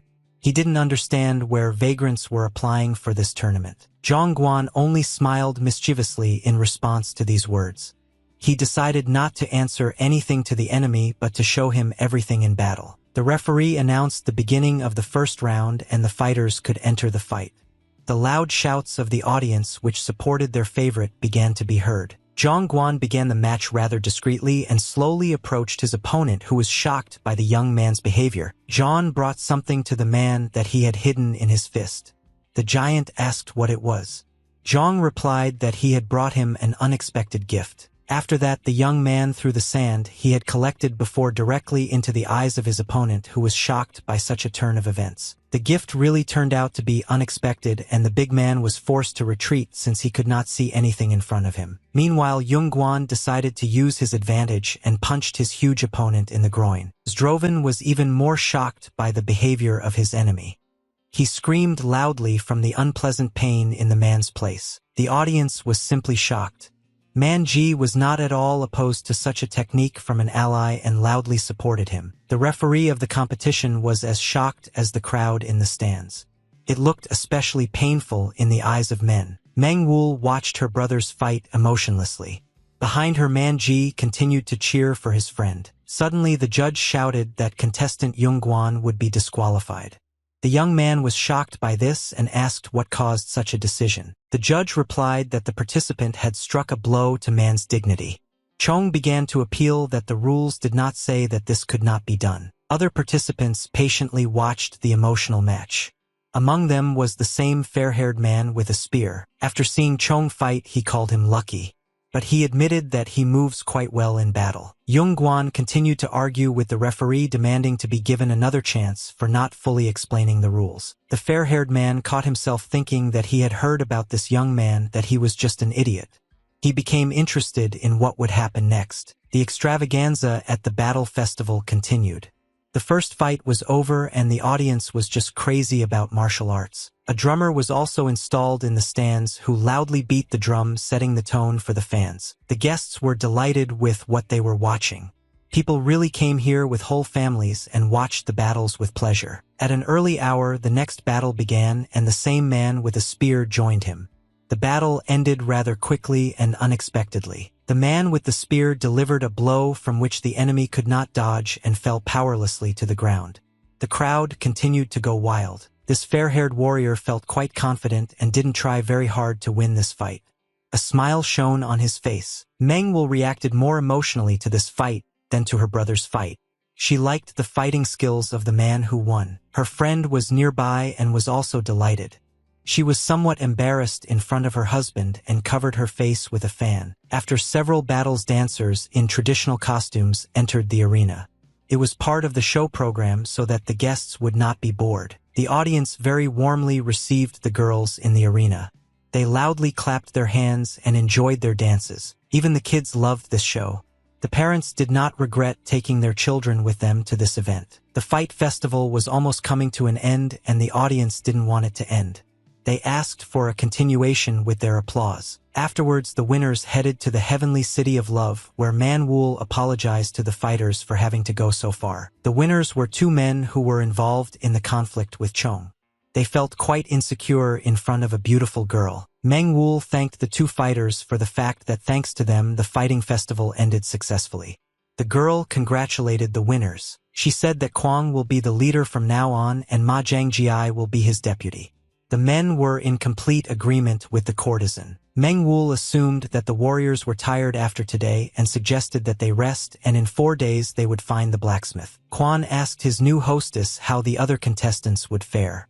Manhwa said that she is not sure about any of them yet. She offered the new leader to hire soldiers himself. Kwon unquestioningly agreed and said to trust him completely. Meanwhile, Youngguan is forced to return to the forest in defeat. The teacher was already waiting for him here, who continued to eat all the time. After hearing the news from Manji, the master immediately started mocking his student for being kicked out of the competition for such a stupid thing. Youngguan still couldn't figure out what exactly he was kicked out for. Master said that training battles are completely different from real ones. The young man chastised himself for not being able to win this tournament. He had a very good opportunity, but he lost it. John felt very bad and ashamed. He constantly called himself a fool for not being able to control his emotions. Manji and the master continued to taunt the young man that he would now cry because he lost on the battlefield because of some stupid thing. Zhongguan was no longer going to tolerate the taunts from his allies. He shouted loudly to someone who was not crying and struck, releasing energy. Meanwhile, Quan was walking through this forest and heard the sounds Zhong was making, shouting that he was going to kill everyone here. Quan stood under the crown of one of the trees and listened as the young man tried to catch up with someone and grind him to powder for insults. Chong jumped to conclusions when he decided to train his own master. He found himself in a difficult situation. At that moment, a warrior with a spear approached them. Those present calmed down their emotions a little and sat down to talk. Quan told them everything that Manhwa had told him, including the mercenaries. Quan invited the young man to his army.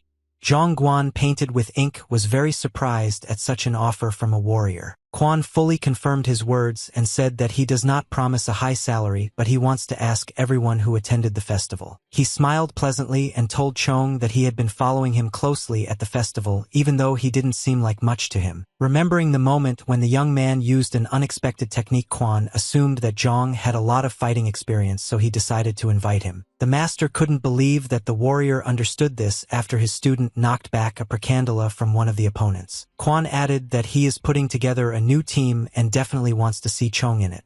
He held out his hand and offered to make a deal. Seeing that Youngguan was not too eager to shake his hand, Kwang asked again if he wanted to join Manhwa's army. Those words really revived Zhongguan. He could not lose such an opportunity, so he said that everything suits him and he is ready to join. The warriors shook hands and agreed that Jung would now serve under Quan's command in the army. Quan offered the same position to the master, but the master firmly replied that he was not interested as he did not want to strain himself. Meanwhile, events were developing in parallel on the territory of the Moxon fortress, where Menval recently returned from her festival. She needed to find out about the best blacksmith in the fortress, and one of the association members recommended a blacksmith named Jan. He said that this man has been working for 7 generations and has great skills and talents that have been tested by time. The man added that even Bukwin's commander asked him to make a sword. Manhwa concluded that this man was indeed a worthy blacksmith. A representative of the Merchants Association brought the girl to the blacksmith and said that she should only go to him for something of good quality. At this time, the blacksmith Jan was working. He hit the molten iron hard with his hammer, giving it shapes. The man looked quite old, but the muscles on his body were preserved. They continued to give him the opportunity to earn a living. Guests visited the master and stood in the doorway for some time watching the blacksmith finish his work. The buyers distracted the blacksmith from his work and announced that they were the ones who had agreed to meet the man at sunset. The master was still not burning with the desire to pay attention to the guests. He needed to finish his work, and he paid close attention to details. Finally, he turned his attention to the customers who came to his workshop. He greeted them and said that you can pass. As he placed his almost finished product on the forge, the master told Manhwa that he had heard of her being braver than many men. Manhwa asked the man if he really belonged to a family of blacksmiths. Zhang replied that his father had even made a sword for the emperor. Thanks to these skills, their family became famous and began to make swords for many warriors. However, this work is not easy. The courtesan watched the work of the master and said that they really spent a lot of time in order to prove themselves. Other guests looked at the products. Maitaer took care of the girl and began to tell that weapons are what always kill regardless of the change of generations. John added that weapons are always used for both evil and good purposes, but still their main purpose is to kill. The blacksmith explained his role, which is to sharpen the blade as much as possible for the safety of the buyer. This is simply the work of a blacksmith. The buyers listened to the advice from the master and went to have a snack. Local workers recognized the guy who wanted to run away without paying. Manhwa immediately drew attention to her brother and asked those present what he was doing here and why he was chasing her. Quan apologized to the courtesan and said that he considered Zhang a necessary part of the team but offered to change him if the lady wanted. Myung-woo couldn't stand Yung Guan's presence anymore. She silently looked in his direction and thought what to do with him. The girl lowered her gaze and told her staff leader to make the decision without her letting Chong stay. Then Meng-woo asked those present what they thought about the blacksmith. The warriors did not expect that Meng-woo would suddenly be interested in their opinion. The girl explained that she was asking them because they were to use this weapon and whether the warriors would be able to trust this master. Ma Zhangjiai was not at all opposed to such a schedule of events. He wanted to get a very sharp axe at his disposal. The man explained that with such a weapon he would be able to crush enemies in a couple of blows and it would double their destruction. Quan expressed his opinion that the blacksmith was a very good craftsman and said the right things, but they would not be able to pull him. Man Ji asked the warrior what the problem was. Quan replied that not every fighter could afford a weapon made by this master. The squad leader explained that good weapons require money and time, and in critical situations no one thinks about killing but only about defense. He added that mass production from crops or bows is much more profitable than swords because they have more killing power. Zhang listened intently as Zhang explained that many soldiers lose their weapons on the battlefield and losing such weapons would be very costly. He assumed that if someone on the battlefield had a very expensive sword, then he would immediately become the main target to take away his weapon. Meng-woo completely agreed with the warrior. She said that they had better choose a weapon that would be inexpensive, durable, and easy to use. Then Ma Zhangjiai entered the dialogue. He said he had an idea and he had an acquaintance who was now in a village not far from here. He explained that the man was engaged in the manufacture of agricultural implements and could make 100 sickles at once. Meng-woo was very interested in such an idea. Quan immediately offered to send a messenger for the master and bring him here. Meng-woo did not agree with this and said that it was necessary to go to him personally since he could become a very important link in the business. The next day, by order of Manhwa, the travelers set off on the road to the village. They went on a journey in full force. Before that, Yongguan had been begging his new commander all night to take him on the journey. Quan was eventually forced to agree. The events took place the night before the trip. The heavenly city of love was as always beautiful in contrast to the dark forest. Meng-woo had a dialogue with the leading lady who asked how long the courtesan was going to leave. Manhwa answered that for 10 days. The girl said that she would leave all her obligations to Su Ran, so there is no need to worry. but the hostess didn't really trust Su Ran. Meng Wul reassured the woman and said that Su Ran, although a child, does a very good job, albeit a fussy one. The lady said that she was very worried about the banquet, but about Meng Wul much more. The student constantly made the teacher worry. She allowed her to go but asked her not to get into trouble.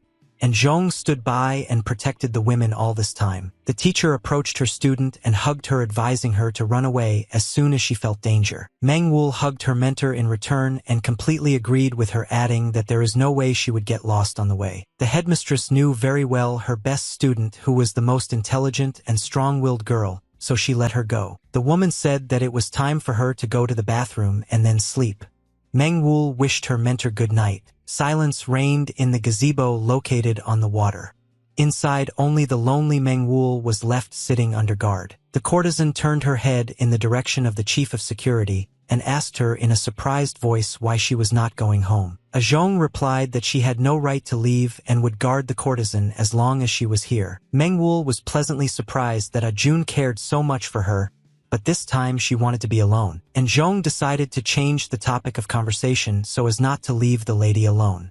She asked Man Wul if she would stay in the heavenly place of love. Despite her own fortress, Meng Wul replied that all her memories are connected only to this place where her family is. And Jung asked the girl if her family wasn't Yongguan.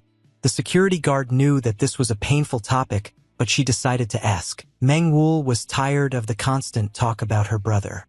She was upset after these words and thought about the answer. The night was absolutely cloudless today.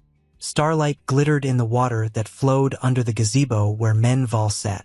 Jung said that Yongguan had a lot to hate, but he came back alive from the battlefield to meet his sister. The boss asked if Meng Wul saw his wounds, after which he barely survived but endured 10 years to find his family. Meng Wul slowly got up from her seat and looked ahead. And Zhong asked the lady to treat her brother at least a little better. Meng Wul was completely emotionless and did not answer anything.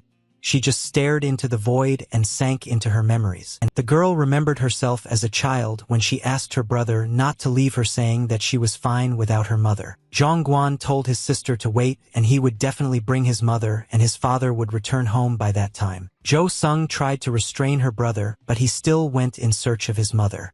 The girl was very afraid to be alone. Time passed and Yongguan never returned home. Cold and windy autumn came to the street with quiet steps. Father returned home after all. Now he told his daughter to go to her grandmother and he would go look for his son. Cho Sung has grown up a bit. She listened to her father's words with bitter tears in her eyes and no longer believed anything. Dad said to wait for him here and he will be back soon. After that, the girl cried even harder, swallowing her tears. Her crying intensified and became hysterical from hopelessness. Little Cho San did not understand what she had done to deserve such treatment. Meng Wul returned from her memories to reality, and in a threatening voice asked Jung what she could possibly know. The girl asked the security chief if she had slept with her brother. And Zhong was simply shocked by such a question and blushed with embarrassment. She replied that of course not and was not going to. Meng Wul reassured the guard and said that she was just testing her for emotion. The courtesan approached Zhong and said that a swordswoman who grew up in a decent family would never be able to understand a person who sells her body. Meng Val explained that because of her brother, her mother left home and her father died, after which she lost her family and was sold into slavery. Meng Wul asked Jung if she knew that she had to fight for food and deal with people who buy others for money. The courtesan raised her eyes to the sky and looked at the stars. These memories were too painful for her and she almost cried. Meng Wul continued and said that she knew her brother barely survived, but she herself lived in hell and wanted to die but couldn't. The girl asked the guard if she now wants to teach her about life. And Zhong felt quite embarrassed and ashamed after the story. Meng Wul added that a person who grew up in a good family cannot judge the lives of others. The girl looked very tortured. The courtesan finished and said that it didn't matter who suffered more, as everyone has their own mental and physical pain threshold. The travelers set out at dawn and were now almost halfway there. Someone told his story from his childhood in the war. This was Mu Jiangjiai, who grew up in a small town with a father who knew martial arts and was drafted into the army. The young men were forced to flee the city due to lack of food. They wanted to become a group of mercenaries and join the clan to get food, but everything turned out to be much worse than it seemed. The unit suffered heavy losses in battle as they were very young and inexperienced fighters. Mu Zhangjiai said that after the last battle there were only 4 of them left, so he decided to leave this matter and go to the battle festival. He changed his mind a lot after the tournament. The young man realized that he and his brothers could live a peaceful life, marry, and have children. Man Ji asked the young warrior why he called his commander Hung, which means respect. Mu Zhangjiai replied because he is stronger than him. Man Ji suggested that the young man called Zhongguan the same, as he also defeated him in battle. Mu Zhangjiai said it was just ridiculous. In fact, he hated this young man and did not understand why they had taken him with them. Zhongguan heard the bad words towards him and said that he really didn't like it. Mu Zhangjiai began to seethe with anger. Manhwa ordered everyone to shut up and then negotiate. She asked Mu Zhangjiai how far the village was from here. The young warrior replied that they were almost approaching the goal and they had about 6 hours left on the road. Quan suggested that his hostess take a short break. Manhwa immediately agreed and stopped her horse. She dismounted and said that was a pretty good idea as she needed to draw a map soon. The girl was told that geographic information is very important to facilitate trade, so it needs to be constantly updated. Quan admired his mistress. She managed a horse very skillfully and also drew maps. Man Ji looked elsewhere. Quan asked the boy what happened. Man Ji replied that his attention was drawn to some sounds of beasts in the forest. Quan listened and confirmed that he could also hear a pack of animals approaching. Zhongguan replied that it wasn't all. The young man listened carefully to the sounds in the forest and informed his new captain that he heard human voices there. These loud beastly sounds were made by a pack of wolves that roared loudly and caught up with their prey for dinner. It turned out that Yongguan had no memory of human sounds at all. People really had to run away from wolves. They were 2 very young boys who kept moving forward to prevent the wolves from eating their bodies. The older boy constantly pushed the younger one to move faster. The pack of wolves was getting closer to them. Suddenly the younger boy fell to the floor from being very tired. The elder ordered him to rise quickly so as not to be eaten, but it was already too late. Now the wolves caught up with their 2 victims and I was going to have a tasty snack myself. The boys had no choice but to shake. They hugged each other for the last time before dying, but by some miracle they managed to escape. A warrior came to the children's aid and drove the wolves away with 1 blow. It was Mu Zhangjiai who delivered a powerful axe blow to the nose, striking 2 animals that were killed instantly. The giant warrior confidently told the little boys to get out of here if they wanted to keep their heads on their shoulders. He looked at a pack of wolves that had wonderful fur. Mu Zhangjiai was going to use it to replace his fur on his vest. Opposite him was a pack of wild animals which were on the alert and were not even going to run away. Suddenly their bodies began to be covered with energy. These turned out to be animals that can control their energy. The warrior could not believe what he saw before his eyes. He could not fully understand how this was even possible. The wild animals were the masters of this forest and were not going to retreat. They looked at the enemy and prepared to engage in battle. Literally after a few seconds, the whole pack of these energy wolves rushed towards one man who was very worried. Then Yongguan and Quan came to his aid in time, who rose into the air to prevent the wolves from eating the ally. A powerful double explosion that was accompanied by 2 types of energy rang out on the battlefield and was able to push the animals back. Zhongguan was also surprised that animals can control energy. Quan explained that, in principle, it was possible if someone taught them. The commander ordered not to be afraid and to prepare for the attack, but said that no mistake could be made, otherwise they would be eaten. The newly formed Manhwa defense squad stood immovably in place and waited for the animals to get as close to them as possible. When this happened, the men were already forced to join the battle. A whole pack of energy wolves pounced on them. Mu Zhangjiai swung his axe as hard as he could to use his technique called the hunter's axe. He struck a powerful blow directly at the point where he observed the largest gathering of wild animals about to attack. Despite the numerous losses, the wolves were not going to retreat, but only became angrier and were going to take revenge. Mu Zhangjiai did not understand why the animals did not continue to attack. They fought side by side with Quan. The commander assumed that these trained animals communicate using animal instincts and move systematically. The warrior swung his spear with all his might and slammed it into the ground using a technique called the green spear triple strike. Wild animals saw huge losses in their ranks, but there were a lot of them and they continued to surround people. To Chona, this pack resembled a real army. Quan proposed a plan according to which the warriors could protect the children. His plan took into account that moment so as not to end up in blind spots. Fighters had to stand with their backs to each other. The fighters immediately obeyed their commander's order and landed near the children, forming a defensive circle around them. Wolves continued to attack, not sparing themselves. The warriors defended themselves, trying not to let any animal into the circle. They were constantly helping each other and covering each other's backs, but it couldn't last too long with so many enemies. After fending off the attack from the other side, Zhongguan returned to his place where a dozen animals again swarmed him. The fighters had to spend a huge amount of their energy in order to protect the children and not be connected themselves. At some point their circle was broken as the boys were forced to move forward a bit for superior defense. Quan used his powerful green spear attack and dismembered dozens of wild animals at once. It seems that they have started to decrease a bit on the battlefield. Mu Zhangjiai rushed to help the children who were being approached by the wolf. Zhongguan fought at full strength, showing the animals what his master had taught him. The young man stood out with his return. Mu Zhangjiai took his own on the battlefield by force. The blows of his axe were extremely powerful and fast. All that could be said about Quan was that he turned out to be a pretty good leader and possessed all the qualities. One of the energy ones again remained unnoticed by the warriors and approached the children, who continued to sit in a heap. They hugged each other and shouted loudly, trying to call at least someone to help with their lives. Mu Zhangjiai didn't have time to swing the axe, so he had to substitute his hand for the wolf's bite. The warrior was very angry with the children who interfered with him in battle and forced him to place his body under them. Two animals very quickly began to attack Mu Zhangjiai from behind. The fighter did not expect such speed and did not have time to counterattack. All he could do was hope for minor injuries. Suddenly a yellow glow flashed right next to his face. It was Zhongguan who noticed that an ally was in danger and decided to help him with his powerful attack. Mu Zhangjiai was not very pleased with this turn of events. Zhang said that now was not the time and told his partner to parry the attacks from the mountain. Mu Zhangjiai agreed with his partner and immediately entered the battle following his plan. Yongguan decided to take on all the attacks coming from below.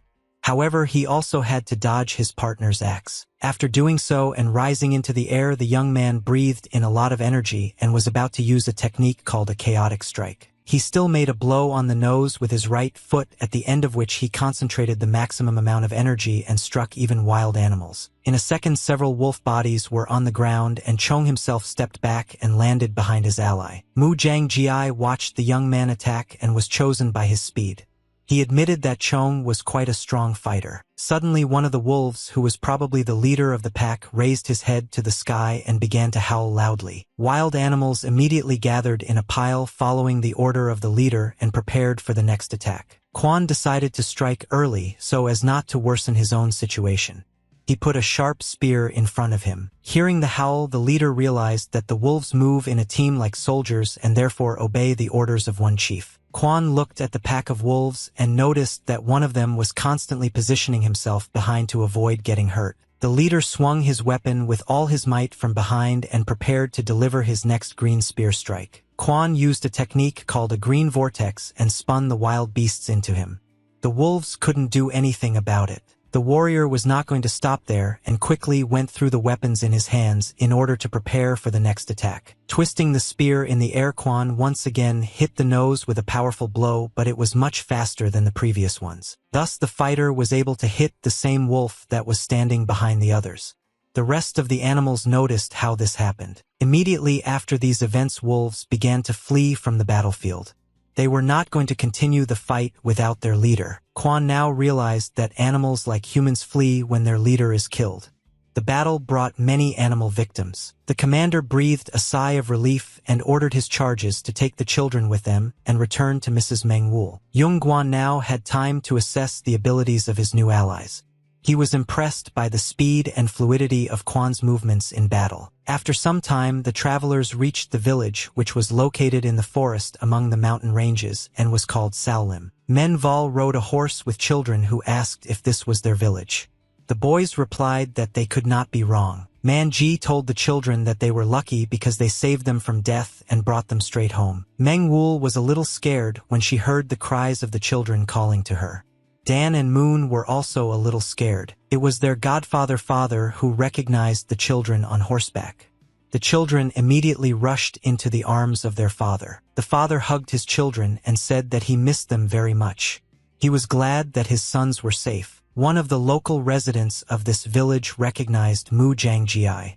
The warrior also recognized an old friend named Gain Hung. The peasant asked the warrior how he still managed to survive these bloody battles. Mu Jiangjiai replied that he managed to escape. He introduced Manhwa to his old friend and said that they had come here to meet the blacksmith. Gain Hung pointed a finger at the man in front of him and added that they probably wouldn't have to be introduced to each other anymore. He was the father of the children whom the travelers brought with them and saved from death. He was a mysterious blacksmith and village headman. The travelers were a little confused at this point. They stood for some time and watched the man and children. Meng Wul decided to take everything into her own hands. Man Ji told Zhang that if you look at the expression on the girl's face, they definitely look alike. The courtesan greeted her husband and immediately got down to business. They all went on an excursion as a group. The man led them to his small business house and decided to show them his forge, which brings him bread. The work here was a little different from the work in the Moxen fortress. The sounds of the hammer were almost inaudible. Materials for the product were mined in local mines. Workers melted the metal in furnaces in which the fire was blown to a blue hue and the iron was heated to a liquid state. Next, they poured the molten material into molds and mixed it into an alloy. Materials for the alloy were zinc and lead. After that, workers poured the alloy into molds to give the product the appropriate appearance. These were mainly agricultural implements. Meng Wul asked if that was enough. The man replied that he fully supports himself with this but is forced to sell the material at lower prices because of its roughness. Meng Wul decided to get down to business and asked if the man could make weapons if he had the process and manpower. The man replied that they could do it in the future, but it would be quite unprofitable because the process is expensive. The courtesan said that this is why she came here. The girl promised to invest in the forge the necessary materials and labor for the manufacture of weapons. Koval laughed pleasantly in response and said that it was a profitable offer because he wanted to become better for his children. However, he added that his hands are actually tied and he cannot do this. Meng Val did not understand at first and looked at the interlocutor strangely. The man added that their village was under tiger control. He controlled all processes in the village, including the forge. The travelers continued to stay on the territory of a small village in the forge. Mengval asked the man who the tiger was. Koval explained to someone that this was the nickname of a bandit who occupied their village. He had about 100 wards at his disposal. The blacksmith began to tell the story of his village, which earns a living by manufacturing and selling agricultural implements. The interlocutors were sitting in a local cafe, and the man began to tell the story that bandits attacked the village last year and took it under their control. Travelers were at another table and could have a snack. Koval added that the entire place is under occupation and paying tribute. He told the lady that he was being forced to make chains for animals and was taking agricultural products for sale. The workers had to work hard here. The bandits, of course, did not pay them a salary, and the blacksmith himself covered it all. Meng Wul watched her wards play with the children. Koval continued by saying that bandits are constantly taking away women and children. Children are exposed to brutal upbringing in a gang, so they constantly run away. That is why Menval's wards met children who were running away from wolves. Koval thanked the girl for the fact that his children were saved, but it could all happen again. Menval only sympathized with her husband. Even if you hide the children, other words, the family could suffer. That is why the man could not accept the offer from the courtesan. Meng Wul asked Quan how dangerous those thugs could be. The warrior replied that it was difficult to estimate, but he would try roughly. The young man said that the beasts and bandits use unusual force besides they are in their territory in the mountains. He added that if there had been more beasts that time, they would not have been able to deal with them, as they looked more like bandits than like a real army. Meng Wul analyzed every word of her chief of staff. She thought about how to find a way out of this situation. Suddenly loud shouts began to be heard around that the tiger had arrived. Koval was immediately worried and confused. He told Meng Wul to hide with all his charges and not come forward until the tiger left. Quan was not very happy with this turn of events.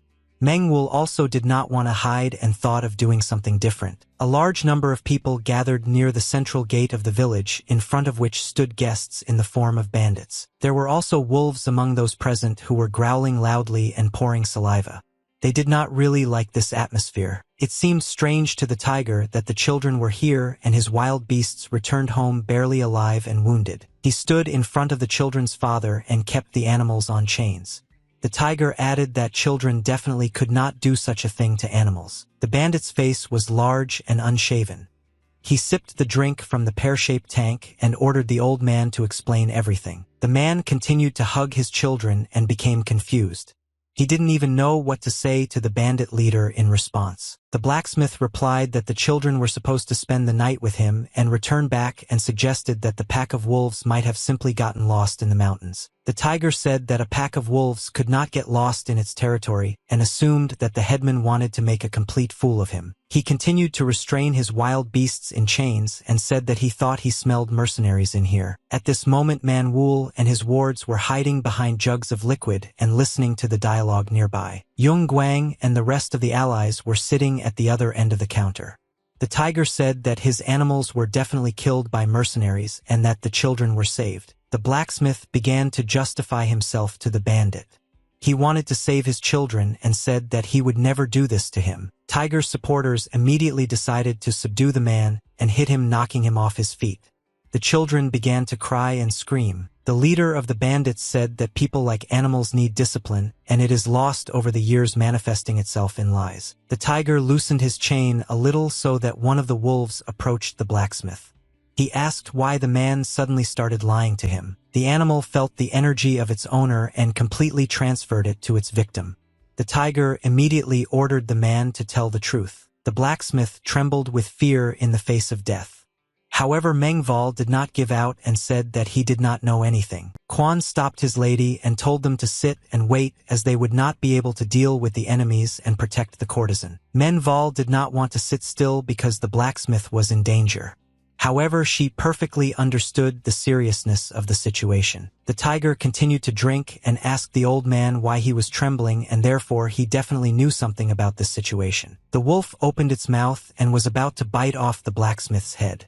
The tiger asked the man if he really wanted to die right now. The blacksmith continued to sit on the ground and tremble with fear because above his head was a dangerous wolf. Suddenly, this same wild animal licked the man's face. He was shaken by fear again, but now in a different way. The tiger laughed at the man and said that it was a joke and that it was not profitable for him to kill such a skilled blacksmith. The man is a myth. Take a breath and calm down a little. Behind him, the children who cared for their father continued to cry. The tiger said that he would spare the old man and not kill his children. The man continued to catch his breath and thanked the bandit leader for it. But these were not all the conditions expressed by the tiger. He said he wouldn't kill the children, but he couldn't just let them go. The children were taken in by the supporters of the tiger, and the father could not do anything about it, as well as the rest of the residents who were on their knees. Staring into his bottle, the bandit leader wondered how much these children could be sold for. After these words, fear appeared on the father's face. He could not believe that a thug would do such a cruel thing to him. The tiger decided to set one of his wolves on the youngest son, who opened his mouth wide in front of the little one. At that moment, a loud explosion rang out near the central gate. The wolf was killed with a powerful punch. The tiger retreated a little and could not understand who dared to do such actions in his territory. The blacksmith was also somewhat in shock and could not move away from the threats, and something terrible was also happening here. One of the bandits saw a potential enemy in front of him and began to take out his weapon, asking who he was. At that moment, a blow came from his side which the man did not expect. Mu Zhangjiai's strength could be seen in this one. Together with Yung Guan, they helped the unfortunate children. They weren't going to stand by and wait. The young men decided to act without the leader's order, since the situation was critical, and now they were looking straight into the eyes of the opponents. Quan was simply shocked by the behavior of his wards. He said he would definitely deal with them when they got home. The tiger asked the strangers who they were and how they dared to attack them. The bandits were preparing to engage in battle. Suddenly, they were interrupted by Manhwa, who came out of hiding and told them to drop their weapons on the floor and just listen to her. Bandits looked at the girl with a misunderstanding. They could not understand why they should listen to her and throw their weapons on the floor. The tiger waved again with his bottle and asked what such a beautiful girl was doing in a godforsaken village. Manhwa introduced herself as the head of one of the Moxen fortresses and added that there was simply some misunderstanding between them. The tiger asked if it was her wards who killed his wolves. Manhwa immediately apologized and added that it was all in self-defense. The courtesan turned to face her brother and waved her hand at him. John didn't understand what was happening. Then Manhwa slapped her brother hard. Mu Jiangji was simply shocked by such a display in front of him. Manhwa told the young man that he had defiled the bandit leader with his intolerant behavior. John was just shocked. The courtesan apologized to the tiger for her ill-mannered and stupid ward and said that she would make up for everything on her behalf. The girl bowed her head to her husband and said that they really didn't want that. The wards did not expect this from the courtesan. Leaning down, the girl turned to her brother in a displeased voice and asked why he was just standing there. She ordered him to also bow before the leader of the bandits in apology. Chong still couldn't understand anything. Yongguan decided not to go against his boss's words and told Mu Jiangji that he also needed to bow with him. The young men were forced to do this even though it was against their principles. Manhwa wanted to appear fair in the eyes of the bandits. The girl approached the man and said that she was actually interested in the blacksmith in this village, so she needed to talk to the tiger. Manhwa looked directly into the bandit's eyes and promised to make him an offer that would not fail to interest him. Even Tiger felt embarrassed in front of such a beautiful girl. He said that he would definitely like this offer. The leader of the bandits still succumbed to the feminine charms of Manhwa and agreed to listen to her. The atmosphere at the gate was not friendly. Kwang told Zhang not to be upset about it as Myung-woo saved their lives because they would have died in battle for sure. Surprisingly, Chong agreed with every word of his new leader. He admitted his mistake and that he almost killed them all, but he was confused by a completely different thing.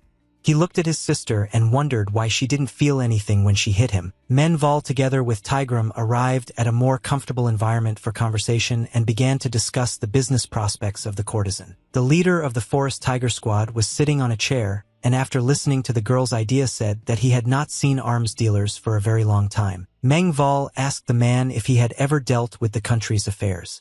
Behind the backs of both sides of the negotiations stood their guards. Tiger replied that he once worked on the northern border where traders literally forced them to buy low-quality and expensive goods. Therefore, the man had to abandon the traders to the wolves.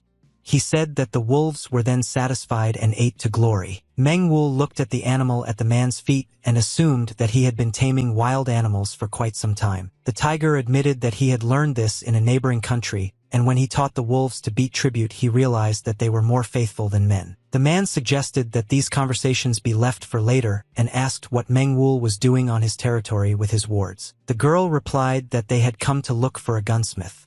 They want to find a blacksmith who will make weapons inexpensively and in abundance. Manhwa pointed to the headman and added that she had spoken with him and received a positive answer that it was possible to do it in principle. She said that she was ready to give all her money to her husband and once again apologized for not knowing the local area. The girl took out a trump card from her sleeve and said that the weapon could be used to beat money from merchants, and she would do it for him. The wards of the courtesans simply stood in shock and silently listened to the dialogue. Manhwa continued to say that the man's money would be dripping from the sky. She promised him incredible riches with which he would become very rich. The tiger listened to the interlocutor and sipped his drink. Standing up, the man said that the girl knows a lot about this matter, and by the way, he really likes the title of rich man. The tiger suggested that the young girl discuss this issue in more detail over a glass of some strong drink. He looked at the courtesan with lustful eyes and invited her to his bar, warning the girl that it was not good to refuse. Manhwa warriors were simply shocked by such talk. They were not going to intervene yet and were waiting for an answer from the lady. Manhwa also got up from her seat and bowed to the man. She replied that she would not dare to refuse her husband. The girl said that she wants to go there now, but she needs to get ready and put herself in order. She asked the leader of the bandits in a mysterious voice if he wanted to see her in front of him in such an inappropriate way. Childish thoughts flashed through the man's head again. He smiled widely and told the girl to be perfect when meeting, but he had one condition. He ordered Meng Wu's detachment to remain in this place, and when their meeting was over they would be led to the mountains. The young men continued to stand immovably in their places, and did not dare to contradict their head any more. Even Yung Guan held back his emotions. Meng Val went to make herself look good, and her charges started a conversation about recent events. Quan chided his charges for rushing into battle and not considering the fact that many children could die on the battlefield. Mu Zhangjiai couldn't understand why they had to put up with this abuse of children and was very angry because of this non-bandits. At this moment Zhang Guan entered the dialogue and apologized to the allies for being the first to go forward and forcing his partner to do so. The young man fully admitted his guilt in this situation, but then he could not do anything with himself because the memories came flooding back. Yung Guan looked with pitiful eyes at the old man hugging his children and remembered his father who was always by his side. Mu Zhangjiai reassured his partner and placed a hand on his shoulder saying that he would have rushed into battle anyway if not for Henim. Chong was very surprised. Mu Zhangjiai explained that he saw a very nice person in John, so now he is a little Hyun Nim to him. Yung said he can't be Hai Nim because he's too young. But everyone around is a maximum of 16 years old, not counting Quan. The leader did not know what to do and told his wards to think about what to do next as their situation is not the best. Thanks to Menval they managed to avoid the battle, but now everything is in the hands of bandits and they have to survive somehow. Quan eyeballed his potential adversaries and said that they were strong enough yet he didn't trust them at all. Therefore the leader suggested to wait for Manji first. The wards had nothing against it and agreed with their leader. The warriors finished their dialogue and silence fell between them. Suddenly they realized that they had not seen Manji for a long time. Yung Guan looked at the commander with a surprised look and asked where this little rascal had gone anyway. The base of the wolf pack was located high in the mountains. It lay right in the middle of the crater of a volcano that dried up many years ago. People were moving along the mountain slope. There was a very large number of them, and they were heading to their homes which were located below. The buildings here were as simple as possible. Wooden tents with the most simple roof and a small balcony. A spy was hiding behind one of the trees who was watching where the enemies went to hide after the battle. It was Manji who was trying to assess the situation around him and understand where his head was going to drink with the bandit. He was a little uncomfortable. The boy remembered the dialogue when they were in the shelter and Manwul ordered him to wait. The courtesan said that she would try to distract those bandits and the boy should follow them and look around the area. Manji went too far and stepped into enemy territory. He was going to look with just one eye and run away. The guy hid behind one of the rocks and heard how the kid was being forced to do something, so he decided to stick his head out and check. The bandits kicked the children who were saved by the travelers on the way and said that if they ran away again their father would die. Manji concluded that the bandits were taking villagers captive and forcing them to work in the mines, constantly threatening them. The smaller boy fell to the ground and began to cry. The supervisor ordered the child to blow his snot and quickly stand up. Otherwise, he wanted to finish them off. The older brother tried to calm his relative down to keep him out of danger. Manji watched all this carefully from cover. He didn't like the sight, but there was nothing he could do about it. The boy thought that he had already looked enough and listened, so he got up and decided to move his legs from here. Then bandits began to bring children and people to their base, the entrance to which was undercover and led deep. Manji couldn't resist and broke into this building. He managed to remain unnoticed and was hiding behind a pillar. The boy watched what was happening from below. There were a large number of wolves, and Manji realized that it was a wolf farm. The young man was surprised by the scale of all this action. There were a huge number of wolves here, which Manji estimated at 300. The bandit leader appeared in the arena. The wolves were very happy to see their master and immediately rushed to his feet. The tiger ordered one of the wards to feed the wolves and order the village women to prepare everything for the arrival of the guests. Another ward asked the boss what he was going to do with that girl. The tiger admitted that she had made a rather tempting offer. Meanwhile, the bandits began to feed the animals with meat. Tiger added that if the girl really paid them a lot of money, that would be great. The man considered the events in advance and assumed that they could become friends with the army again and possibly return to their ranks. The ward asked his boss what if the girl turned out to be a fraud. The tiger replied that then you can just kill her. But before that he added that you can have a good time with her as her body is best suited for such pleasures. Manji could hear every word spoken from below. He was simply shocked by the savagery and vulgarity of the bandit leader. Suddenly, without realizing it, the boy took a small step to the left and his foot broke off a piece of wood. The bandits immediately paid attention to something that fell from the ceiling. They could not understand what it could be. The men looked at the floor where a broken piece of wood lay. He looked rather suspicious for such a place. The tiger did not want to deal with it and decided that some mouse ran over it. At this moment, Manji almost put his pants on. He continued to stand behind the pillar holding his breath. The tiger went to bed and ordered drinks to be brought to his room. After that, Manji could no longer stay here because it was too dangerous. He quickly jumped to the ground and headed for the exit. The boy ran so fast that he didn't even look around where the guards or wolves might be waiting for him. At the other end of the corridor to the left in the darkness, a wild animal showed its bright eyes and was about to chase the fugitive. Meanwhile, Manhwa, we were preparing for negotiations with the leader of the bandits. The girl had a good feeling today. The bandits who were left to guard Manhwa's wards were simply shocked when they saw the courtesan in front of them. Behind the girl were her wards who looked at potential opponents with malicious eyes and wanted to attack them. Manhwa really looked amazing today. She wore a pink dress with a wide slit at the end. The girl said that all the preparations were over and she could leave.